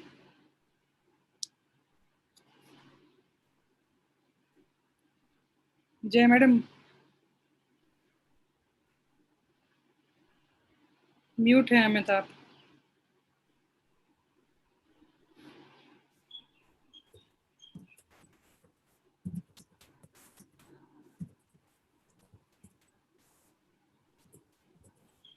आप म्यूट हैं। Aparna, I think we just need to make a post. Just 1 second. Okay, because I can't recognize her. Just Like name. She's Chhaya Adharshila Learning Center. So there are two Chhayas, but the one which has that in parentheses. नहीं, now it is unmuted. वो हो नहीं रहा था मेरे से। उनका video चालू कर सकते हैं? हाँ, वो आ रही है अभी। अच्छा, चलिए मैं तब तक आप लोगों का इंट्रोडक्शन परिचय देती हूँ लोगों को, सबको। हाँ, ठीक है। तो आप लोग जितने भी लोग रुके हैं सुनने के लिए, आप लोगों का सही में धन्यवाद कि दिन के आखिरी टाइम पे आने में कोई इतना मज़ा नहीं आता है, पर आप लोग रुकेंगे तो अच्छा लगेगा हमें। तो अब पहले मैं आपको जया मैडम और अमित जी को इंट्रोड्यूस करती हूँ। हमारे ये लोग अपने आप को बहुत वेस्ट, बहुत बूढ़ा समझते हैं, बट एक्चुअली इन लोगों का भारत के इतिहास में बहुत बड़ा योगदान है। इन लोगों का जो इस कार्य क्षेत्र में शुरुआत जो है इनकी, वो नर्मदा बचाओ आंदोलन से हुई थी। ये उसके कार्यकर्ता थे। एंड अमित जी दिखाई दे रहे हैं बिल्कुल ग्रामीण क्षेत्र में काम करने वाले NGO टाइप, बट ये एक्चुअली दिल्ली के मॉडर्न स्कूल में पढ़े हैं। तो वो सब छोड़ छाड़ के अपना आर्किटेक्चर का कर रहे थे काम, और एक हृदय परिवर्तन हुआ किसी दिन, और जाकर नर्मदा बचाओ आंदोलन से जुड़ गए। एंड वहाँ पर ये और जया मैडम, ये लोग दोनों उस नर्मदा बचाओ आंदोलन से जुड़े रहे। फिर ये लोग वापस इंडिया मतलब दिल्ली इंडिया, मेरे लिए दिल्ली इंडिया है अभी वापस नाउ तुम्हारे बायसेस सारे निकल के आ रहे हैं तो वापस दिल्ली ये लोग नहीं आए और वहीं रहे। और थोड़ा इनके अच्छा और अच्छे से परिचय देती हूँ।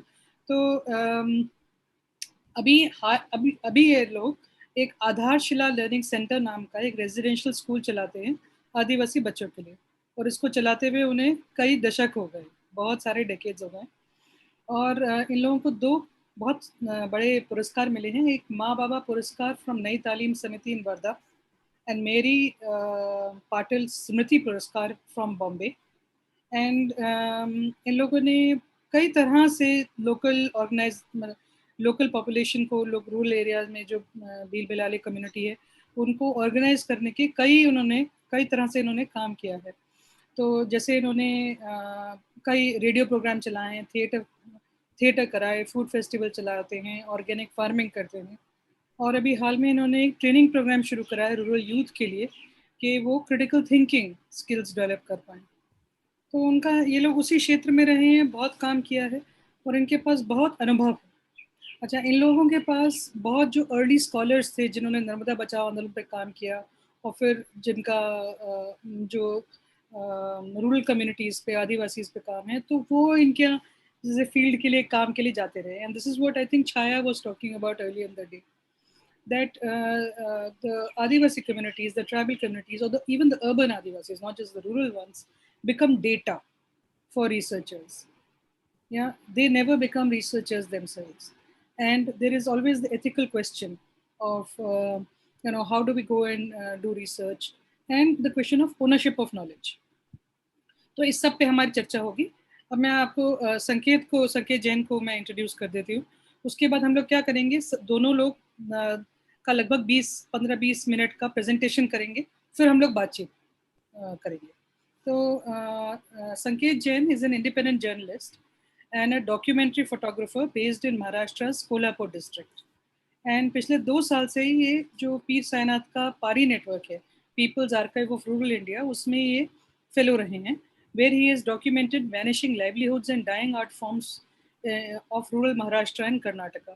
I think हाल में वो जो एक बांसुरी वाले की जो कहानी थी, जब बांसुरी, शायद संकेत वो आपकी करी हुई थी, आप कंफर्म कर सकते हैं, मुझे लगता है आप ही ने करी थी वो, राइट? हाँ मैंने तो एक बांसुरी वाले थे, वो बांसुरी बनाते थे, पैंडेमिक में उनकी बांसुरियाँ बननी बंद हो गई थी, पैसे नहीं थे, जब तक उनके लिए पैसे जुटाए गए उन्हें कोविड हो गया और उनकी मृत्यु हो गई। तो काफ़ी मार्मिक कहानी थी वो। अच्छा, और इनके बारे में आगे बताती हूँ। His work has been featured in more than 20 national and international publications, including the Baffler magazine, Progressive magazine, Counterpunch, New Frame, Pari, First Post, National, Indian Express, Down to Earth, Scroll and Asia Times. ये तो है ही इनका, पर इनकी एक और इनके परिचय में एक महत्वपूर्ण चीज़ वो है कि he is the co-founder of this one organization called Insight Walk. Now, this is a non-profit that offers teaching fellowships to rural community women. These women work with their children, of their community, to ensure that every child has access to contextual education of their choice. तो ये निरंतर उस काम में संलग्न है, वहीं कोल्हापुर में इनका काम है, ये उससे जुड़े हुए। तो संकेत, आप पहले प्रेजेंटेशन करेंगे? हाँ जरूर। हाँ, तो देखिए इतने सब में मैं आपका प्रेजेंटेशन डाउनलोड करना भूल गई हूँ। अच्छा। तो सुबह से चल रहा है। आई थिंक प्रियंका हमारी टेक सपोर्ट है। प्रियंका, आपके पास प्रेजेंटेशन है? I have Sanket's presentation. हाँ, संकेत का ही presentation. Can you screen share? Would it be possible for you to screen share?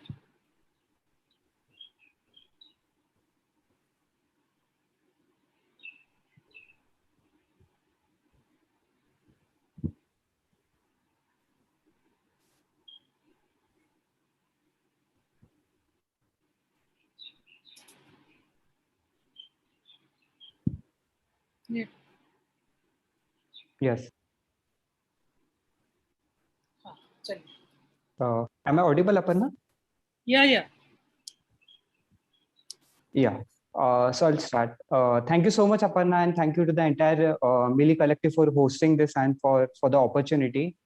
So before we begin, I would like to throw open a very simple question. what would your life look like if you got an opportunity or if you got a chance to design your own syllabus? Now, this is exactly what we do at Insight Walk. So we started Insight Walk almost 4 years back, and we work in 4 remote communities of Kolhapur district. It's in Maharashtra. So what happens is, the 4 communities we work in, they are all displaced communities. I'll through my presentation, I'll eventually get to it, like what kind of work we do.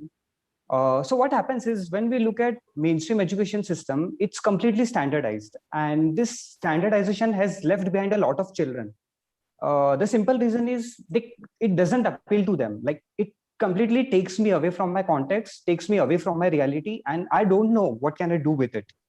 So we decided to flip this narrative, and that's how we started Insight Walk. Now, the women you see in the slide here, they are all Insight Walk fellows, and there are several interesting things about them, and one amongst them is none of them have any mainstream educational qualification. Like, none of them have any graduate degree or undergraduate degree for that matter. All of them were forced to drop out of mainstream education system for some reason or the another. And that's how we started Insight Walk. So what we do at Insight Walk is we offer fellowship to this community women, and they work with kids in their own community. And this women, they end up teaching more than 25 skills to all the kids in the community members. Can we move to the next slide, Aparna?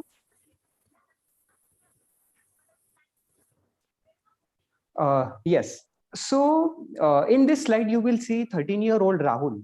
Now, Rahul is someone who is enrolled in a mainstream education system. He's enrolled in a school, and he doesn't find it interesting. I mean, it doesn't appeal to him at all. Every time he would underperform in mainstream education system. And after a point, he was very tired because none of it made any sense to him. And he found that he was isolated from the community he was living in. Now, when Rahul walked in our community center, he told upfront that I like wildlife, I like animals and birds. And soon what happened is our fellow started mentoring Rahul. Now, what Rahul is interested in is Rahul can't sit in any class. So throughout the time, he will be roaming around. He would like to spend a lot of time in the community, observe animals and birds in their habitat. And one fine day, what happened is he went to his grandparents and he asked them, like, I can't see more than 10 animals and birds in the community. What is wrong with it? Like, are we facing some kind of problem, or was it like this all the time? Suddenly, he found an interest in wildlife history, which the mainstream education system never even spoke of. Now, what happened is Rahul's grandfather told him that, you know what, in the late 80s and early 90s, we were forced to migrate from our community because there was a national park project which had come up, and it's called Chandoli National Park. So what happened? The entire community was moved away, and they had to migrate several kilometers in Kolhapur district itself. And the new community in which they migrated, it didn't have more than 10 animals and birds. And the old community in which they stayed, this community was very close to jungle. In fact, it was in the jungle. So what happened is, when Rahul's grandfather spoke to him about bison, Rahul found an interest in it, and he started reading more about bison. He started interviewing his community members extensively. Now, who are these community members who can talk to you about late 70s, early 80s, and the late 90s? So these were all very old people, senior citizens, and there are only a handful of them who are alive. Rahul quickly began interviewing them extensively, and he started making his own notes. And that's when he found that bison is an endangered species in the Kolhapur district. And he went slightly deeper into the history, and he found bison is, like, Kolhapur district is renowned for bison, because at one point there were several thousands of bison in the community, in the entire district. So all of a sudden, what is happening? What happened and what changes took place over the period of time? And soon he began interviewing more community members, and that's when he built an entire historical archive. Like, okay, this is how we lived with bison in the community, how we coexisted together. But now there is massive human-wildlife conflict. And soon Rahul decided that, okay, I would like to study this, but I just don't want to document this. I want to learn several new skills with it. And this is where Insight Walk comes in.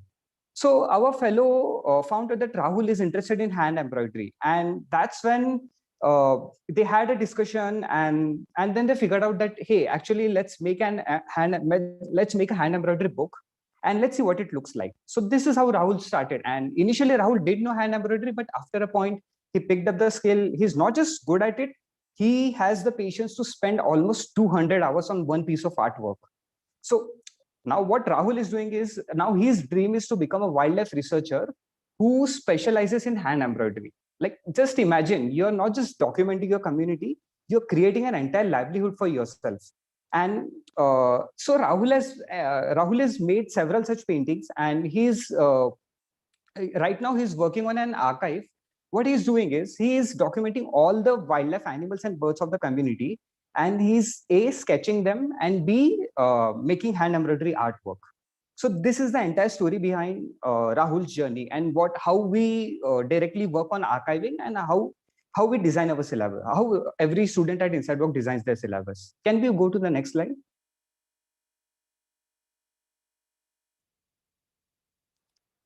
Yeah, thank you. So soon what happened is, slowly several students started observing Rahul, and they began asking him, like, what are you doing? What are you trying to achieve out of this, or what are you trying to create? And that's when Rahul started explaining them that I find an interest in wildlife. And soon several kids, they figured out that, hey, this is actually very interesting. Why not just start interviewing all the community members, our grandparents, and make a list of animals and birds, like what were the animals which were found in previous community, the pre-displaced community, and the ones which we can see right now. So, and that's how at least 10 to 12 kids at our community center, they excel in hand embroidery, and they're currently working on this archive. Can we move to the next slide?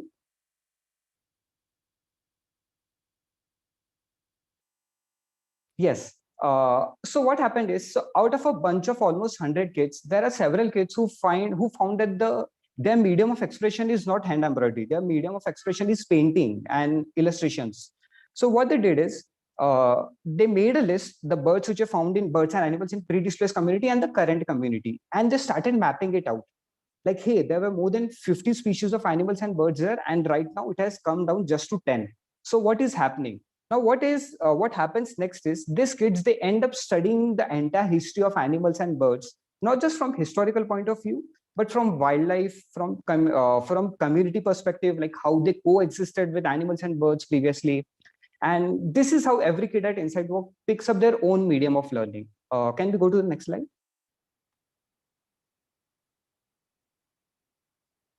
Yes. Another important point is, like, when we look at several museums and several art galleries, which are mostly found in metropolises or bigger towns, the problem is the work of only a select few artists and craftspersons gets featured there.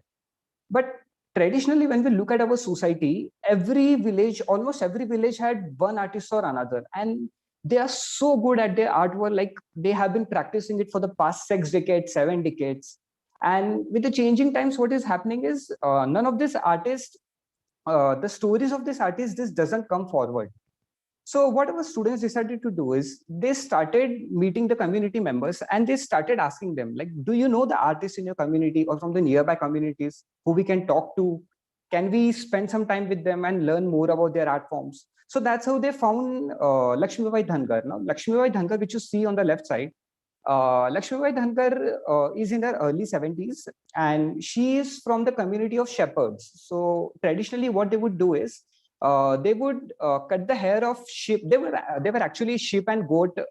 They would herd goat and sheep and goat, and Lakshmibai would cut their hair. And what you do with this hair is, you start spinning them into threads. Now, this hand spun thread is used to make blankets. In Marathi, it's called ghongdi. Now, ghongdi is very good for your health. I mean, it provides, it's an amazing product. But what is happening is, with the changing times, this product went completely out of the market. People didn't understand what it is. They stopped using it.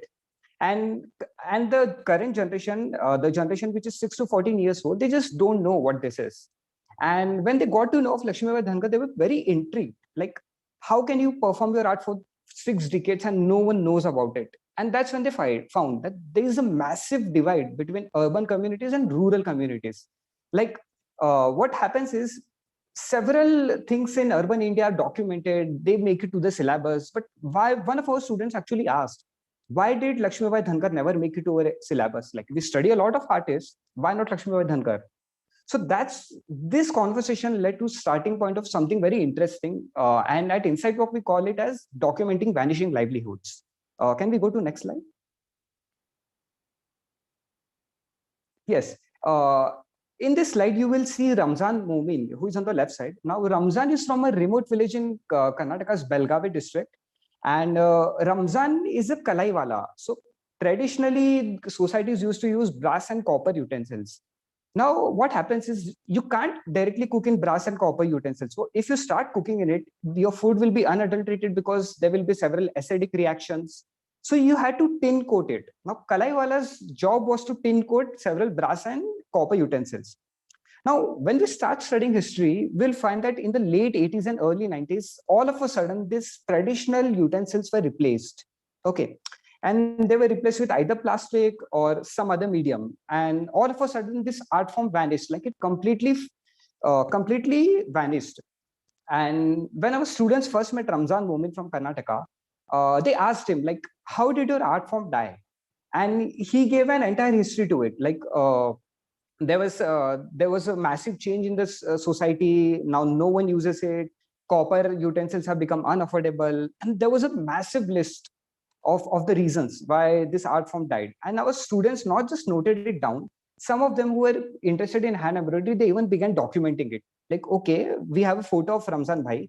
Now let's start learning hand embroidery skills out of it. Now, this hand embroidery particularly took 300 hours. So this is how our kids are like getting into history, and they are learning new skills as well. Can we go to the next slide?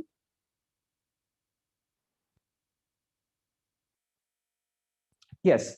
Now, another peculiar thing when our students found in their interviews is like there are several traditional farming equipment. Some of them are as big as 7 feet, and they were completely made of wood. And even after a century, they have all survived the test of times.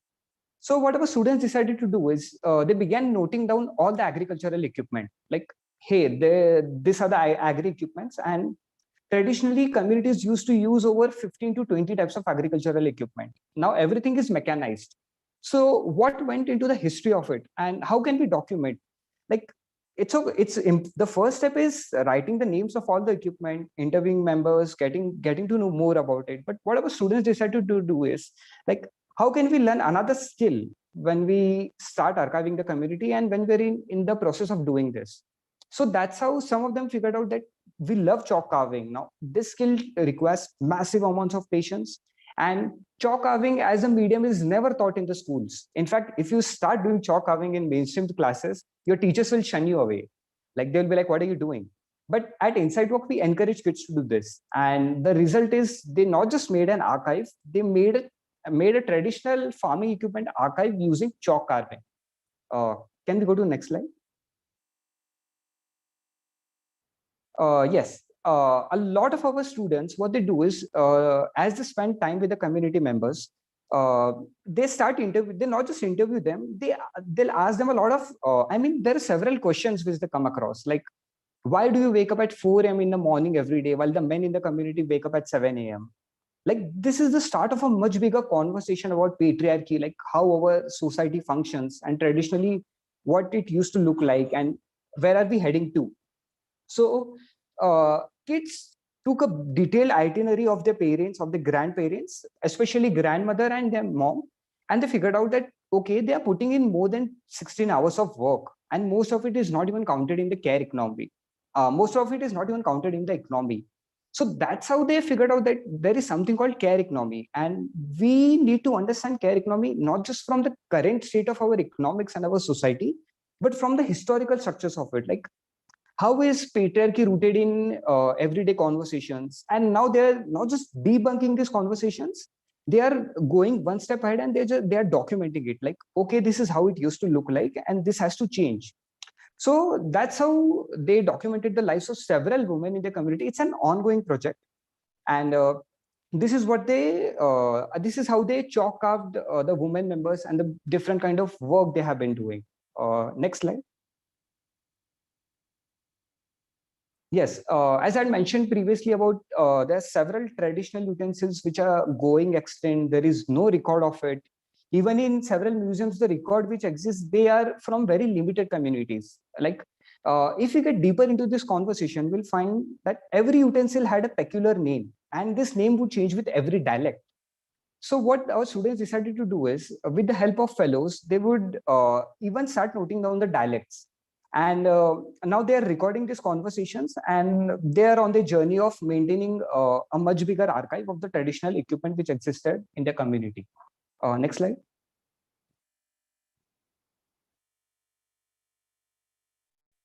Yes.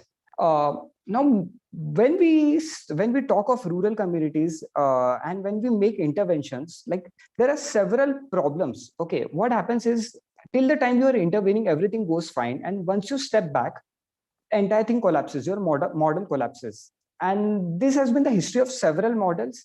So what we wanted to do is, like, even if you step back, our model shouldn't collapse.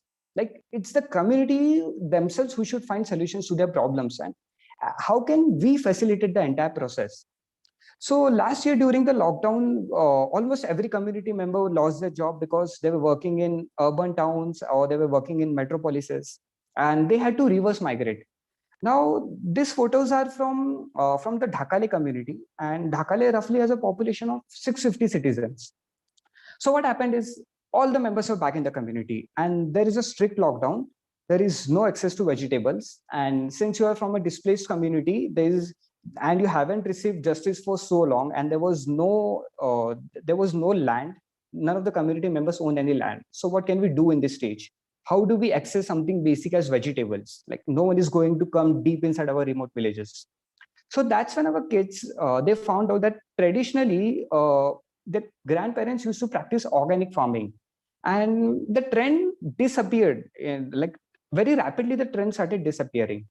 And one peculiar thing and one very odd thing about Kolhapur district is that it follows monocropping. Now, the problem with monocropping is if you practice monocropping for good 3 to 4 generations, for 3 to 4 decades, your soil loses the entire nutrient value. Now, several students found through their fieldwork that, yes, the soil has lost the nutrient value, and adding chemical fertilizers is not doing any good. In fact, it's doing much more, it's doing harm. And when they figured out that the grandparents used to follow multi-cropping, they found it very interesting. One of the foremost questions was like, how can we grow 2 crops in the same land? Isn't it weird? Because they had never seen 2 crops growing on the same land. All they had seen throughout their life was sugarcane. And when the grandparents started talking to them about this, like, this is how you start cultivating, this is how you should follow the practices, they began noting it down, and they started experimenting on their own. Initially, they failed miserably because they didn't know the amount of water required for this, and there were several challenges here. So what happened is, after trying and testing for a year, they learned organic farming, and in this lockdown, our students ended up distributing these cultivated vegetables from their farm to almost every community member. Like, no one went hungry, and this is how they solved a major crisis with the help of traditional knowledge.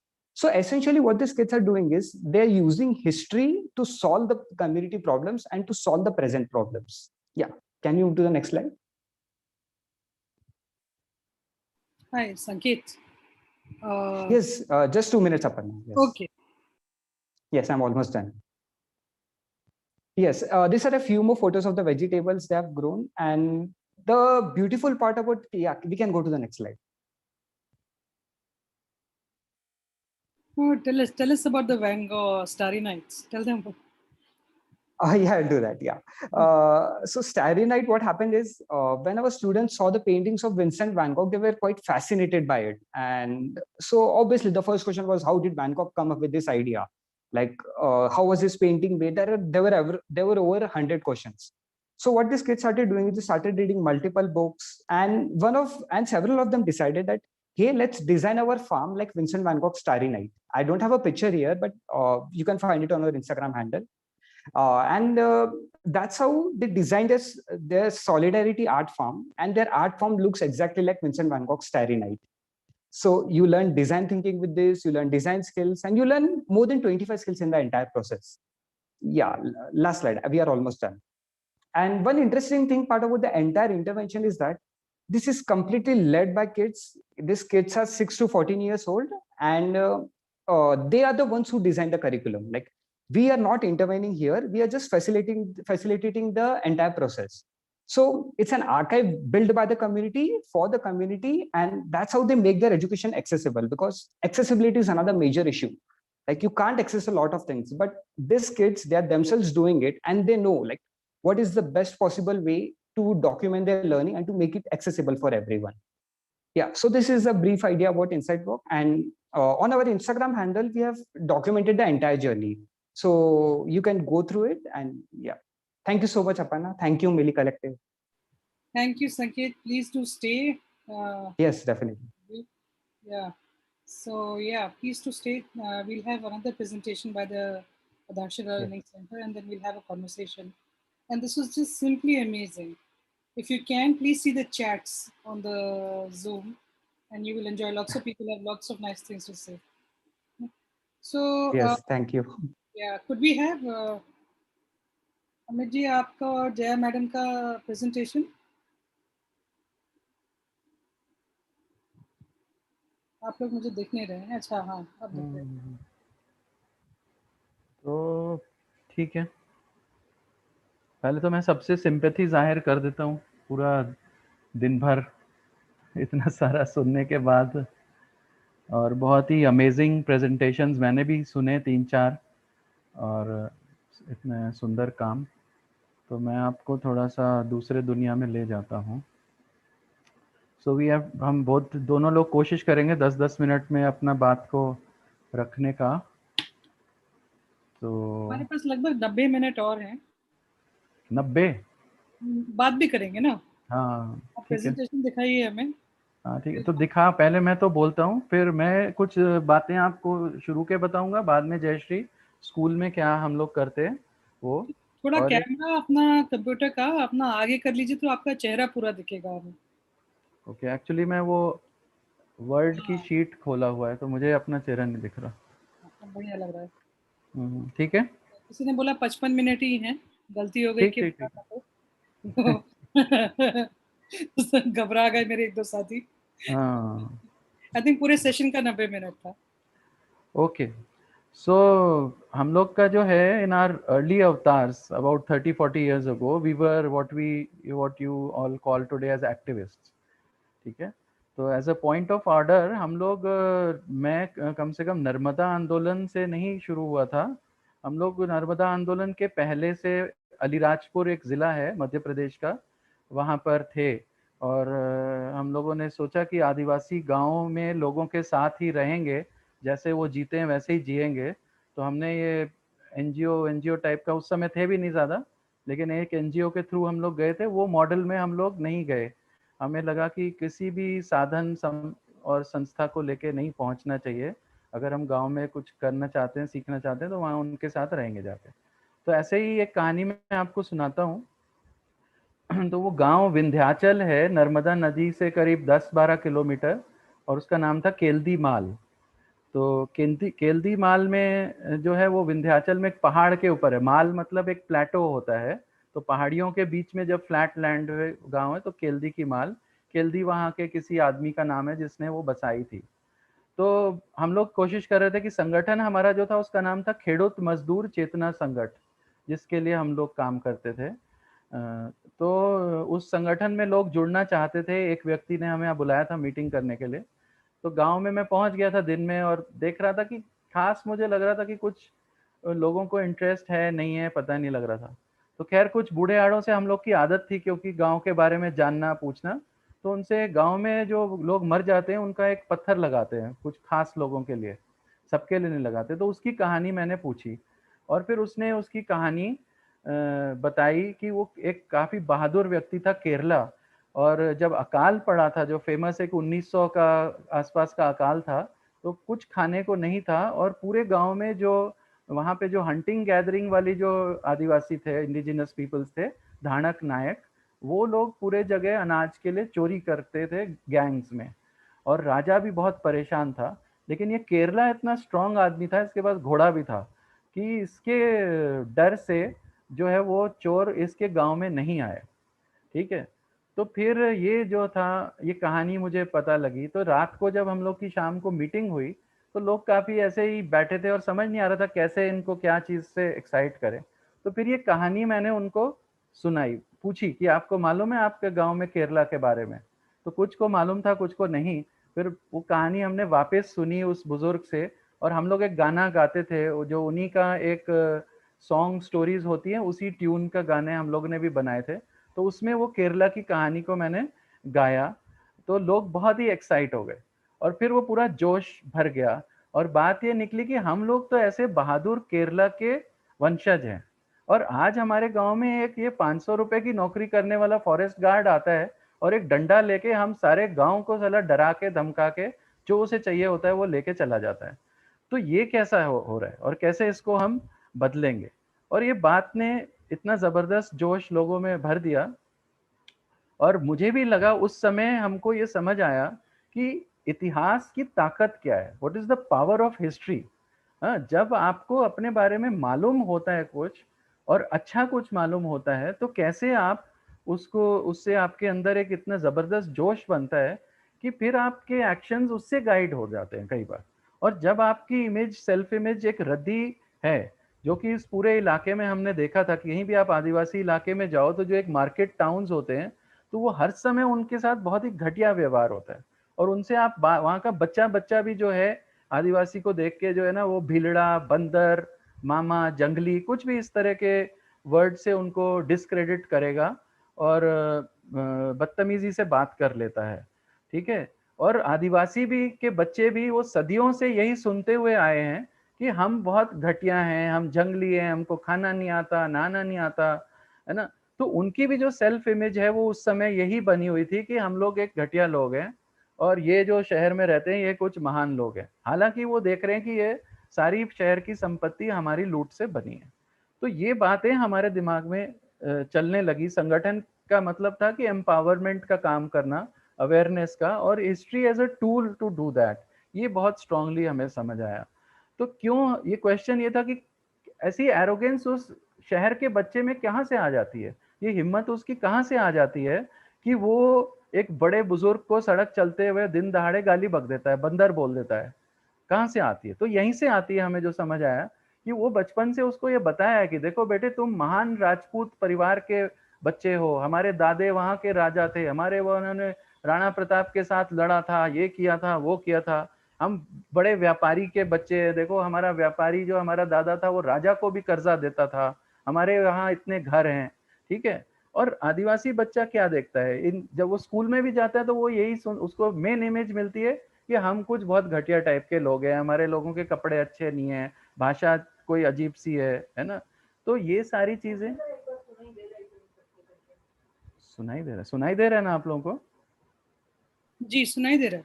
हाँ, तो ये सारी जो बातें हम लोग देख रहे थे, तो हमें समझ आया कि मतलब जैसे मैंने कहा कि क्यों जरूरी है कि आदिवासियों को भी, इंडिजिनस पीपल को, या कोई भी मार्जिनलाइज्ड जो सोसाइटी के लोग हैं, उन्हें अपनी बात, अपनी इतिहास समझना क्यों जरूरी है, अपनी कहानियां जानना क्यों जरूरी है।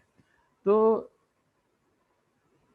ये बात था। तो जिससे, तो मेन बात हमारे समझ में ये आया है कि संगठन में, अवेयरनेस के काम में, कि जिससे हम अपने समाज के बारे में हमें पता चले, और हमें केवल ये ना, मतलब ये इतिहास क्या है, बेसिकली क्या है, ये सारी स्टोरीज किसके बारे में? तो एक तो है कि गौरवशाली इतिहास है कि हमारे लोग भी बहुत हिम्मत वाले लोग थे।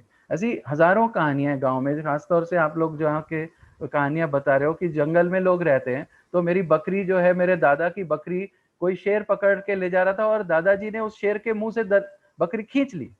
तो दादाजी कैसा होगा, कैसा बहादुर होगा, जहां आज हम एक छिपकली देख के जरा चीखने चिल्लाने लग जाते हैं लोग शहरों में, तो ऐसा कैसा मेरा दादा होगा जो शेर के साथ भिड़ गया, उसको डर नहीं लगा, है ना। तो ऐसी हमारी बहादुरी की भी कहानियां हैं, है ना, राजाओं से लड़ने की कहानियां हैं, शुरू से सत्ता के साथ, अंग्रेजों को तो बहुत बाद में, शुरू से मुगलों या जो भी हिंदू राजा हों, जो भी उस इलाके में थे, जो व्यापारी थे या जो जमींदार थे, जो जमीनें हर जगह उनसे संघर्ष की कहानियां, चाहे आप बिहार में चले जाइए चाहे कहीं चले जाइए, ठीक है, पूरे देश में होंगी वो कहानियां।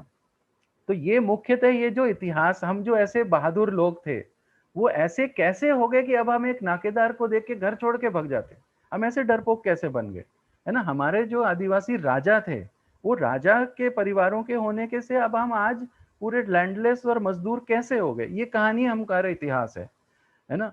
हम जो पूरे एक सेल्फ प्राइड से थे कि हम भीख नहीं मांगते थे, इतनी हमारे अंदर थी कि हम भूखे होंगे तो भीख नहीं मांगेंगे, लेकिन आज हम ऐसे कैसे हो गए कि हर सरकारी एक सब्सिडी की स्कीम के पीछे मरे जाते हैं और रिश्वत दे दे के अपना काम चलाने में लगे हैं। तो ये सारी जो कहानियां हैं ये हमारा इतिहास है, ये हमारी विरासत है, ये हमारी लाइफ है। आज जो हम जिस हालत में हैं वो हम कैसे पहुंचे, है ना, ये हमारी कहानियां हैं। और हमें लगा कि we need to tell these stories and everybody needs to know these stories. जो हम प्रिविलेज की जो हम लोग बात करते हैं, जो पूरा नैरेटिव चलता है प्रिविलेज और ये और वो, हम कहीं ये स्पष्ट रूप से कहते नहीं हैं कि भैया ये बहुत लूट का मामला है, लूट है बेसिकली। हमारा प्रिविलेज जो है कुछ लोगों की लूट से आया हुआ है, ठीक है ना, हम कहते हैं ना वो इस बात को इस कड़वेपन से रियलाइज करते हैं। अब कुछ लोगों का कहना होता है कि ये सब आप क्यों कर रहे हो, मतलब ये गड़े मुर्दे उखाड़ने का क्या फायदा है। अच्छा, मेरा कंप्यूटर अभी हैंग हो गया है। तो अब दूसरा सवाल फिर ये आया कि ये कहानियां तो कहीं लिखी हुई है नहीं, तो ये कहानियां को कैसे कहाँ से पता लगेंगी, ठीक है। हमने 4 लोगों से सुनी तो हमें समझ आया कि बहुत सारी ऐसी कहानियां हैं, ठीक है। तो ये कहानियां कैसे सुनेंगी, साकड़ के बुढ़े की कहानी जिसने हमको सुनाई कि कैसे सेंधवा की जो जिनिंग फैक्ट्रीज के मालिक है उनके परदादे गधे पे पहले गांव-गांव घूमते थे और लोटे में घी इकट्ठा करते थे हमसे माप से, मतलब मेजर से, और ले जाके बेचते थे किलो से, और वो जो मार्जिन होता था उससे वो कमा कमा के उसने बैलगाड़ी ली। हमने ही उसको कैसे पहिया दिया बैलगाड़ी का कि तू बहुत गधे पे कहाँ कहाँ भटकता है, चल तू बैलगाड़ी ले ले। फिर वो बैलगाड़ी में हमारा सामान भर भर के ले जाने लगा, और आज उसके बेटे तो हमको पहचानते नहीं। उसने जब जिनिंग फैक्ट्री बना ली तो हमको वो अपने ओटले पे भी चढ़ने नहीं देता, घर के ऊपर से पानी देता है। तो ये जो कहानी है ये तो कहीं लिखी हुई नहीं है ना। या चंपारण के दलित की कहानी जिसने कहा कि वो ब्राह्मण के लोटे में मेरी जमीन चली गई। ये लोटा है बड़ा एक इम्पॉर्टेंट फैक्टर है पूरे इतिहास के अंदर, है ना। क्यों चली गई, क्योंकि वो ब्राह्मण जी लोटा लेके आते थे और कहते थे अरे भगवान के नाम पे कुछ दे दे, और ये रद्दी जमीन नहीं अच्छी जमीन दे दे, भैंस बैल दे दे, और वो कर करके जो है हमारा चले गया वहां से। तो ये सारी कहानियां इकट्ठी करना, और हमको ये भी समझ आया कि ये कहानियों को वैलिडेट भी करना कहीं ना कहीं जरूरी है, केवल वो किंवदंती की तरह फोकलोर की तरह नहीं हो सकती।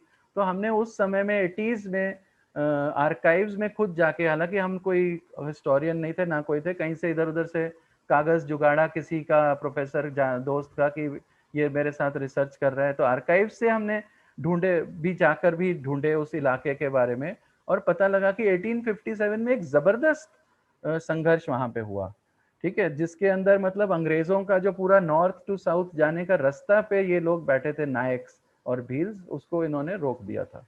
तो और वो जो एक रोमांच होता है कि जब अंग्रेज के हैंडराइटिंग में वो फाइल में लिखा हुआ कि वो भीमा नायक कैसे लड़ रहा था, उसके लोग कैसे घोड़ों पे आए, कैसे वो गोफंड से, तो मुझे लगा कि ये सारा चीज से वंचित पूरा एक समाज है, बहुत ही एक एलीट वर्ग है एकेडमिक्स के अंदर, जो 25 लोग देश में शायद ये फाइल करे।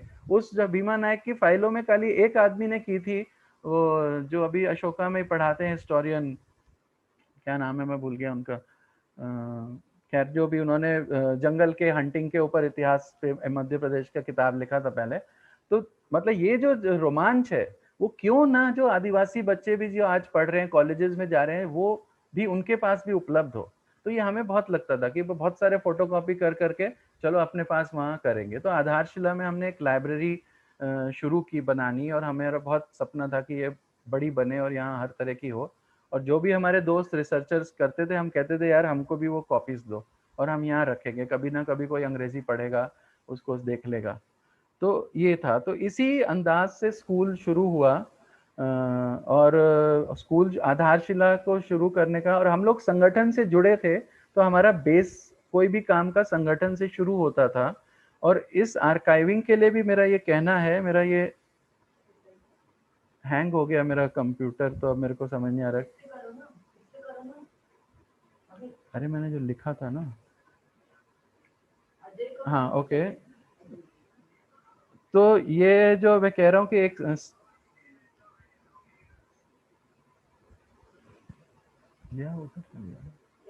उधर चली जा। तो ये इसमें एक इम्पॉर्टेंट ये बात है कि कौन देख रहा है एक समाज को और उसका नजरिया क्या है। देखने वाले का अपना नजरिया होता है। जैसे आप लोग सब कह रहे हो कि तो काफी लोगों ने बहुत अच्छे बातें की है इम्पोर्टेंट, कि कैसे वो लोगों की बातें सामने आए। और ज्यादातर डॉक्यूमेंटेशन जो होता है वो डॉक्यूमेंटर का नजरिया होता है। अगर मैं फिल्म बना रहा हूँ, मैं किताब लिख रहा हूँ, मैं कुछ देखने जा रहा हूँ, मेरा कोई इंटरेस्ट है जिसको मैं परस्यू कर रहा हूँ, ठीक है, तो आप देखेंगे कि आदिवासी की बात आज किस संदर्भ में आती है। तो प्रिमिटिवनेस के साथ वो एसोसिएटेड है, backwardness, poor, migrant, weak. Development debate में जब उसका नाम आता है तो डिस्प्लेस्ड की तरह आ जाता है ना, या फिर कंजर्वेशन के अंदर आ जाता है। ठीक है, जैसे अभी उसने बताया कि हंटिंग, तो मेरा टेक ये होगा कि फिर ये उसकी पूरी जिंदगी में से हमने तय किया कि हम उसको एज अ हंट, उसकी जिंदगी की हंट को हम पोर्ट्रे कर रहे हैं, है ना। जो जरूरी नहीं है कि वो उसके लिए मेन पॉइंट हो अपनी जिंदगी का जो वो बताना चाहता हो। ठीक है, तो बेसिकली वो क्या चाहता है अपने दुनिया को अपना दिखाना, वो जरूरी है। और दूसरी बात है कि ये जो पूरा डिस्कशन है, मतलब it should never go into this कि to make them inclusive, and it's not about making them inclusive, and it is about us trying to be part of their lives and not the other way around, है ना। they haven't called us।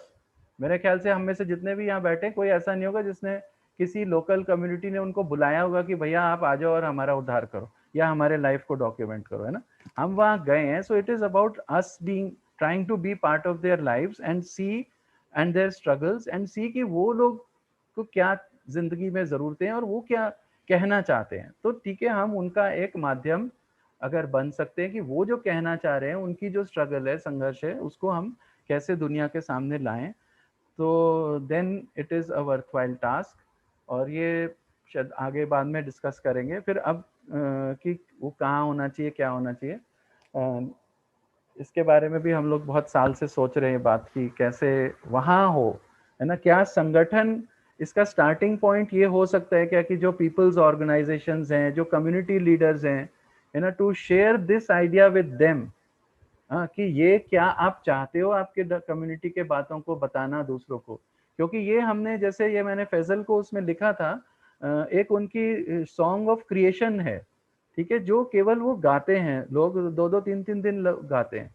तो पहली बार जब हम लोग ने कहा कि हम उसको टेप करना चाहते हैं, तो गांव से हमको काफी लोगों से बहुत रेजिस्टेंस हुआ कि क्यों तुम टेप करना चाहते हो, है ना, तुम टेप करके इसको ले जाओगे आगे और वो जय माता दी के भजन की तरह लोग इसको कहीं भी चलाते रहेंगे कभी भी, जबकि हमारे लिए ये बहुत सेक्रेड है और हम इसको बहुत खास तरीके से, खास पूजा के बाद, खास समय पे ही गाते हैं। ठीक है, so these are things, these are issues which we don't think about.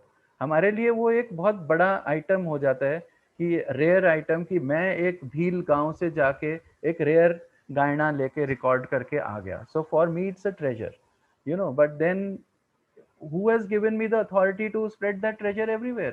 Has anybody given? Have I asked anybody?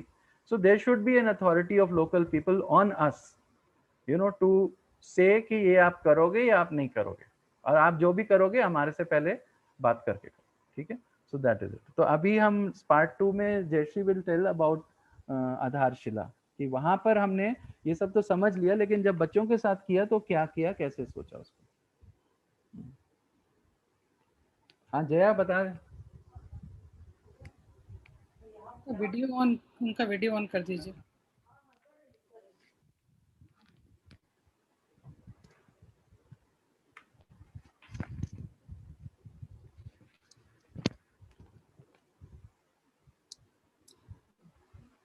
क्या मैम अपना वीडियो ऑन कर लीजिए आप।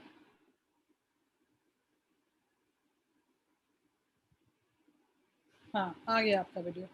अच्छा, और आपके पीछे ना बल्ब जल रहा है, तो अपना आप थोड़ा अगर शिफ्ट हो सकते हैं थोड़ा।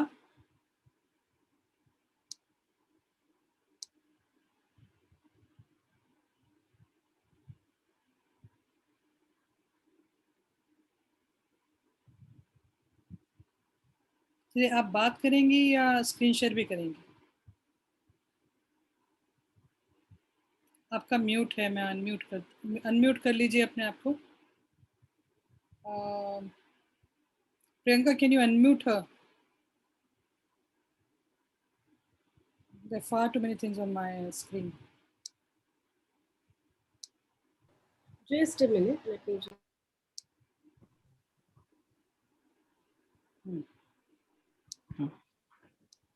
अब आप अनम्यूट हैं। हाँ जी, आप स्क्रीन शेयर करेंगी? हाँ, क्या? हाँ, अभी नहीं दे रहे?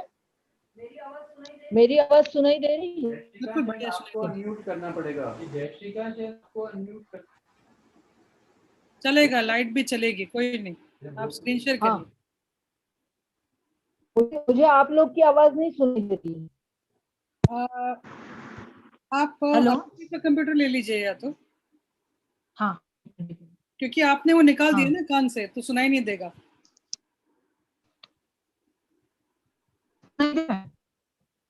हाँ, आपकी आवाज आ रही है। अभी मैं बोलूं? जी जी। ठीक है, तो अमित ने जो बताया अभी कि हम स्कूल में काम कर रहे थे, और हम जब संगठन के साथ बिलोंग का बीच में जब काम कर रहे थे, और वो काम खास करके अगेंस्ट एक्सप्लॉयटेशन ही था, है ना। और वो काफी एक मतलब एक लोगों के अंदर चेतना डालने का, और वो डालते हुए हमारे अंदर भी काफी एक चेतना का विकास हुआ।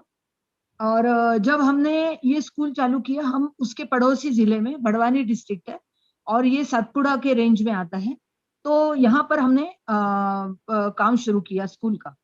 और स्कूल चलाने के लिए जो कारण थे वो भी अमित ने बताया, क्योंकि हमको लगा कि लोगों को अपना एक जो सेल्फ रिस्पेक्ट है वो डालने के लिए बच्चों का हमको किस तरह से काम करना चाहिए। तो ये जब शुरू हुआ, जैसे मुझे याद है कि हम लोग, मैं एक मराठी परिवार से हूँ, और हम लोग माना जाता है कि मराठी लोग काफी इतिहास प्रेमी होते हैं, है ना। और मुझे याद है बचपन से, मतलब घर में अभी भी बैठ के लोग चर्चा करते हैं कि तीसरी पानीपत की लड़ाई में मराठा क्यों हार गए, तो इस टाइप का जो है। लेकिन मैं जब इधर आके देखा था कि लोगों को अपना हिस्ट्री पता नहीं है, और तो उस समय से ही हमने इतिहास ढूंढना शुरू किया था। तो जब स्कूल का काम हमने शुरू किया,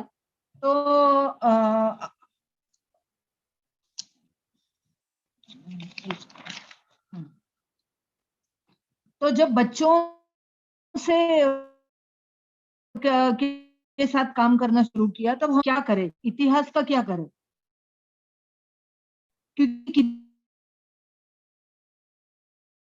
किताबों में ऐसा कुछ अभी भी है, और जो बच्चों को काफी पराया लगता है, ये वर्ड भी पराया लगता है, और उनके बारे में जो वर्णन है सिर्फ या तो जातियों के नाम होते हैं, मध्य प्रदेश में इतने जातियों के जनजातियां रहती हैं और उनके नाम होते हैं, मतलब बच्चे उसके साथ रिलेट नहीं कर पाते हैं अपने आप को, उनका जो इतिहास किताबों में लिखा है, टेक्स्ट बुक्स में। उल्टा कई सारी चीजें मुझे लगता है ऐसी हैं कि जो उनका सेल्फ इमेज को भी धक्का लगा सकती हैं। पहली बार मैंने देखा 6ठी 7वीं की किताब है जिसके अंदर एक आदि मानव का पाठ है। आदि मानव का पाठ में जो है एक बाहर चित्र बना हुआ है कि गुफा के बाहर जो है एक पत्ते पहना हुआ आदमी है, और वो पत्ते कमर में पहना हुआ आदमी कुछ आग जला रहा है, उसमें कुछ जानवरों को सेक रहा है आग में।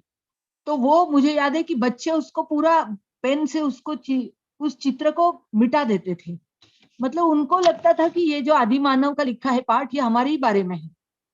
तो ये मतलब बच्चा वो किताब को और उस पाठ को किस नजर से देख रहा है, ये हम काफी करीबी से देख रहे थे। तो एक तरफ से ये है कि टेक्स्ट बुक में आदिवासियों के बारे में कुछ नहीं, और दूसरा जो है स्थानिक इतिहास, वो भी लोगों को पूरी तरह से पता नहीं, गांव के कुछ ही लोग हैं जिनको अपना इतिहास पता है। तो बच्चों को के साथ क्या करें, तो हमारा ये मेन कंसर्न था। तो बच्चे जो है वो जानेंगे तो क्या जानेंगे और कैसे जानेंगे, तो इसीलिए बच्चों और टीचरों के पार्टिसिपेशन से हम खुद ही अपना इतिहास, कम से कम स्थानीय इतिहास तो हम ढूंढेंगे ना। तो कैसे ढूंढेंगे, तो बूढ़ों से पूछकर हम ढूंढेंगे, हमारे आसपास बहुत सारी चीजें हैं उनके आधार पे हम ढूंढेंगे, और उस मौखिक परंपरा को हम कम से कम कुछ चीजें जो हमको लगता है लिखित होनी चाहिए, क्योंकि हम अभी पढ़ना लिखना सीख रहे हैं, तो उसका भी हम इस्तेमाल करेंगे, इंटरव्यूज देंगे लोगों के। तो इस तरह से ये शुरू हुआ। तो अमित, तुम वो शेयर कर रहे हो क्या? हेलो? यस,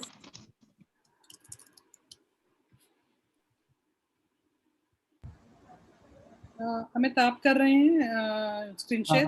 हाँ मैं करता हूँ। अच्छा,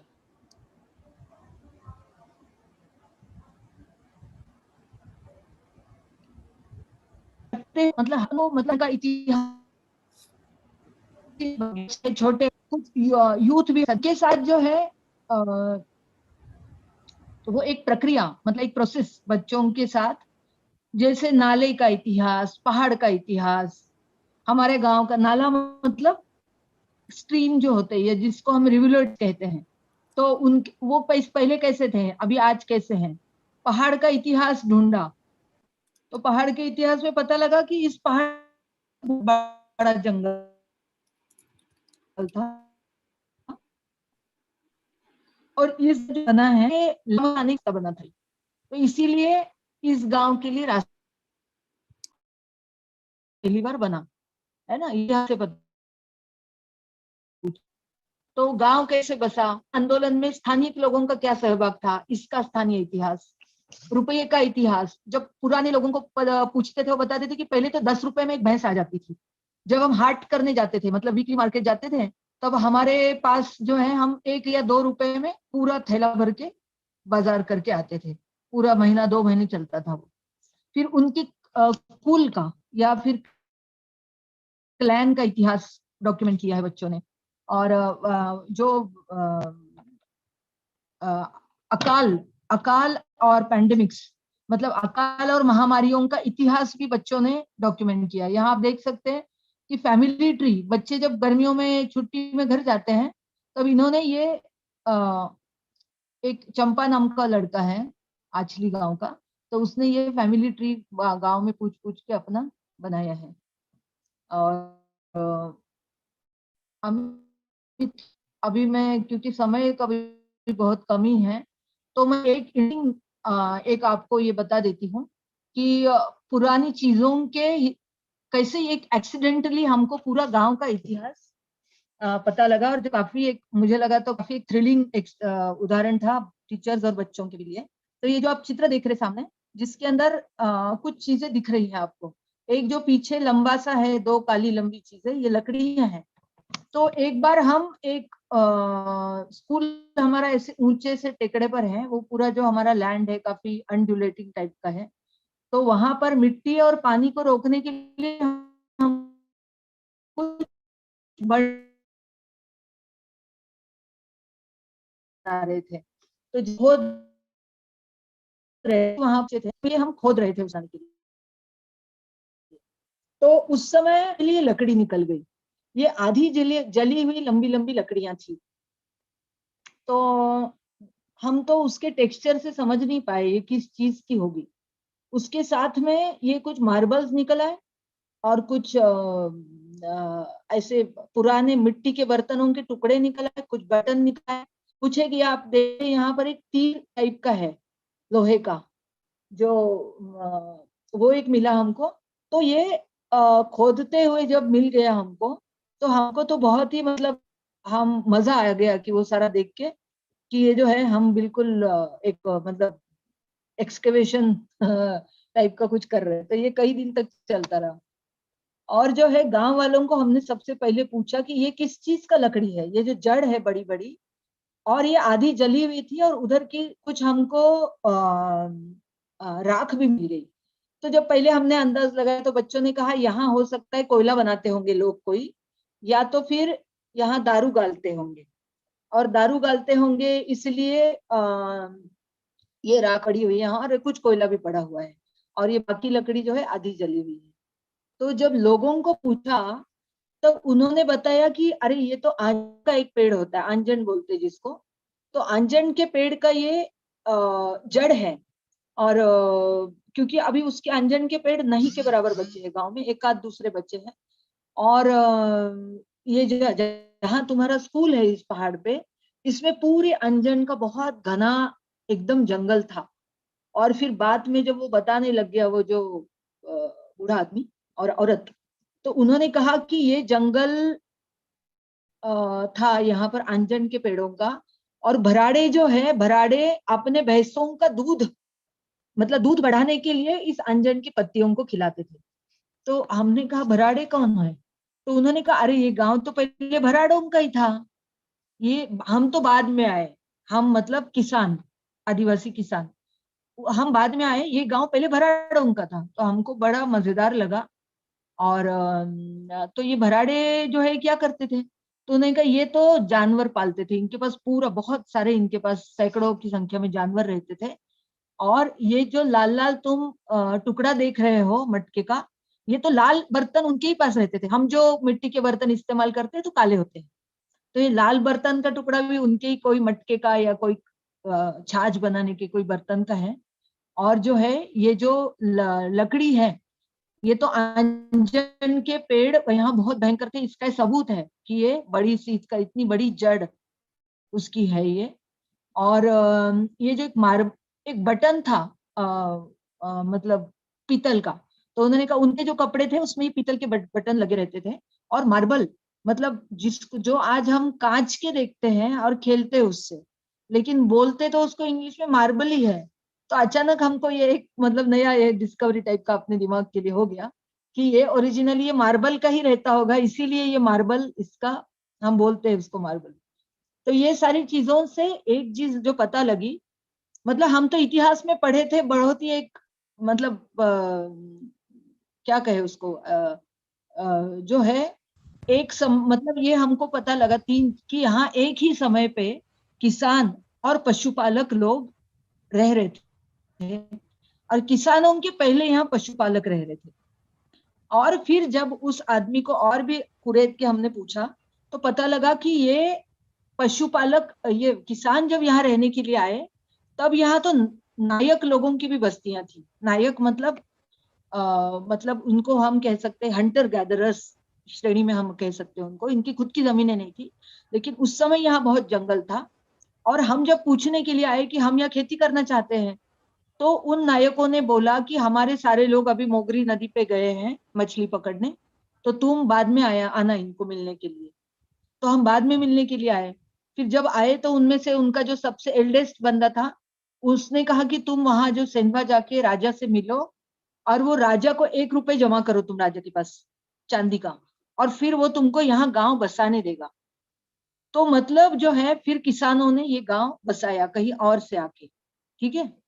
तो कैसे ये गांव, पहले हंटर गैदरिंग करने वाले लोग वहां रह रहे थे, जो एक समय राजा भी थे, और पशुपालक थे वहां। अब पशुपालकों का केवल एक फैमिली बचा है, उनके पास कोई भैंसे वैसे नहीं है, क्योंकि न इतना चराने के लिए जमीन है, और जंगल भी खत्म हो गया है। और अब केवल किसानी करने वाले लोग उस गांव में बचे हैं। और वो जो हंटर गैदरर्स थे, जो एक समय राजा थे, नायक जाति के लोग थे, तो वो क्योंकि उनके पास जमीनें थी नहीं, तो वो, और जंगल भी खत्म हो गया, तो वो पूरी तरह से मजदूर बन गए हैं, और ज्यादातर गुजरात के गन्ने के खेतों में और ऐसे माइग्रेट करके चले गए हैं, वो अभी यहाँ नहीं रहते हैं। तो वो पूरा एक, मुझे लगा कि एक लकड़ी का टुकड़ा, और वो जो एक क्या बोलते हैं मार्बल, और उससे जो हमको इतिहास हम बच्चे और टीचर्स ने मिलके ढूंढा, तो वो मुझे लगा एक काफी एक मतलब एक थ्रिलिंग मेरे को तो लगा था उस समय, उसका अभी भी लगता है।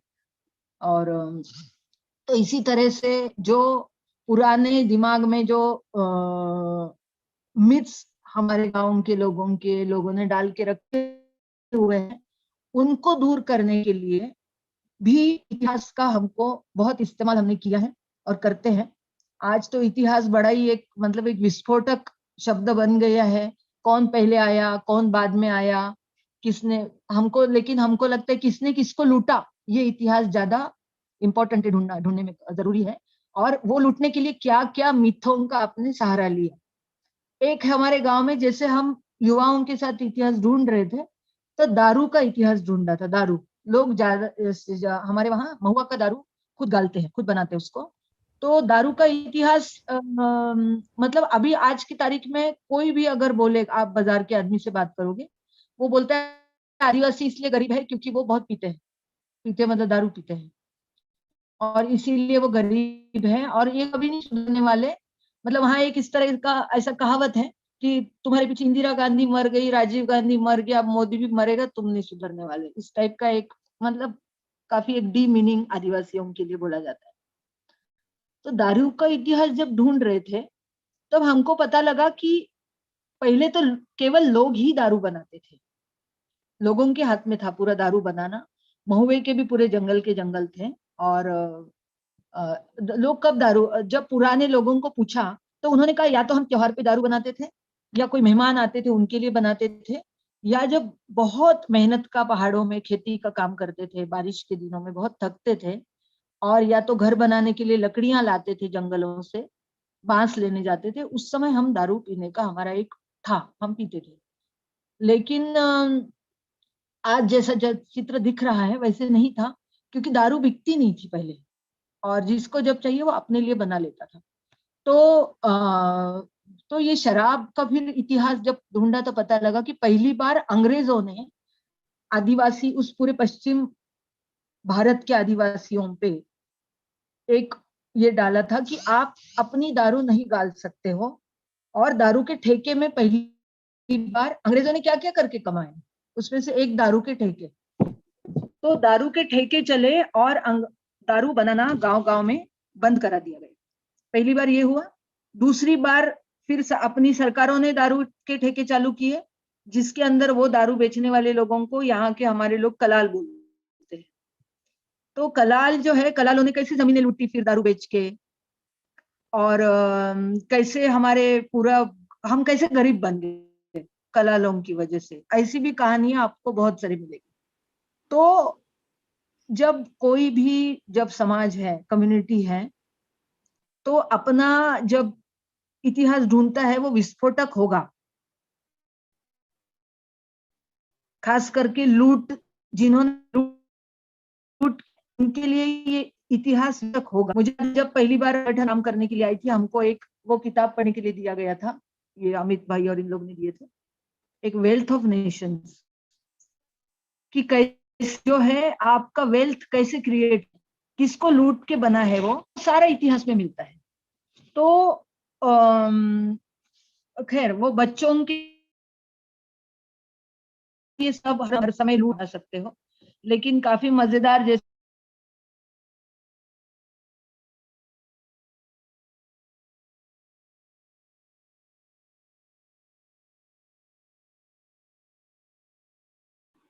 I think she may have dropped. Yeah, seems like it. Yeah. तेरा आ नहीं रहा आवाज। अमित जी, हम लोग डिस्कशन के लिए अब खोलें? हाँ ठीक है। हेलो, सुने? हाँ ढूंढना है हाँ बस एक मिनट। हाँ बताइए।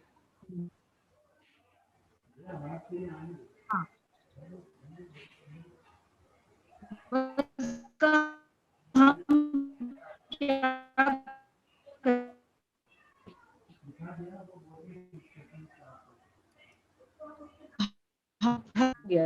उसके आधार पे गीत बनाते हैं और जो है इंटरव्यूज को लिखते हैं।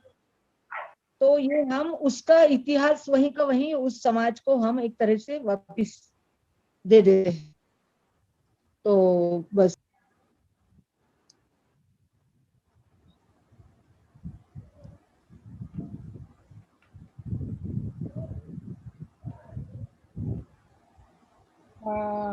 जय मैडम, संकेत, अमित जी अपना खोल लीजिए वीडियो, थोड़ा बातचीत करते हैं।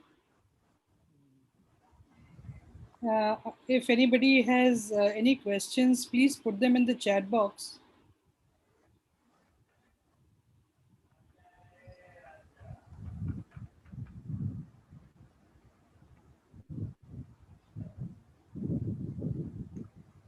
ओके जय मैडम, आपका अगर बैंडविड्थ कम है तो आप अपना वीडियो बंद करके ऑडियो चालू रखते हैं, पर मुझे लगता है स्टेबल हो गया है। हाँ चलिए। ओके।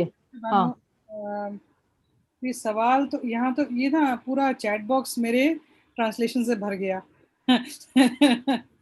इसमें सवाल नहीं है, तो उसमें ये अब हम लोग बहुत सारे लोग भी नहीं हैं, हम लोग ये कर सकते हैं, किसी को सवाल अगर पूछना है तो आप चैट बॉक्स में एक्सक्लेमेशन मार्क दे दीजिए, फिर आपको बुलाकर आप सीधा ही प्रश्न पूछ लीजिएगा। What we can do is that people can put exclamation mark for if they want to ask a question in the chat box, and I can just keep calling out and people can unmute or switch on their cameras and talk.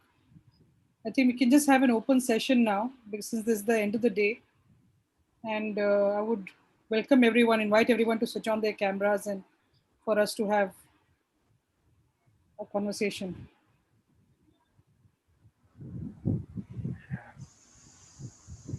चलिए जब तक बाकी लोग अपना Ranjani, do you want to ask something?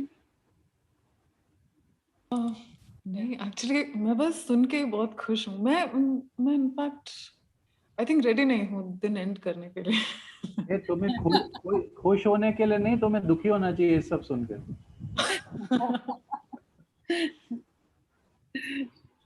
नहीं, but बहुत मुझे लगता है कि बहुत जरूरी है कि हम एक दूसरे से बात कर, जैसे ऐसे फोरम्स में हम बात करते रहे, क्योंकि आई थिंक एक दूसरे से सीखने के लिए बहुत है।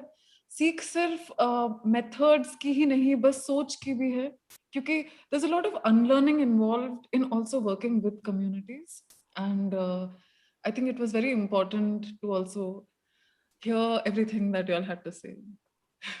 See, basically the thing was कि the whole of education right now and always for marginalized children of marginalized communities has been a project of instilling mainstream ideas, whether it is ideas related to science or society and history. As Jayashi says, it's a very contentious subject, especially now, and it has always been. And it has always been. That is why the insistence on writing history in a particular manner from a particular point of view. So it is very necessary as part of the struggle of any marginalized communities, whether it is women or it is Dalits or it is indigenous peoples or whatever, to be able to say things that they have to say, which are there in their minds, which are important to them. See, ये भी एक बात है which we miss out. There are, like I said, that when we choose what we have to document, so there are certain things which are important to me, but what is important to them? जैसे अभी मुझे, like these days in Delhi, if you talk to the activists, so called, we are more concerned about that the country is going into fascism. That is the main debate. But you go and talk to a villager in some place, what is his concern? Is fascism his concern? He's saying, I don't have food. Manrega, when will it start? Should I take vaccine or not? My friend, my village people are dying of vaccine. And just today, the whole day, actually, we couldn't prepare also the slideshow properly because she was after this girl who migrated to Gujarat, and she was, abducted from there by some people. So now we are trying to get her back. So what are the issues? What are the stories? Like that Khabar Lehriya Kavita Devi ji said, so what are their stories? So that is important. And in the context of education, so whatever we are doing, so we, all of us, have to realize this. I think we should, with that passion and with that, purpose. It is not just about documenting a story, putting it on YouTube. So that is why the connection with the whole community, and not just because community, if there are within the community in that area, people who are consciously organizing and trying to improve their lives, then it is important to have the connection with those people, those groups also. Because like we were talking to Aparna on the phone, see, everything is very easily appropriated by the system. You write a history of Adivasis and who will read it? Mostly the people who are going for to govern us, the police officers and IAS officers, they will read it. They will have after reading our books and our histories, they will have a very clear picture that when I go to this area, what do I have to do? What do these people like? How do they think? What do they think? And this has happened. This has happened in Latin America. That the histories and all of the sociological and anthropological studies done on Adivasis, indigenous peoples on Latin America, who used them? The US used them to annex them, and to push the markets to colonize them. So this is a very real danger. When we say it is not just a simple matter, that we want to digitize everything. But then who is looking at the digital? So these things are also real things which we have to raise. So it is one thing to be excited about collecting all the histories and everything and all the material, but it's a very responsible thing. And our sense of responsibility can never come from ourselves as an individual, because however responsible we may feel, we have a baggage of our upbringing. Okay? And we like when my YouTube video is watched by a professor in Stanford, then it gives me a kick. But if a village guy tells me, I watched your video, okay, you watched it, great, but not so great. So we also have this baggage, that where should we show, from where do we get appreciation, things like that. So all this question of post collection of all these things is also very important. Thank you. Sanket, do you want to add to this? Yes, what Amit Bhai has mentioned is true, and we should definitely take a lot of precautions and take a lot of care when we are into archiving, and especially what does it mean for the community, because we going as a host and doing a lot of things out there. And so we should also, like he gave examples of Latin America, like how US annexed Latin America after that. So it's very important, like what actually happens with the archive. And yeah, it's not just entering any community and doing work so that you can move ahead in your career or you can move ahead in your life, but we have a much bigger responsibility. Like how can we as a facilitator like help children, and how we can make their lives better, and what does the world mean to them, instead of sitting in any metropolises and deciding like, hey, this is what the concern of entire country is, or it should be. No, so we should be much better listeners, like what Amit Bhai has mentioned previously. Thank you. So Ali Akbar has a question. Ali, do you want to speak up yourself? You can unmute. Sure, yes, thank you. No, just this idea of responsibility that Amitji you mentioned. My question is that can it be translated towards an idea of a better format of media literacy within the communities that we are talking about right now? Is that a feasible application of an idea, or do you think that it is currently a distant kind of an idea, and there are other immediate concerns that need to be addressed first?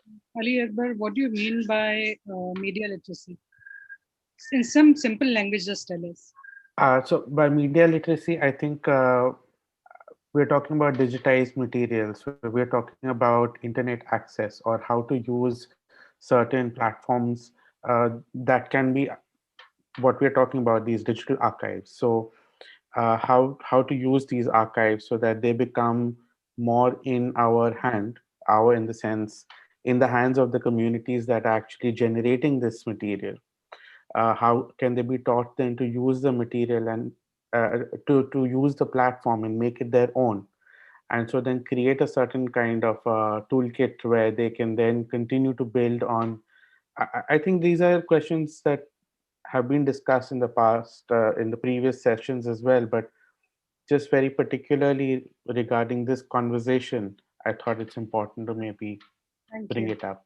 So I'll give you an example, short example. So media literacy, see, with the younger generation, in our area, these are all Adivasi children who are now going to college. So they are very fast at learning. Like everywhere we see that mobile, everybody has learned. Even the illiterate people have learned to use.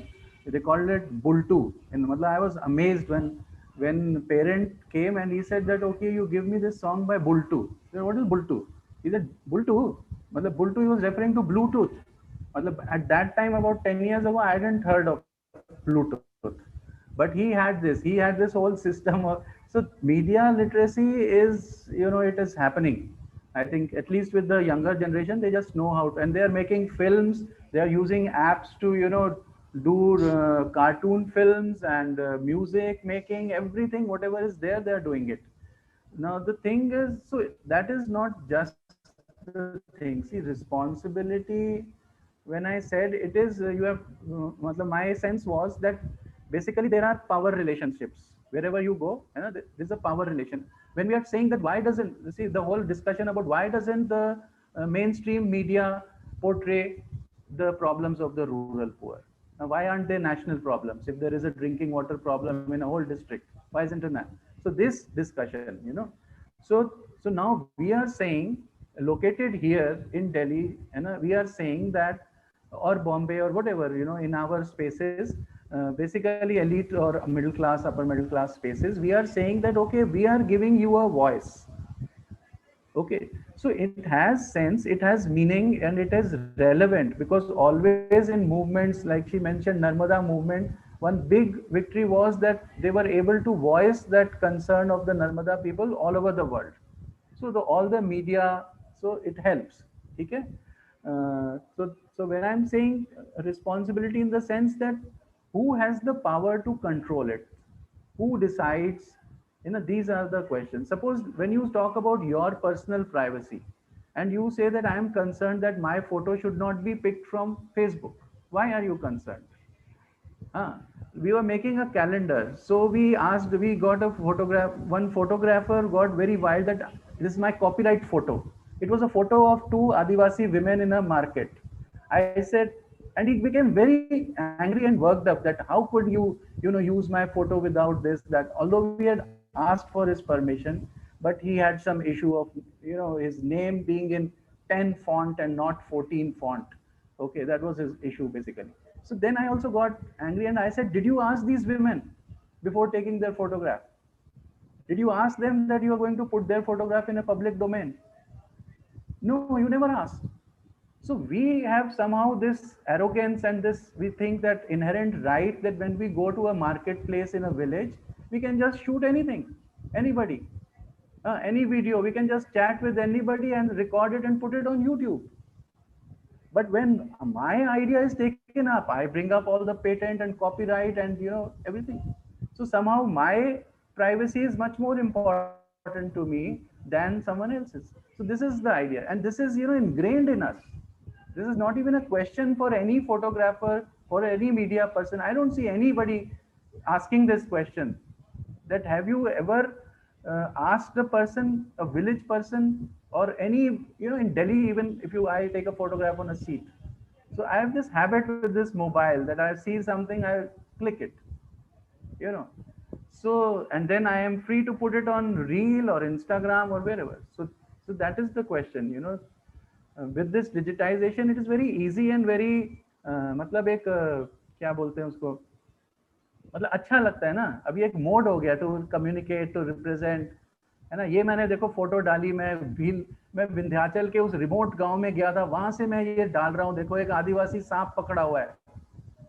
I could be least bothered what kind of image I am, giving out or whatever. So जो लोग कर रहे हैं वो तो कर ही रहे हैं, but now we are consciously doing this. You see, we are consciously going and saying, okay, let us take pictures of Adivasis, of Dalits, of women. And so then we have to be very conscious about this question. Okay, now before we go to Samira's question, I want a quick response from the Milli team because it's time. Do we have 15 more minutes? So, okay, I'm seeing Priyanka say on private chat, sure, no problem. I hope it's okay with the rest, the note takers and Maya, Ranjani. I know it's been a long day, but let's... I think that's okay. Yeah, actually, the note takers have to say, but I think we're good to go. Okay. So, Samira's question, how many community members actually view the material that is created? Sanket, आप लेना चाहेंगे याला? हाँ. ये जो बच्चे हैं उनकी क्या सोच है, जो मटेरियल जनरेट होता है, ये जो आपके फेलोज हैं उनकी क्या सोच है इसके बारे में? So when we talk about community using the materials and what does community feel about it, so what happens is every community member uses it. So because when we started out this project, we had this idea very clear in our mind that it has to be accessible for everyone. Now there are several community members who are unlettered. So how do they even access it, or how do they even go about it? Even if it's written in Marathi, or even if it's written in some other script. What if you can't read the script? So here is where Rahul's and several other kids, their work comes in handy. Now it's a beautiful beautiful depiction via hand embroidery. You can go read the hand embroidery, and you can actually understand, like, hey, this is what our history looked like. Because for a lot of parents, even they don't know, like, what did their history look like, and their children are unearthing, and they're going past their limits and going past in the time to figure out what it actually looked like. So for us, the biggest concern is, like, it has to be accessible. Like, how can we make every single thing our kids are doing, how can we make it accessible? Moreover, what is happening on ground is this library, it's completely used by community members. Also, a lot of farmers from the nearby villages and a lot of children from the nearby villages have started using it. Like, when they went about the entire organic farming project, a lot of farmers came to these kids and they were like, how did you manage to cultivate turmeric in 9 months or in 8 months? Like, we are doing it for the past 10 months and we are using chemical fertilizers.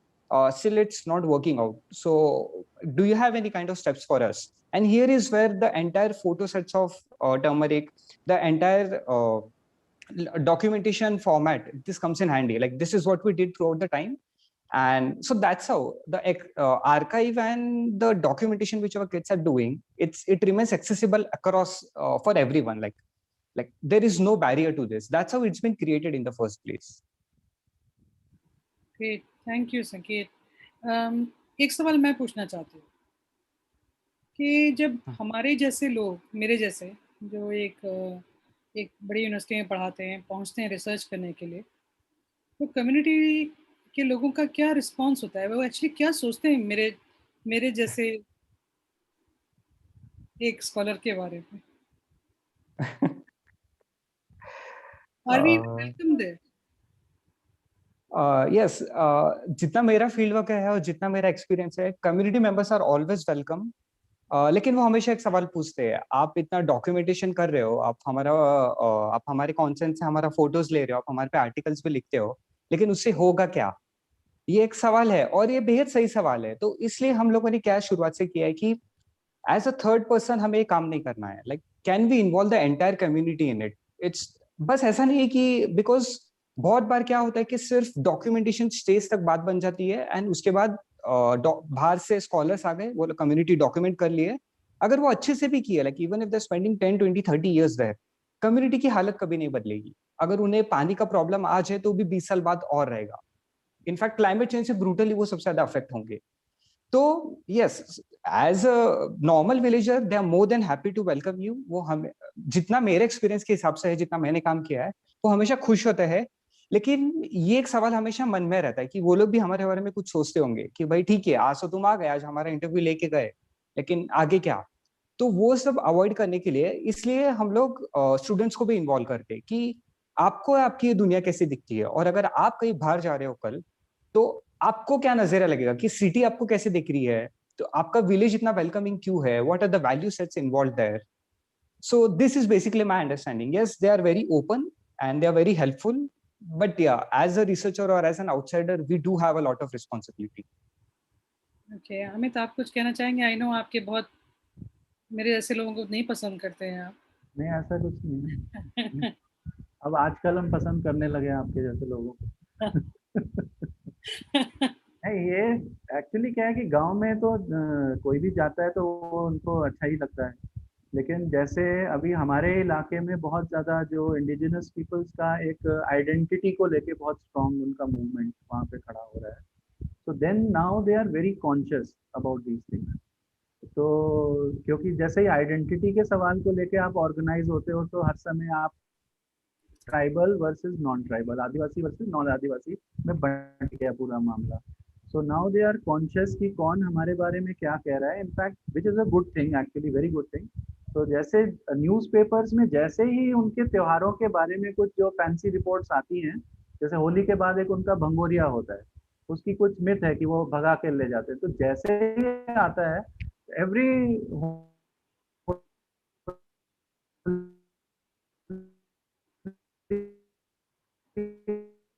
Version of write to editors and put complaints in police stations कि ये हमारे खिलाफ में जो है ऐसे ऊटपटांग लिख रहे without knowing कि हम ये क्यों मना।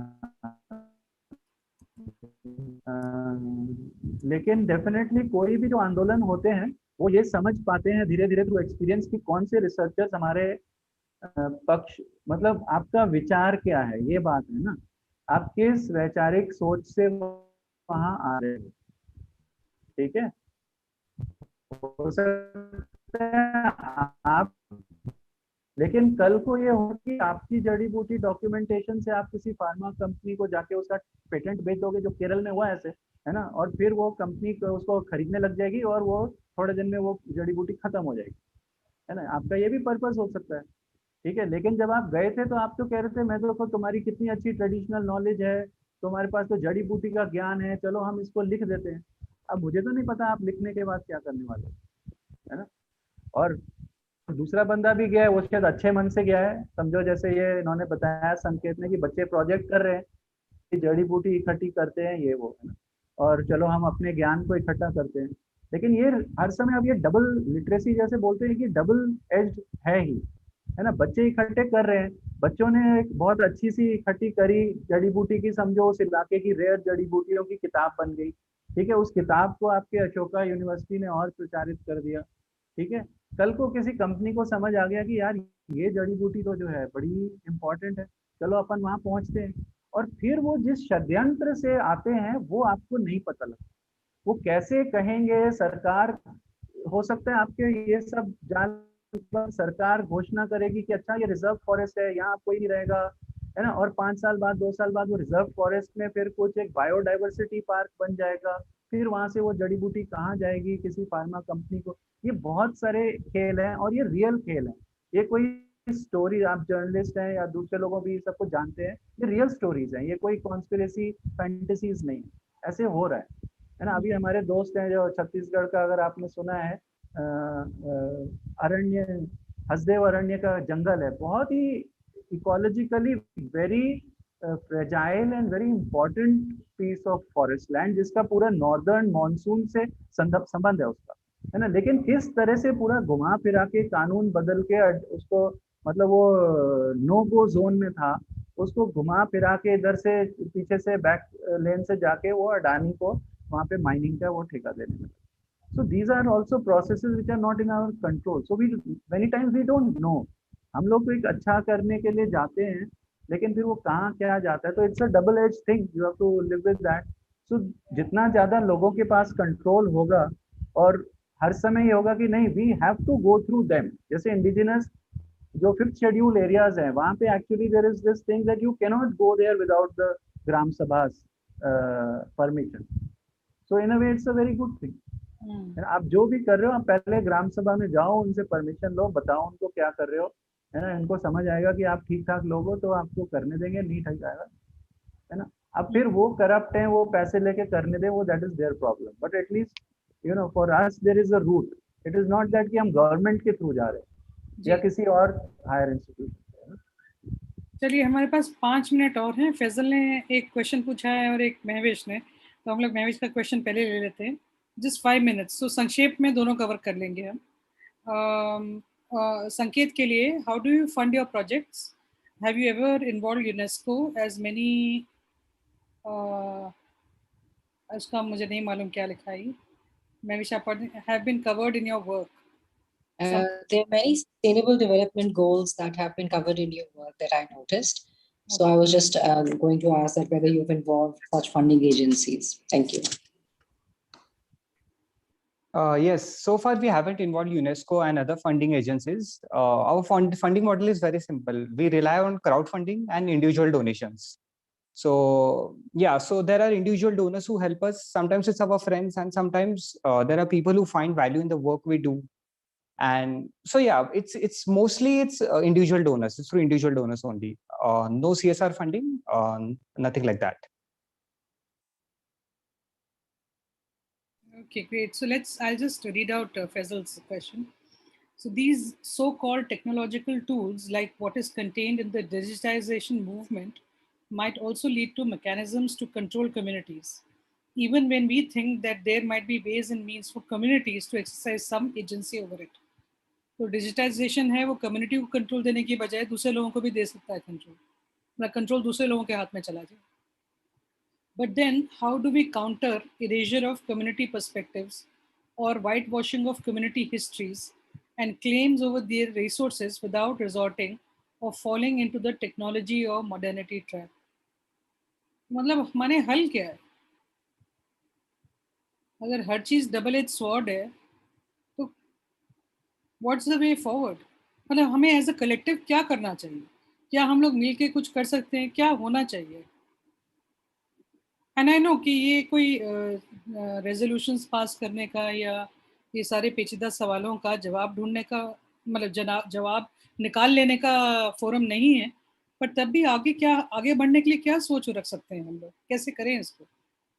एंड माया का साथ में क्वेश्चन है कि also link to the question of usability is the question of empowerment.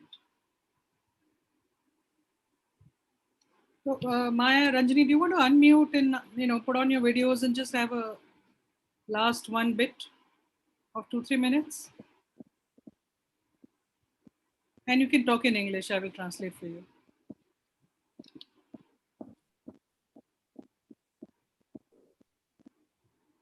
Sorry, we were on mute. No? Yeah. Hey, thank you, Aparna. I think this entire day has been very, very thought-provoking, and not necessarily because we are anywhere closer to answering questions, but in some sense, at least we've tabled, the salient points that surround, in some sense, the answer without it being any kind of answer. There has to be a consideration of limitation, I think, whether it's about empowerment or tools or digital, koi silver bullet, koi solution hoti nahi hai. But in every sense, I think if we are mindful of checks, balances, ethics, audience, rights, privacy, right, all the issues which have come up today, we're somewhere closer to maybe fencing the problem. So I don't think we have a solution, but maybe we have a fence of some varieties. Yeah.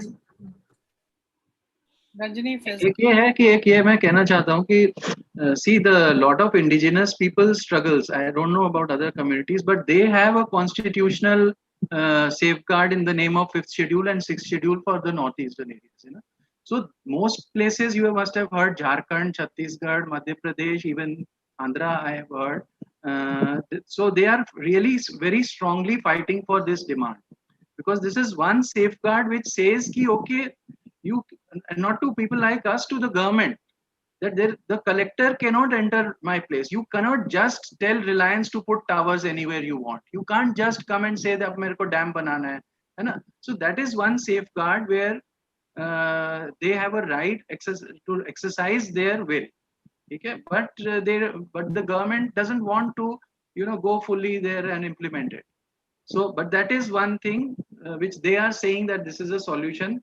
कि भाई आप हमको सोचने दो, है ना, हम मरेंगे तो हमारे को तय करने दो कि हम मरेंगे कि जिएंगे, कैसे जिएंगे. हो सकता है हमारी अकल नहीं है, लेकिन हमको तय करने दो. अभी इतने दिन आपने अपनी अकल से चला लिया, अब हमारा जो होना था हो गया, अब हमें चलाना. So that is their solution. So we have from Professor Pinch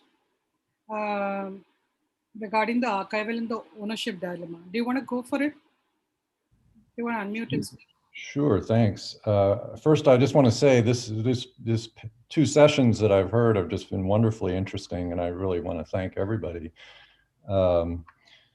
I guess very quickly, my question is, it's a little preamble. I'm a firm believer that the places that we write about as historians, we should visit and we should know, we should have some familiarity with those locations, even if, and because I tend to write about places that are off the beaten track, I feel that it's important for me to visit those places, and I completely recognize the issues that are being raised about ownership and privacy and things like that. And I'm always dreading the possibility that, on the one hand, I want to get those voices out there, but on the other hand, I feel like I might be violating some confidence.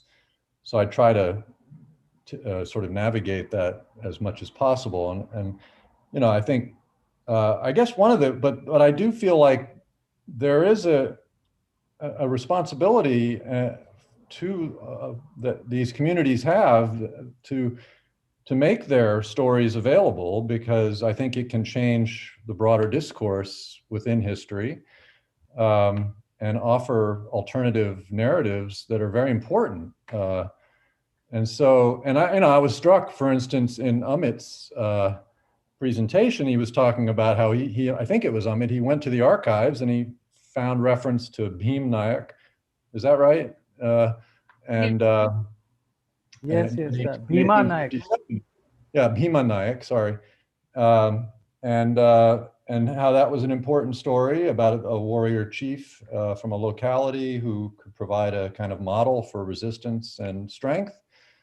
And of course, those records were in the archives. They weren't generated by the community itself necessarily, but at least it afforded some access to a past. And I think, we're in a situation where these, increasingly the people who are writing the narratives in journalism or elsewhere on social media, and what we call the tech overlords here, where we're facing this issue really quite directly in the US anyway, are controlling narratives, and we don't have any access to alternative narratives.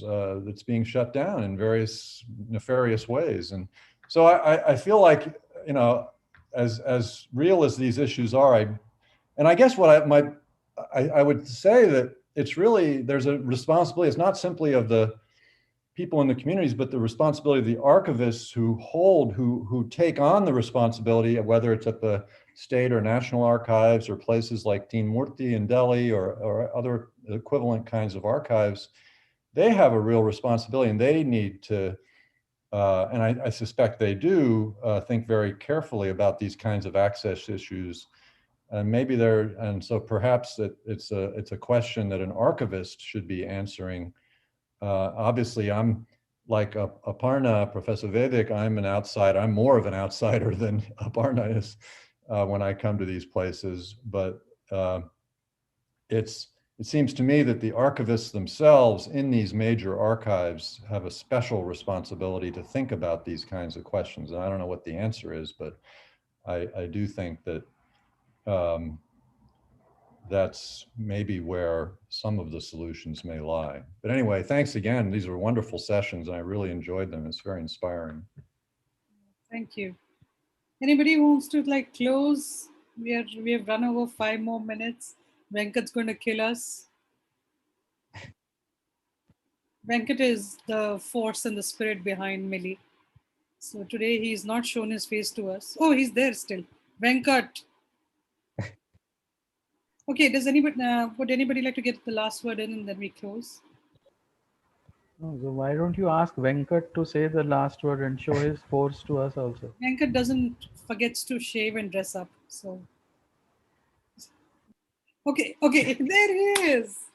Why has this become like a hazing session, guys? Anyway, but thanks so much, everyone. I was just listening today. It was a lot of, it was fun to some degree, Amit, but there was also a lot of distress. So I do hear what you said earlier about the sorrow that one should feel. I don't have an answer. I think this week was about setting up a whole lot of questions without answers. And I think today has actually accomplished that quite a bit.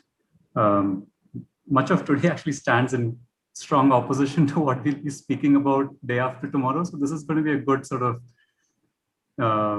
back and forth where we will be talking about all sorts of tools that we want to make available. So this question of who's it for will come up. So, all right. I'll hand it over back to Aparna. Thanks for having me. Okay, so yes, Banu. So we're going to close here. And I hope you guys are a dedicated lot who stayed into 8:20. So I hope you'll come back for other sessions. Yeah, do we have any ceremony at the end of the day announcing other stuff which is going to come? No? Okay. Tomorrow's. Who's the day in charge for tomorrow? I don't know what's happening tomorrow's.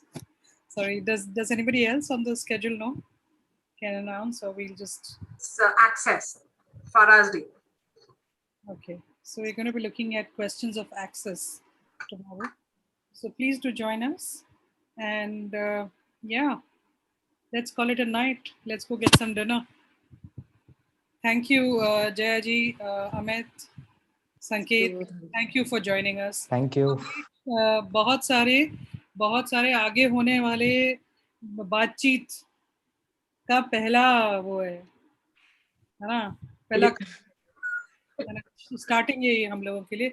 अगस्त में कोशिश करेंगे और इसको हम आगे ले जाएं हमारे पब्लिक हिस्ट्री प्रोजेक्ट के साथ।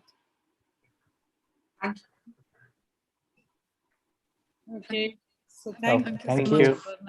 Zoom is a little odd to say bye bye ना, पता नहीं चलता लॉग ऑफ करेंगे। तो एक मिनट, ये पूछ रहा हूँ कि ये जो सारे लोग हैं तो इनका कोई ऐसे जगह है, जैसे समझो I want to now ask someone और टॉक टू समवन, तो कैसे how do I connect with them? बहुत बढ़िया सवाल अमन जी, क्योंकि बेसिकली यहाँ आज जो भी सवाल पूछे गए, काफी सारी चीजें हमारे सेशन नोट्स में लिखी गई हैं।